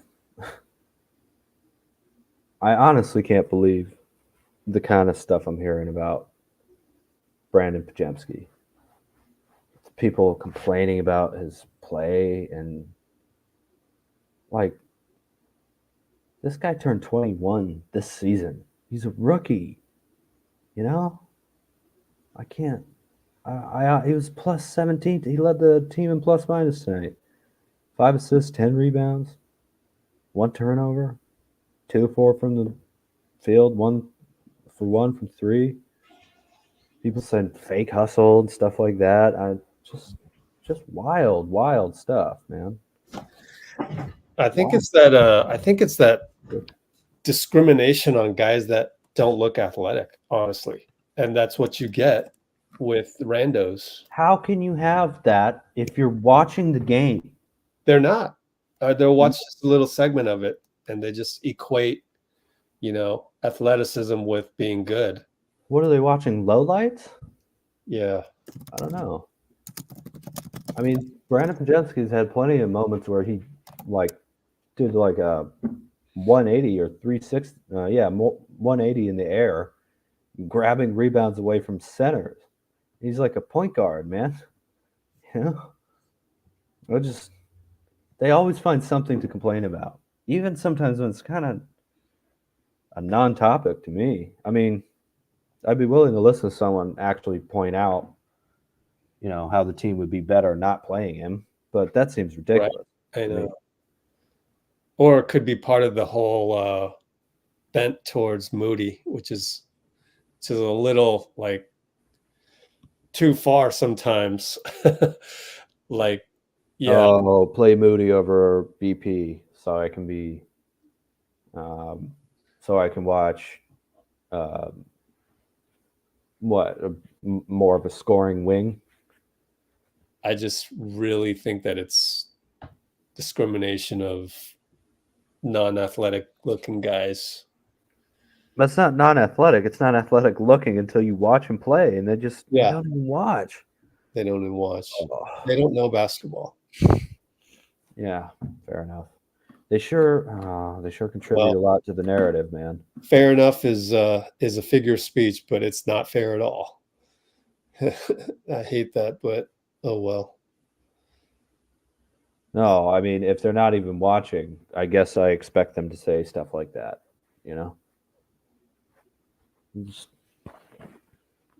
Yep. Oh, yeah. What can you do, huh? Just keep on trying to win games, I guess. We'll always find ways to complain. Yeah, he can rebound. He's like one of the most amazing rebounding guards I've seen, honestly. With his size and I don't think he has a super long wingspan. Yeah, BP, and he's been doing this kind of since game one too. He's been very consistent. Which all these things are not like you don't say that about rookies. Are you kidding me? Yep. Come on, man. Well, I have a feeling we didn't get Draymond on the podium, and I don't know that it was like, oh no, Raymond, I'm going to do my podcast. I don't know that he has the gall to do that. It might have been just something else. Don't know. When's the next game? Houston in 48 hours or less. Thursday. Yeah, but I will say that it's great that Draymond does the podcast so that we do get to hear him at some point. Did you watch the Mark Cuban one? I haven't gotten a chance to see that one. No, I haven't either. Yeah. I'm sure it'll be very entertaining though. Mark Cuban. Yeah. He's good at trash talking. He's also good at serious type of stuff. And, Nicole and Arbel put some comments in there of what you thought of the Mark Cuban one. Oh, they listened to it, huh? Or watched it? Yeah, they did. Yeah, good old man. If we didn't have the Draymond Green podcast till like almost halfway through the season, is that right? It was like early 2024, right? This season, man, I can't believe we have so few games left. But when I look back at where we started at the beginning of the season, yep, it's like what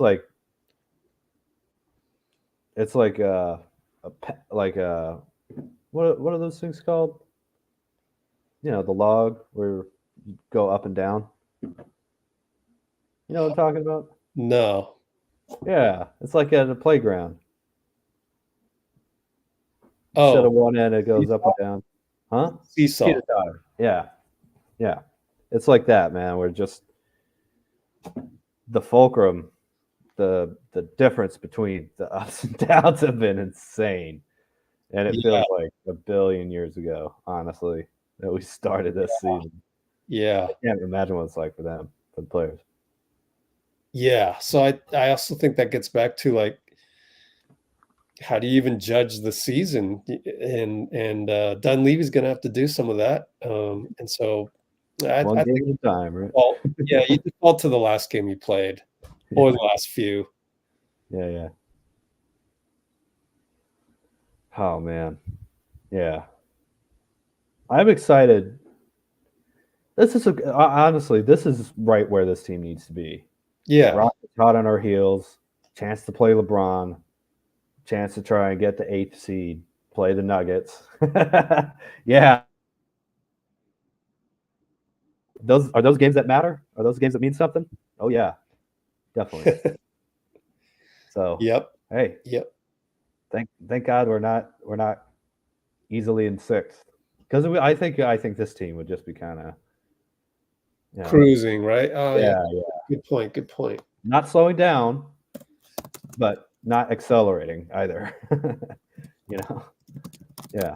So we're right where we need to be, man. 2 elimination games, hopefully. Gosh. We're not guaranteed a single thing. Yeah. We're not guaranteed anything. Nice cushion though. Rockets lose, Warriors win. It's one of the biggest games of the past couple of seasons, actually. Just to try and really put are we 2.5 or 3 games ahead? Let's see.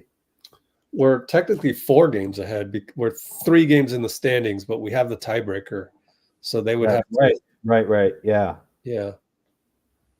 They would have to, they can't tie us. They have to outright beat us by at least 1 game in the standings. Yeah, and so magic numbers coming up. I mean, we got 7 games left, 4 games behind. So magic number is just 3.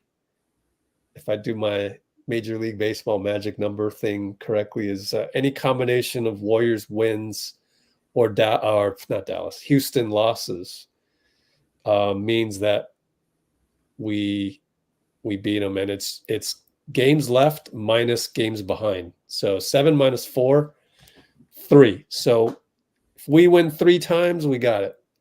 If they lose 3 times, we got it.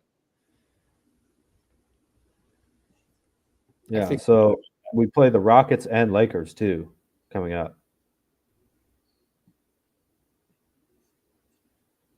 Yeah, Thursday, Friday, Sunday. Yeah, Thursday, Friday's tough. Yeah. Dallas on a back-to-back after Houston. Well, it's Thursday, Friday, Sunday too, really. Yeah. 3 games in 4 nights. Yep. Thanks. Well, that's the Decky makeup, isn't it? That's the Decky makeup. Mm-hmm. So, in fact, I think tonight we were supposed to be on the road. We have 3 home games too. They switched to a home game. Yeah. Right. Oh, right. So that we didn't have to, and then we might have done a double switch with the earlier Dallas one. Right. So then it was an away game. This is makeup home game, and they switched the next one we play on because the 5th. they couldn't do. Oh, you got to play Dallas. 2 times in 4 nights or whatever it is. Yeah. And so they switched the home, like they didn't want us to go to Dallas for play in Dallas 2 times in 4 nights. That's certainly unbalanced. So that's what they had to do. And it made Dallas's travel schedule a little bit tough because they were just in Sacramento. They go home and now they kind of come back here. So yeah, that's flying halfway. As JD said, that's flying halfway across the country a lot. Yeah. So fair enough. Man, the West too. Always the tougher conference, always way farther distances. We have to go to Memphis, man. Yeah, that's Memphis 4 times. Let's hurry up and get an expansion team, man. I mean, New Orleans is still pretty far, to be fair. Oh, yeah. At least it's not in a state that's east of the Mississippi. It's just something insane about that to me. Yeah, ironically, I'm going to Dallas later this month. And hopefully I'll do a game or 2 from Dallas. Why Dallas? Because there's just something going on there that my friend is attending, and it's just good friends and don't often get to see them. And so I just decided I needed to go, and I made this decision in February when it was freezing here in the Bay Area. Yeah. So that had something to do with it. But the reason why I brought that up is that's literally as far as I want to go. Like I don't really want to get on a plane for longer than Dallas unless I really need to be there for whatever reason. Because if I had a choice, I would do connecting flights for sure. Or stay a night. To go to East Coast. Well, or London. Yeah. Yeah. Well, then I don't know. London's the same distance from LA as Tokyo. Taking off. What is? Oh, London's the same distance from LA as Tokyo. Okay. Not time wise, but distance wise, yeah. And it seems like you get stream. I might be able to go to New York in June, so hopefully I'll also be podcasting some Warriors games from there as well. Oh, yeah. June what though? Oh, I don't know. I haven't set it out yet. My semester ends late May, I think. So. Yeah. So, but no, I wouldn't do the 2 flights. I just got to get it all done in one. I don't like the boarding and unboarding process, but that's just me. Yeah, fair. Go nonstop whenever possible. But then again, I don't really like to fly for more than whatever it is to Dallas. 3 hours, maybe? 3 maybe. and a half. 4 on the way back. Yeah. Yeah, right. Because of the wind. Yeah. Yeah. Jet stream. That's something being an NBA player, dude. I don't know. Traveling around is fun, but the airplanes, man. Especially if you're like 7 feet tall. Oh my God. Well, they have their own planes now, but it's still just getting up in the atmosphere that way. Being in a tube like all the time. Yeah. It's very tough on you. And even like last week when we had the back-to-backs, I'm exhausted and I didn't go anywhere. literally, I'm literally, of course, I'm doing 4 and 5 hour live streams, but Yeah. it's exhausting. And But you don't have a medical team. I'm doing 4 and 5 hour live streams. They're playing in an NBA game. Yeah. And then they got to fly, and I don't even fly. And it's like, oh my goodness, it's tired. That's what, man, I got to bring this up with Bill Russell. He was doing that in Converse All-Stars. Oh, well, I know, 10 right? straight finals. How? He got injured once. I don't know. If I knew that, I wouldn't be here, man. I'd be in the league. Well, it was a slower game back then. No, it wasn't. They shot 100 times a game. Shot, not possessions. They had shot attempts. Yeah, I don't know. But you got to look at what kind of shots and how many fast breaks were there. It was all fast breaks. That's the point. You come down and shoot it quickly, get back on defense. Okay. I take your word for it then. Yeah. I think the Celtics got up to 120 shot attempts per game one season, which has never happened without Russell in the league, to be fair. So, but crazy. He started Showtime. Like that's where Magic got it from. Oh, wow. Yeah. Man. Anyway, yeah, traveling on planes like that constantly. Oh man, that would. I guess it's a little easier now, with their planes and the staff and not being hassled going through the airport and whatever. But I do have one great story of a team coming off the plane though. Okay. And this is like one of my first memories ever, and I barely remember it, other than getting a high five from one of the players. But the Jazz. 97, I would have been very young, so maybe it was 98. But I thought maybe it was 97 because I thought the Jazz came. Oh, I can look this up real quick. Not to go off on too long of a Jazz tangent, but if the Jazz, let's see. Okay. No, it had to be 97. Yeah, so this is like, I was like a year and a half. But they flew back. And you remember in 1998, Kobe had the 4 straight air balls. The Jazz went to the finals, so they wouldn't have been flying back. So it had to be 97 when Stockton, I don't know if you guys know this, hit the 3-pointer to beat Charles Barkley and Hakeem and Drexler, I believe. Yeah, because they won back-to-back championships, right? No, that was 2 years after that. So 94, 95, they win back-to-back. 96, it was the Sonics. 97, Jazz beat them in game 6, I think. So they fly back, and me and my family went to the gate. This is pre 9/11, obviously. So you were able to go to the gate, and they had they had some cops and some tape or wire or whatever, but all got a high fives from the players, and I think I high-fived Greg Ostertag.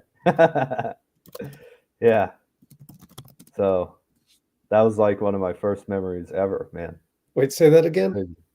What was your memory? We went up to the gate from the Jazz coming back, having made their first ever NBA Finals. Oh, okay. And I high-fived as like a 1.5-year-old baby, one of the players on the teams. It was Greg Ostertag, I believe, if you guys know that. Yeah. Speaking of babies, there was baby races the other night in San Antonio. I just love baby races. I don't know. Really? Yeah, and I don't know if I do that in front of a stadium full of people. It was quite the. You want to watch it? It was quite quite the competition. Yeah. All right. Check it out real quick. Baby race time. They didn't get to high five a team that made the finals, though, right? No. Can you imagine them being like looking up at Victor Wembanyama? Oh gosh. Oh, by the way, there's Cannon walking into the arena. Oh, like he owns the place. Yeah, exactly. That's why Aisha was laughing the whole time she filmed that. Here's baby races. Let's turn it up. Speaking of babies. Dads. There goes. That's Alicia.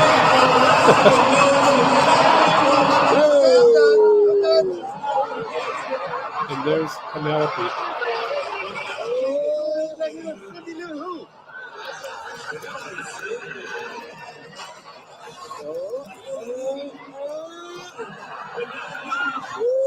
Penelope with the late push. Yeah. Coming down to the wire. Clutch game. And then, so the scary part is the Coyote will pick her up. That was scary. Yeah. But then you'll see that Alicia unfortunately had a moment. She was leading, right? And she had a moment. She's like, wait a minute, what am I doing? And had a brain fart there, Penelope. I mean, not Alicia. The winner was Penelope. So unfortunately, Alicia had a brain fart a la.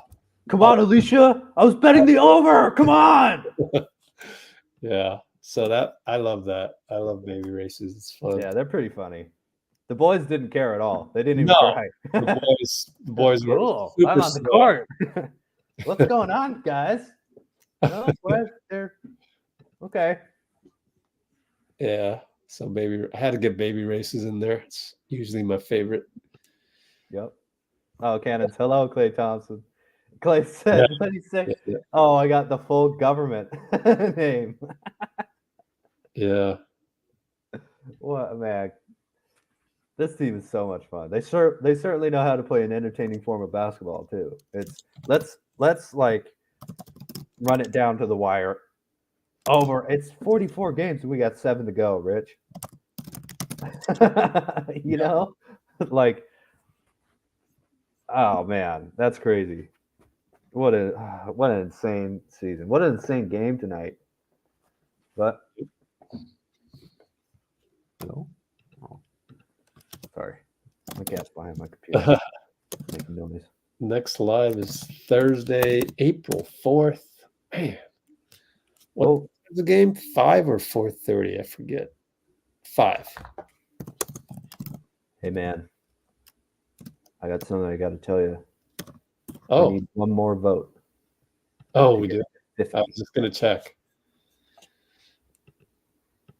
This is gonna do it. Number 50, big one.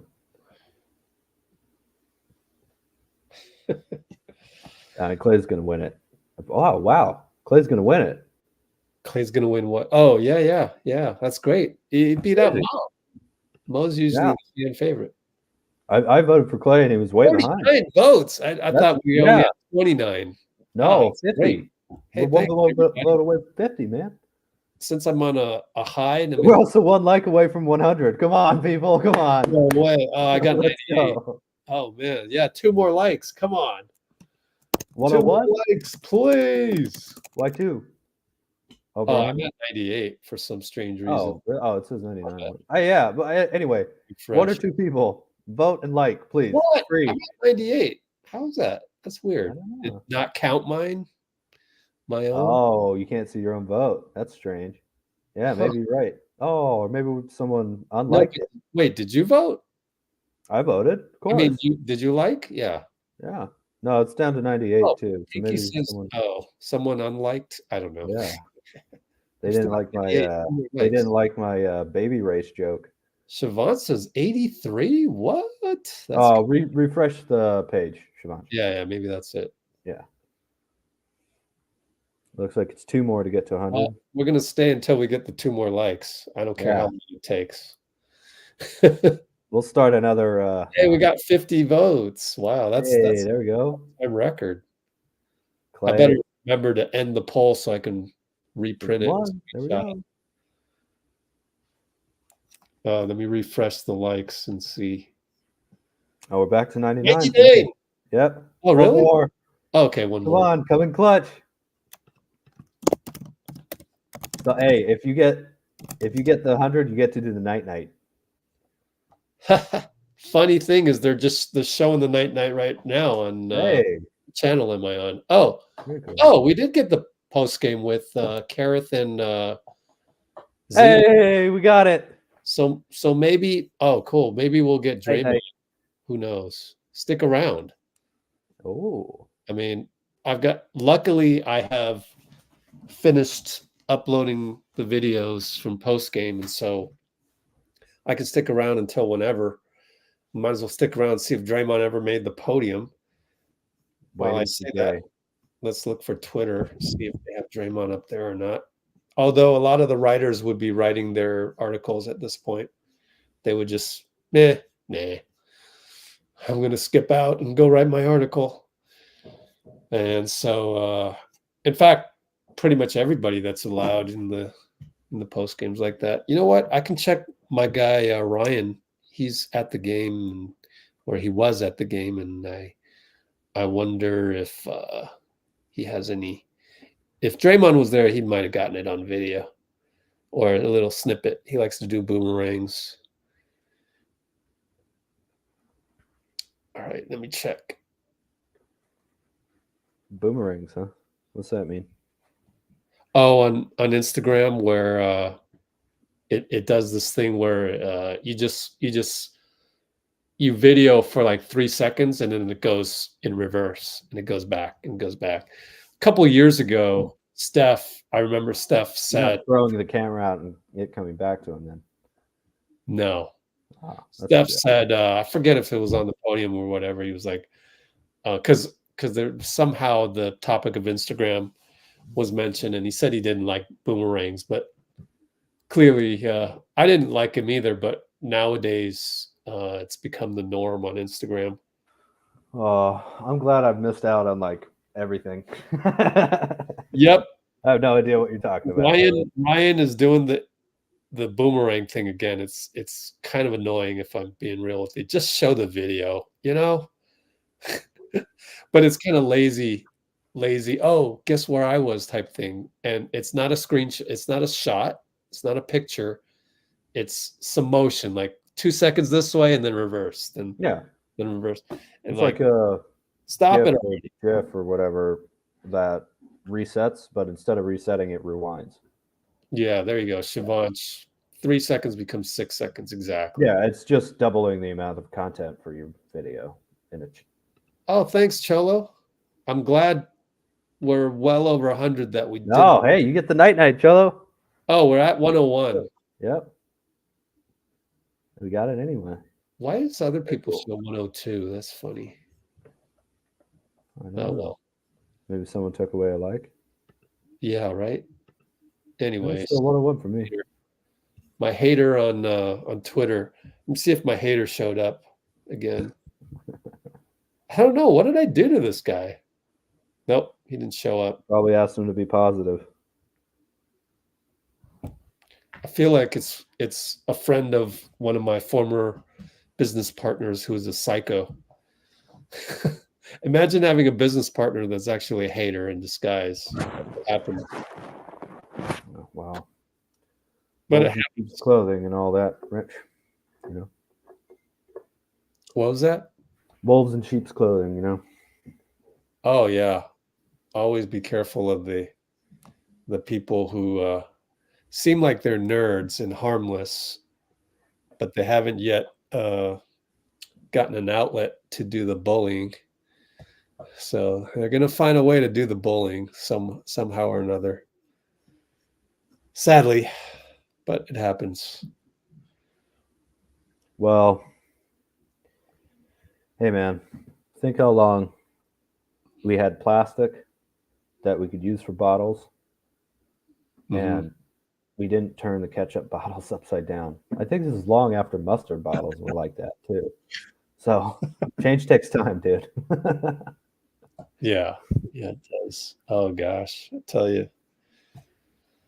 Oh man, yeah.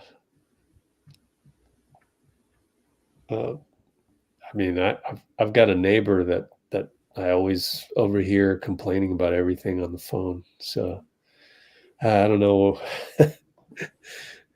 Happens to be my landlord. So well, don't tell the whole wide world in public, Rich. It's a little scary, but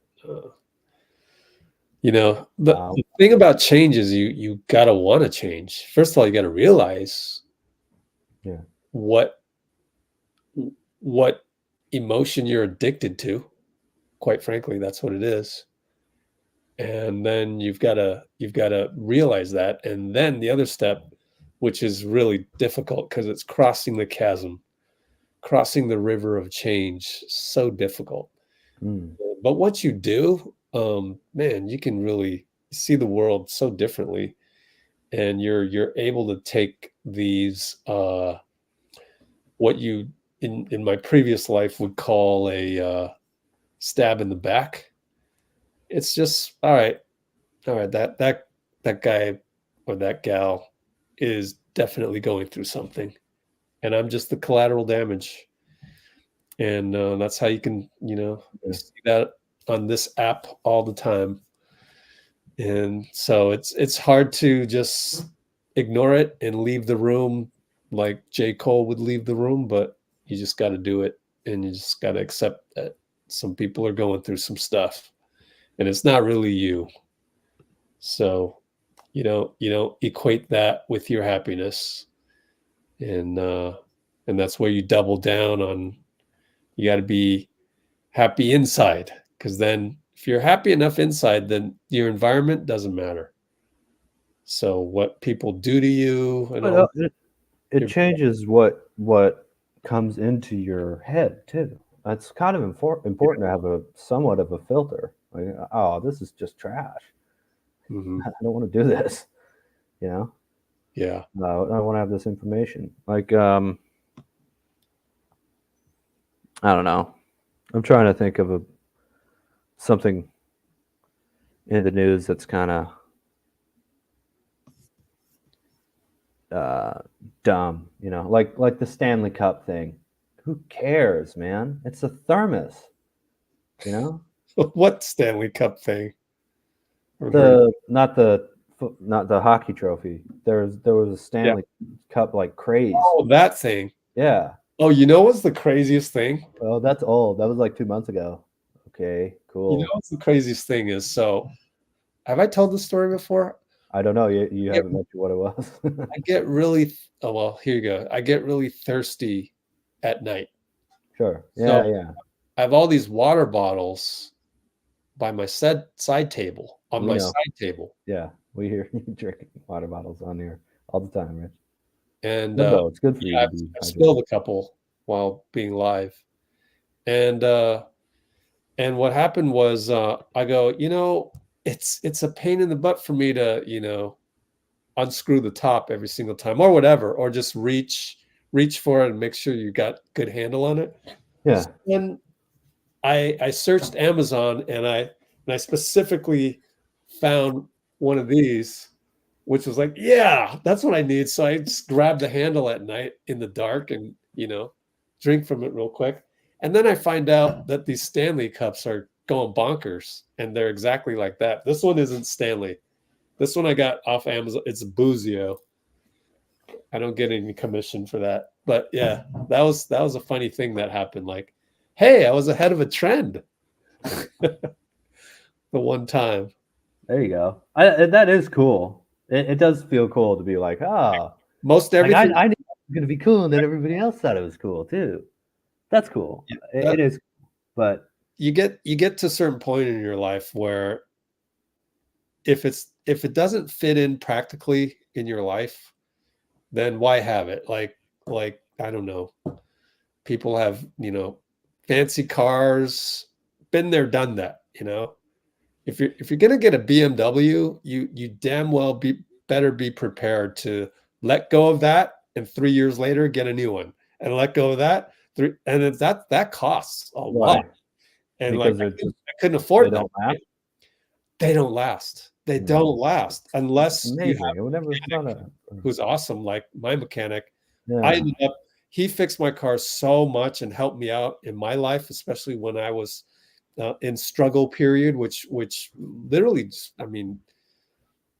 not too long ago, a few years ago, when I had to, I would take BART after Oracle and take the bus back to my house where there was no parking for cars.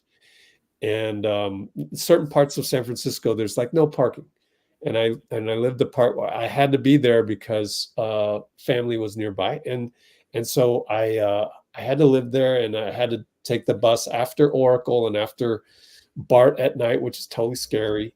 And like, how did I get on this topic? And Stanley So, Cup. I had to get rid of the BMW that I had from my previous life, which I had kept for like 10 years or more, and I Yeah. gave it to my mechanic. I said, and he's my buddy now. Like, you know, we've both been through similar things in our lifetime. So I just gave him the car because he was the one that took care of it and all that. Yeah, that's very cool of you, Rich. Yeah, and he's the one guy that can keep it in good shape and not let it rust and go to waste.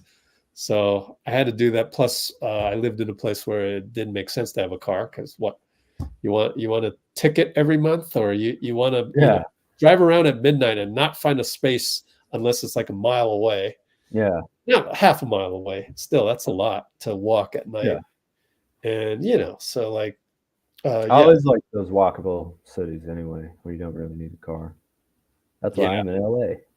Yeah, that is nice. Yeah.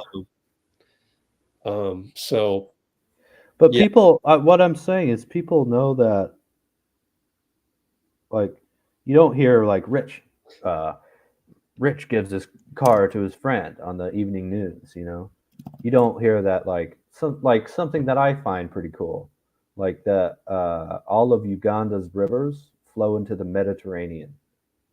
Ooh, you know, you don't hear that stuff, and you know what? TikTok, like in China itself, they heavily promote like educational stuff that actually betters people's understanding of the world, not the Tide Pod challenge. Like, hey, let's try and kill some kids. No. Eat detergent. Go ahead, try it. Yeah. No, please don't do that. And it's not just TikTok. Let's not kid ourselves. It's not just the media. People like that. And I honestly don't really know why, other than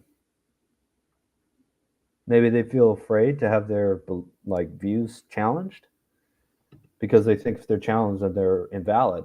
Maybe when it's just a challenge, you can still stick to your guns, you know. But I don't. Yeah, I mean, that's like one of the reasons I love the Warriors, is because I know that however much they might give up corner threes, this is a great place to see people work together, use teamwork, have each other's back. We haven't seen that in a while. What? The breakdowns on defense leading to the open corner threes, which goes along with what Chris Paul was saying on the podium, that they're just playing with more heart on defense now. Well, the defense is going to take us where we need to go, because the offense, obviously, we have a lot of options. You know, we have a lot of options. Wiggins is fourth option most of the time, and he was our number one scorer tonight. So, right. And first play these days is an inverted screen for Wiggins. That's been the first play for the last like 3 games. Luka and Kyrie combined for 57 points out of 100. Was it exactly 100? I think so. Yeah. Yep. 104, 100. So they had 57, and we had Wiggs at 23, as I was mentioning earlier. 2 guys tied at 14 was our top 2. You know. So. Great team win. And the awesome thing, we can play even better. Like all those turnovers, we don't need to do that. Yeah, Steph's going to probably not have 13 points again, too. I mean, he might. If we keep winning, just do it. Who cares? Right. That's great. It doesn't matter. Steph doesn't need 30 to be him, to be himself. And I love that about the Warriors, and obviously I love that about this channel, Rich. I mean, you're just a master at that, the good, fun content that makes you think and actually improves your understanding, but it's very entertaining too. It's not entertainment, but it's very entertaining. Well, with you on here, man, I just, it's great having you back. Like, thank you. Man. Glad I'm feeling a little bit better. I had a headache actually, but being on here talking with you, just Warriors win, that helps. Sick yesterday. Had the game started at 4, I don't know if I would have been able to do it, because I think I had a combination of food poisoning and a little bit of a mild heat stroke from yesterday's sudden sunlight, and I just wasn't drinking enough, I guess. And yeah, today, so I had headache and had to upchuck one more time at 4 o'clock. I just, that's never fun. When your body wants to upchuck, I've concluded, just do it. Don't try to hold it in. It's there. I'm not a doctor, but I feel like, at least with me, my experience is like it's your body saying, we really need to eject this. Yeah. For your betterment. So do it rather than trying not to and trying to get through it. And yeah. But it got so bad. Definitely. I mean, the only time I try and hold it in is when I'm trying to get to the toilet, you know? Yeah. Just hold it until then. And anyway, that's a nice way to. Well, no, we'll go back. No, I mean, having you on is great, because normally I probably would have ended the live stream just because I still got to eat dinner and all that. And I got you to talk about vomit. So exactly, I did it. Positive vibes all the way, baby. Feeling better. Yeah, hope you're feeling better. But better and better as I went along, and I wasn't sure that I could do the play-by-play to its fullest, but I was able to, and I got to credit. Yeah, you didn't sound sick at all. The matcha green tea frap, man, that is magic. It's a potion, man. I love what frap? Oops, Shivansh was having lunch and we were talking about stuff that would mess you up on that. What was the frap then? Matcha green tea frap. And matcha green tea? On Instagram, where some expert was saying you need like 6 cups of green tea, and I'm like, really? Cool. I did it. Oh. Like, okay. Starbucks, yeah.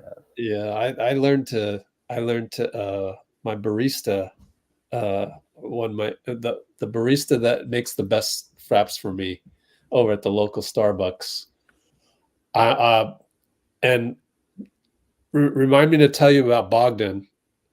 I'm seeing it on the screen right now. Anyway, yeah. So Bogdan? Yeah. So first of all, lastly, the barista said, "Oh, you might want to try this with no cups of classic," and she made it where it tasted just like always. So that cuts down on the sugar. So yay. Anyways, Bogdan Bogdanovic, I saw 2 things. Number 1, I saw a stat. Yeah. Where where was it? StatMuse had it. Somewhere he was on a list of only guys with 3-pointers and such. I'll look it up. Let me look that up. But meanwhile, if we go search this on or on Twitter, Bogdan just got in a shouting match on the bench with Quinn Snyder. Yeah. Crazy. So let's look it up. Snyder. They might spell Quinn wrong. Only one. Yes, Quin. Quin. Yeah, they have. Oh, this is on NBC Sports somewhere. Oh, wow. Look at that. All right. We'll go away from it for a little bit. Come back to it. Oh, wow, man. Wow. Let's look up StatMuse and let's see if we can find. I want to watch this real quick. Yeah. StatMuse, twitter.com. But StatMuse has a million stats, so how am I ever going to find this? I know. StatMuse, Bogdan, and Curry. No, that's not it. Oh, here it is. Most 3-point made. I think he started on StatMuse. Oh, yeah, via StatMuse.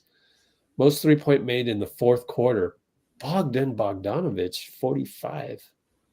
Right behind our man. Norman Powell, 40. I thought I saw a different stat on there. Wouldn't expect Norman Powell to be on there. Steph has a 23 3-pointer lead on these guys. 50%, more than 50% more. Isn't that crazy? Oh my God. That is incredible. Let's be a little bit more positive, please, while he's still playing. Absolutely incredible. I'm seeing this. More. Wow. I'm seeing this altercation here. Yeah, isn't that crazy? But look, Not I mean, it altercation, happens. screaming match. Screaming match, yeah. It happens. I've probably had one of those in my lifetime in rec league, and certainly more civil than that, but strong disagreements. Oh, I already tell you. Yeah, I've had one of those. Too bad Cholo logged off. Josh Urbistando. I told you about the tournament in New York where I had to pull him as a starter and have him come off the bench. We're talking about the guy who got a nickname of Fireball in the Philippines Basketball Association, a pro player who was had a great year or two or three where they considered him as got as hot as Steph for Claywood and giving him a name of Fireball. I had to bench him because Well, we could go back to the way you were feeling earlier today from my experience of Fireball, but go on. yeah. So no, I mean we had a shouting match similar to that, but I just let him do it because I couldn't really yell back at him. What was he going to do? We're going to stick with the team that we the original starting five that we had anyways. But the thing is that one of my guys who played the 2 guard and was a shooter, really tall guy, like, you know, kind of Klay Thompson-ish, but really skinny. He hadn't made it to our practices and scrimmages for a while just because he had other things he needed to get done, school or whatever. And so I started Josh, plus, you know, he has the ability to go off, but then he has also the ability to shoot bad shots, just like sometimes Klay this year. Very microwave type player. Yeah. Yeah. But then, you know, I had to go back to, because my guy, or the guy that we just picked up Josh for that tournament, because one of the guys on our team knew him, Sonny Margate. He knows everybody in the Philippines and the Bay Area and all that. Maybe somebody in the Philippines knows him. He did play in the lower leagues before too. Great. And anyway, so that was Sonny Margate's pickup. And that's the thing in rec league is, oh, you just pick people up, you know, oh, I know this guy, I know that guy. And but normally in our tournaments, we had my starting tandem of Taraz Lee and Mike Redding. Mike Redding is the skinny 6'3" shooting guard, and Taraz is like a defensive stopper. I kind of liken him to Jason Kidd type, but he plays really good defense as well. So did Jason Kidd. Yeah, so that was my squad. So I had to go back to those guys, even though, and then that yelling match that you just saw, that was kind of like Josh. And so we're in the New York gym and everybody stops what they're doing and they're looking at us. It was embarrassing, but you just go through it. It happens. And we won that tournament. So that's surprising. One of the best tournaments we've ever won. Probably that's the one. And we've had other good wins, but that one was super memorable. Very cool. Yeah. The Snyder thing, by the way, they did kind of hug at the end of it. Oh, good. But he's still, I mean, this is just reading body language, but he still looked a little angry, and it could be that, hey, that's on camera, you know, better clear it up. But maybe not too. You know, maybe he misunderstood what Snyder said, because Snyder didn't seem upset. You know, he wasn't going back at him.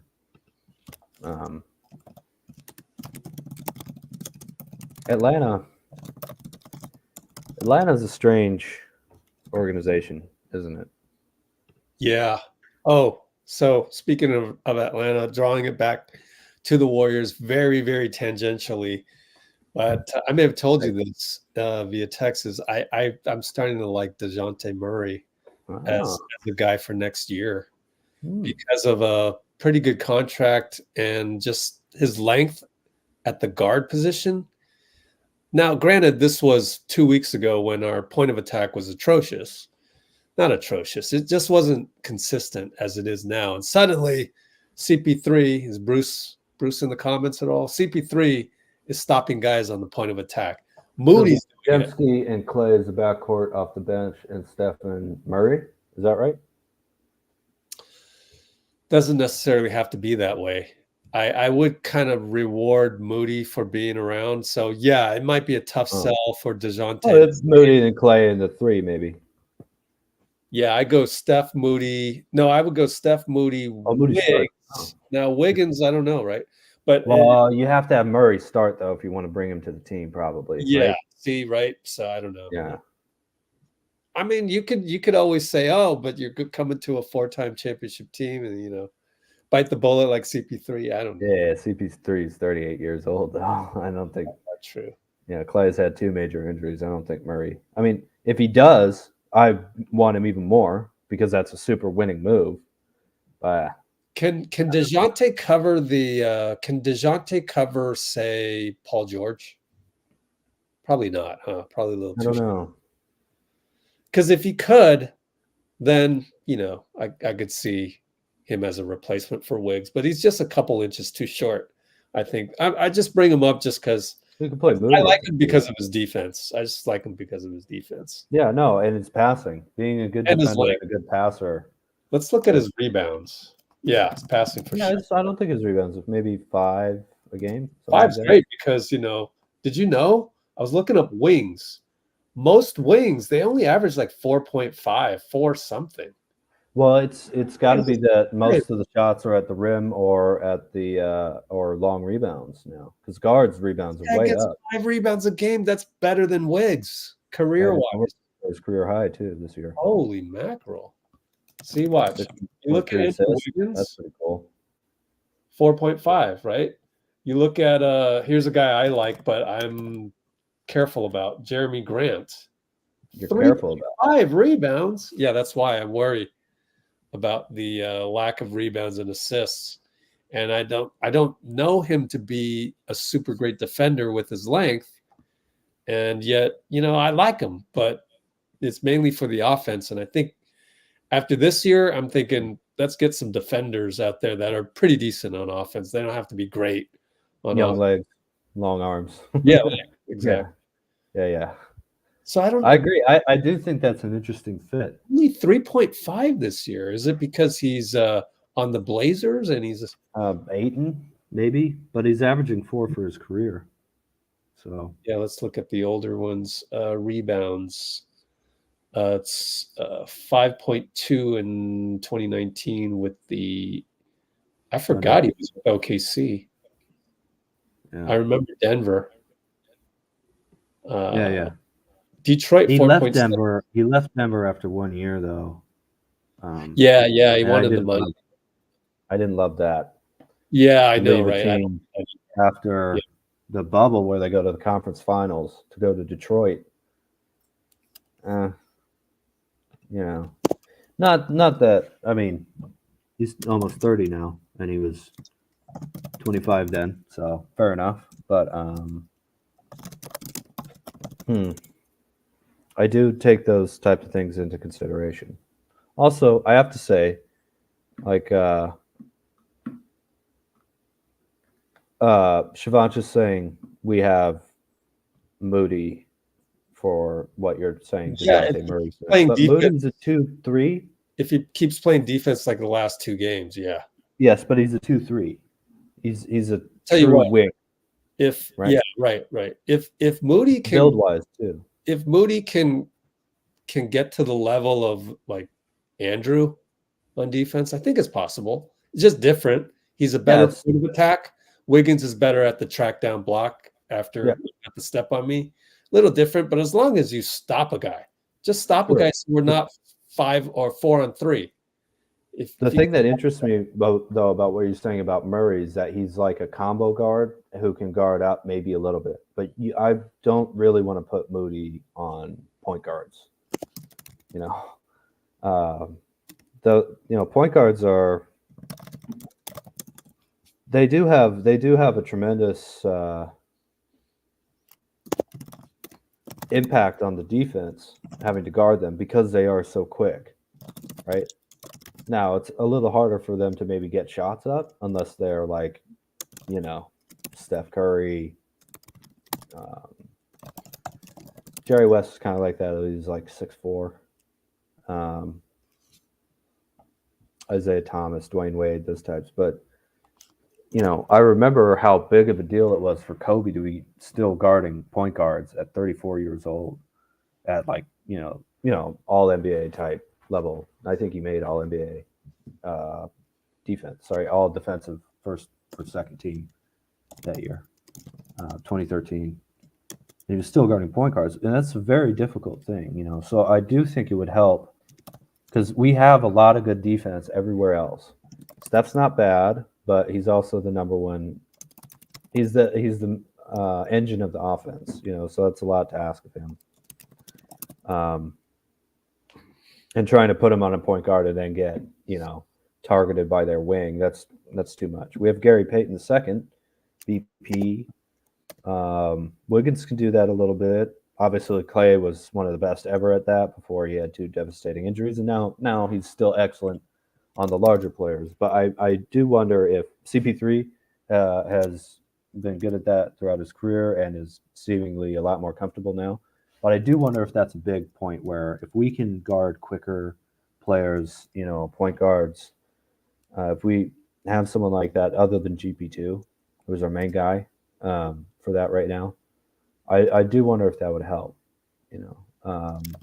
stabilize these games. Because right now, think about what point guards do, right? They're probably good 3-point shooters. They're also very quick, get into lane and create openings for the other team. If you can't stay in front of that, everything else sort of breaks down, We did very well, for instance, today against Kyrie, I thought, although he got his 27 points as per usual and a couple assists, I forget how many. I conveniently closed the box score. There we go. 2 assists, so not too bad. 2 assists, 4 turnovers. That's good. But I'm interested in that idea that you were saying there, Rich. Oh, DeJounte? DeJounte or some other guy like that who's a good defender, Yeah. who can pass, who can. What do you think How about is he here? Matisse Thybulle? What do you think about him? Thybulle? Yeah, probably only a good defender, huh? I haven't seen him play enough. What team is he on? Sorry. Philly? No, might have been traded. Because you're not talking about Maxey. That's what I'm saying. Maxey's still in Philly, right? No. He's with Tyrese Maxey's still in Philly, I think, right? Portland. Yeah, that's Matisse Thybulle. Yeah. Tyrese Maxey's still in Philly? Oh, yeah, they're not trading him. Yeah, I didn't. So I kind of always got those dudes confused. Oh, really? Matisse, They're such different players. I know, but just thinking about their name, and I didn't watch a lot of Philly or Portland either. Yeah, because I'm just mentioning DeJounte. I mean, this was 2 weeks ago or a week ago, maybe at most, where it might have been against Minnesota, after Minnesota, where we just couldn't guard anybody. We gave up. We only got 5 stops out of the last 13 possessions, which was just you're not going to win many games that way, closing out a game.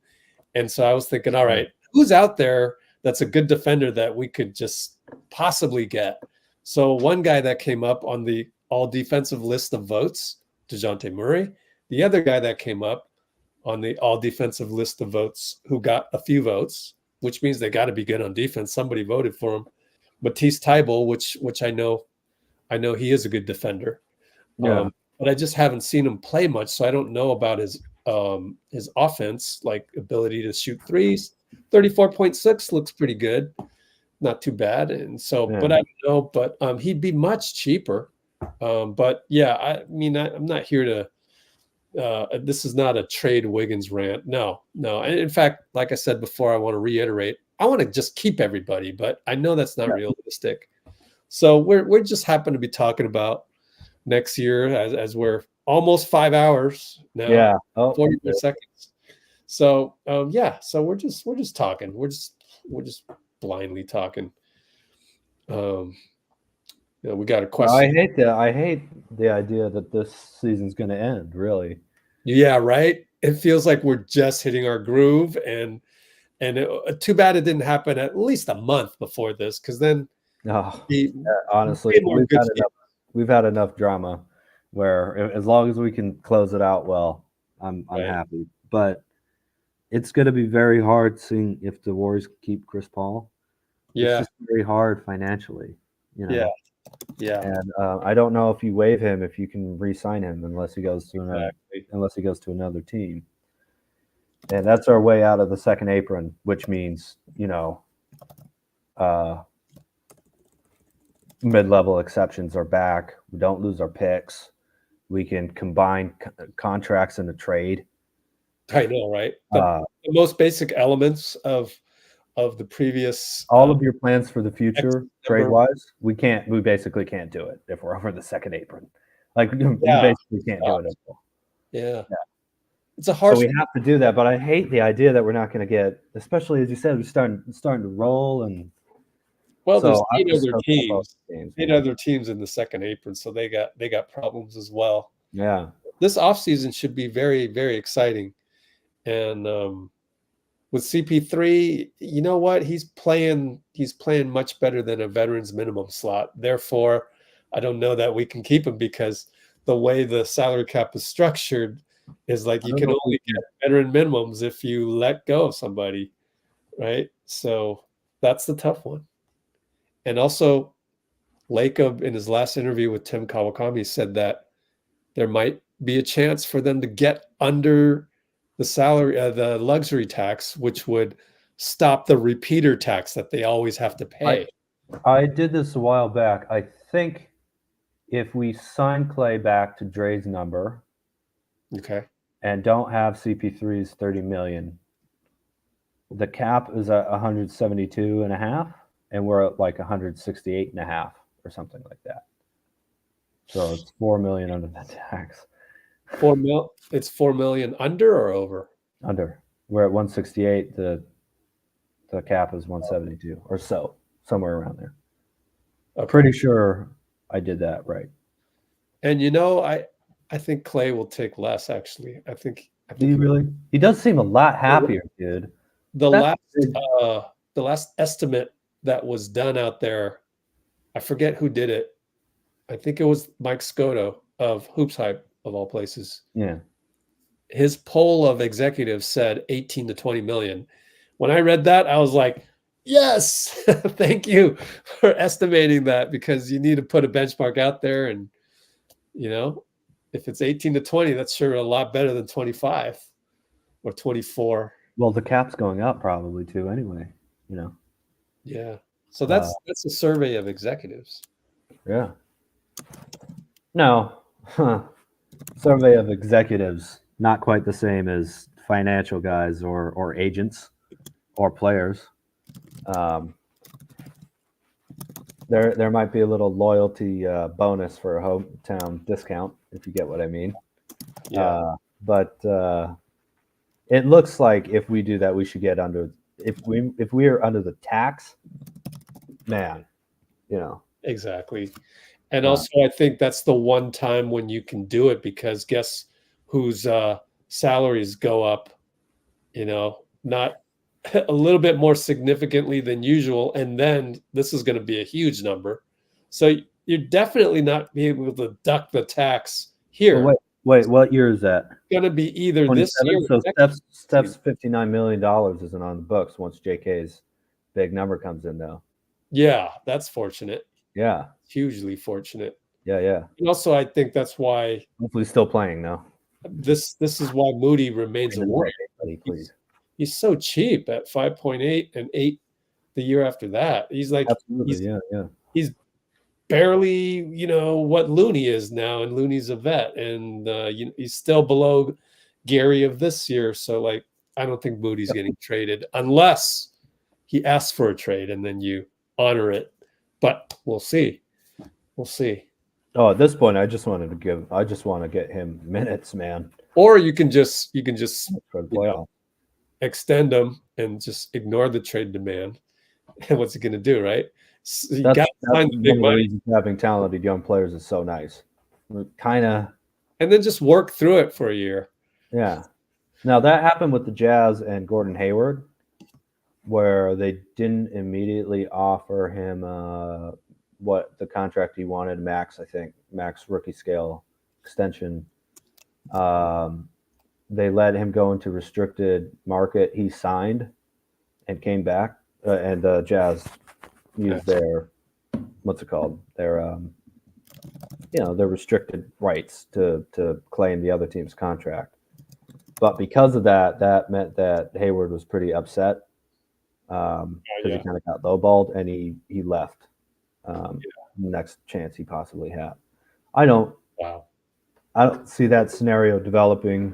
Wait, did he leave after the whole extension? No, right? Or did he? Yeah, he left the free agency and went to Boston and immediately got hurt. He stayed with Utah for 9 years? Yeah, I think so. Maybe 8. It's hard to believe he's actually that old. Oh, yeah. How's he doing in OKC? I was starting freshman year in high school. That's 10 years ago, man. How's he doing in OKC? Anybody know? He's in OKC. Oh yeah, traded, huh? Is he even starting? He is, right? Oh, I wouldn't think so.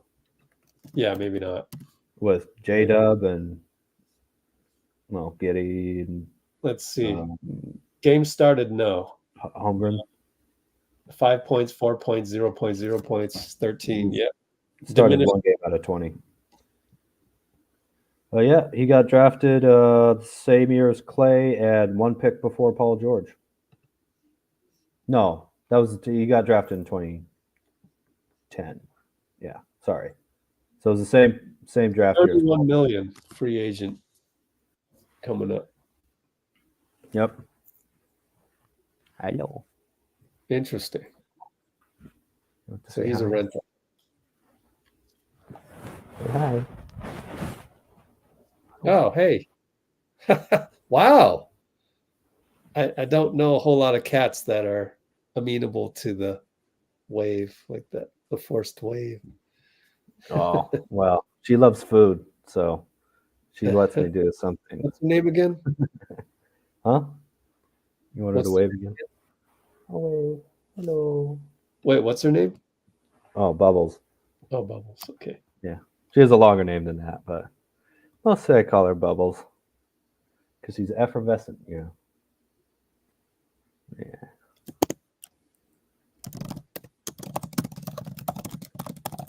Well, DVDV, it's hard to. She said so many people think that CP is most definitely gone. Again, it's just the finances.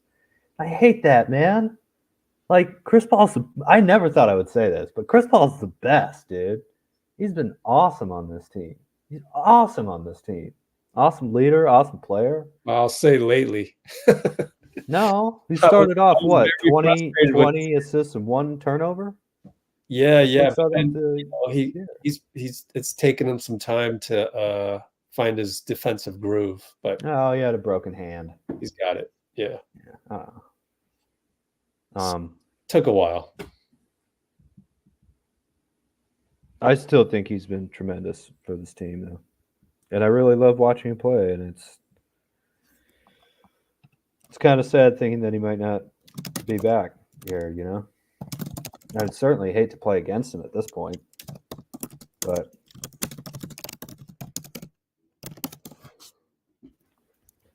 that's the NBA, man. What can you do? I mean, you don't know what could happen, but the second apron thing is, I don't know. Oh, they like you, Bubbles. You're popular. She doesn't care. She just wants food. Yeah, I'll feed her soon.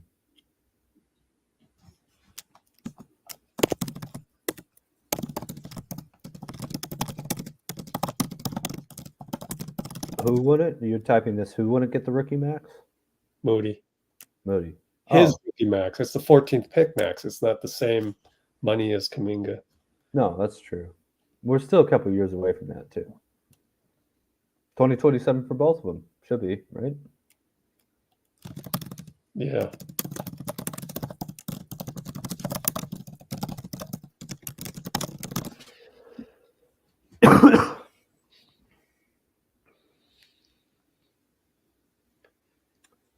All right. So yeah, I used to really like Jeremy Grant, but seeing some numbers, just researching it a bit, the 3 rebounds a game is really concerning for me. So, Yeah. and Wiggins isn't, we all know he's not the best rebounder out there, but he does get rebounds when he's engaged and 2022 finals. But Wiggins is at 4.4, and you're 1 rebound a game less than that, and it's like, whoa. JK's at 26.3 minutes per game. And he's getting 4.8 rebounds. Yeah, I'm glad it's trending more towards 5 now. That's great. Oh, that's interesting. Okay, let's see. Kuminga, huh? Kuminga, yeah, absolutely. Kuminga. So his last game was against Miami. We'll go back to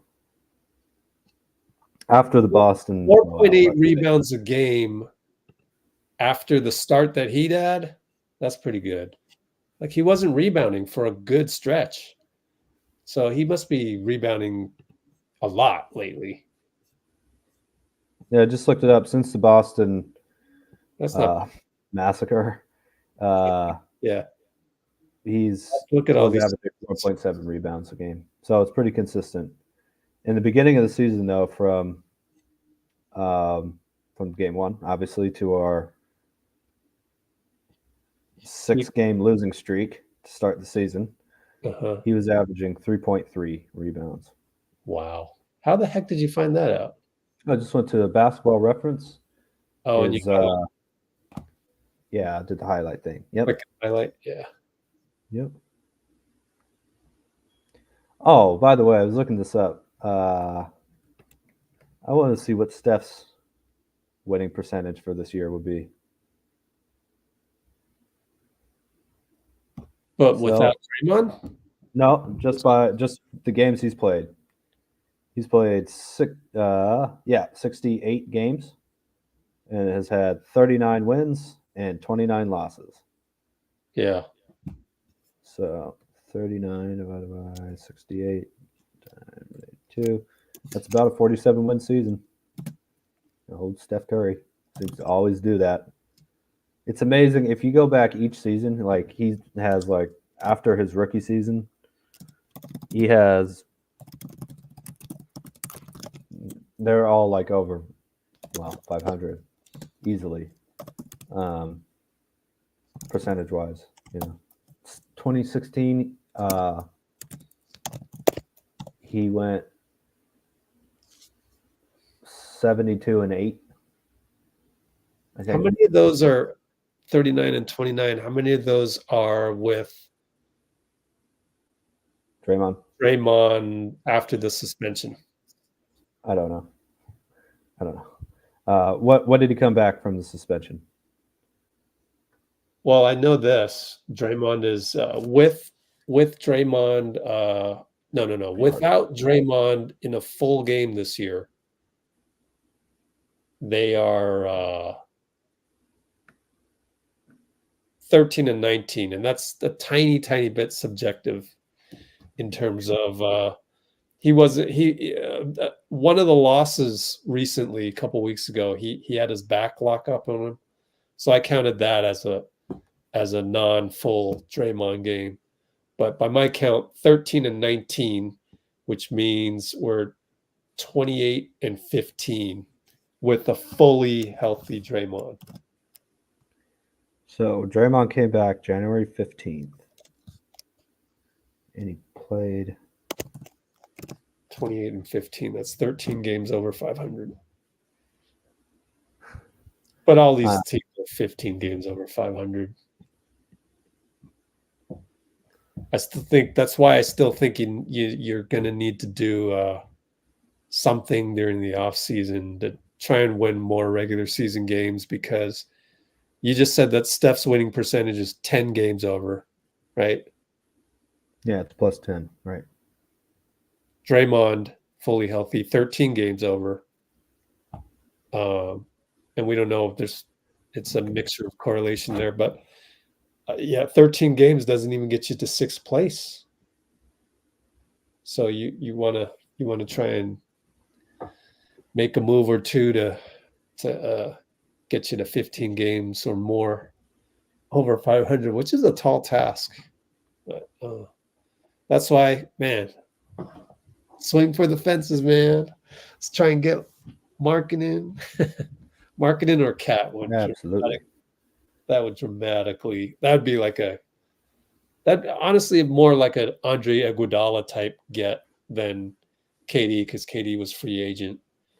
But yeah, if you can get Andre Iguodala back then, when things didn't look good, and they had to come up with a few moves, then we certainly can try for something like that. I just think marketing is doable somehow, just because I agree with you. Your theory was that Ainge wants a home run, and who better than like a Jaylen Brown, right? So that kind of secret agenda, you never know. Well, it does help that they've been losing. What's that? Yeah, it helps that they've been losing as well. Yeah. I recently saw some tweets where Utah Jazz fans were really upset that they were tanking, but then I thought, well, of course, Utah doesn't tank, dude. But Dean was like, yeah, why they can't? Tanking doesn't really help them, even though it seems like they are. But I mean, that can be debated. But they have draft picks coming out their ears at this point, man. Too, they've got all the draft picks they need. Tanking this year doesn't really give them advantage, right? Based on their draft picks.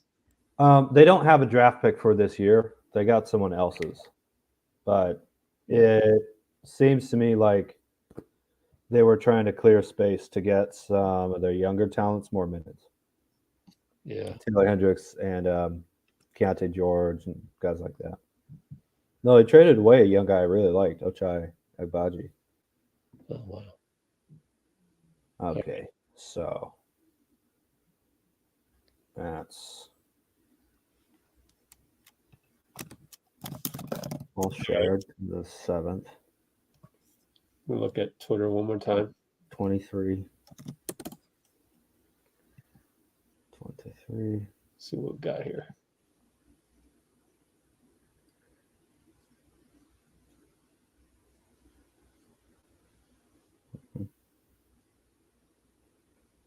I guess there's a wild Luka Doncic and Kyrie Irving story in the Draymond podcast. Oh, God. Cool. All you got to do is go click on Draymond or Mark Cuban's Twitter, and you got the link.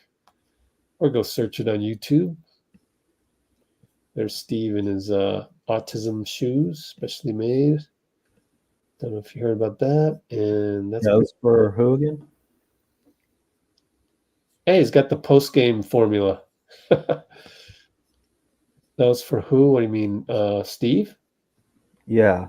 Some coach, I think their child got diagnosed. That's why he's wearing them, right? Yeah.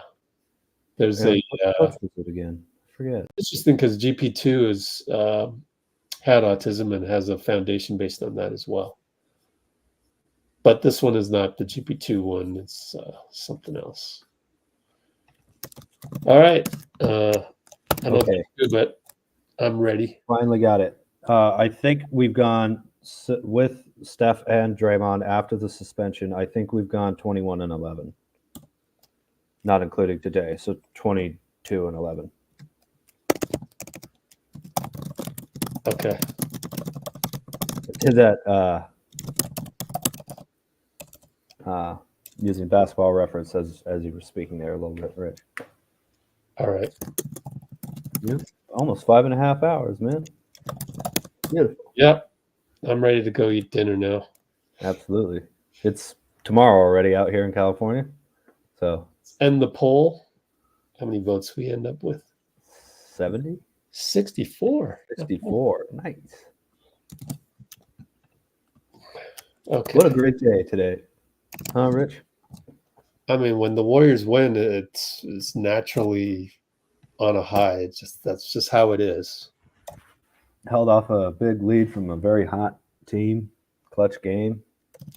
Felt like this is a really nice live stream that we've had. Yeah.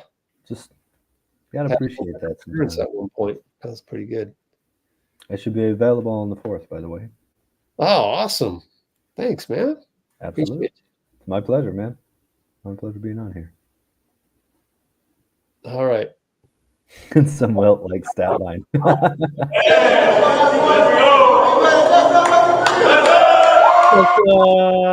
All right, everybody. Thank you. All right, Dean, take care. See you Thursday. Rich.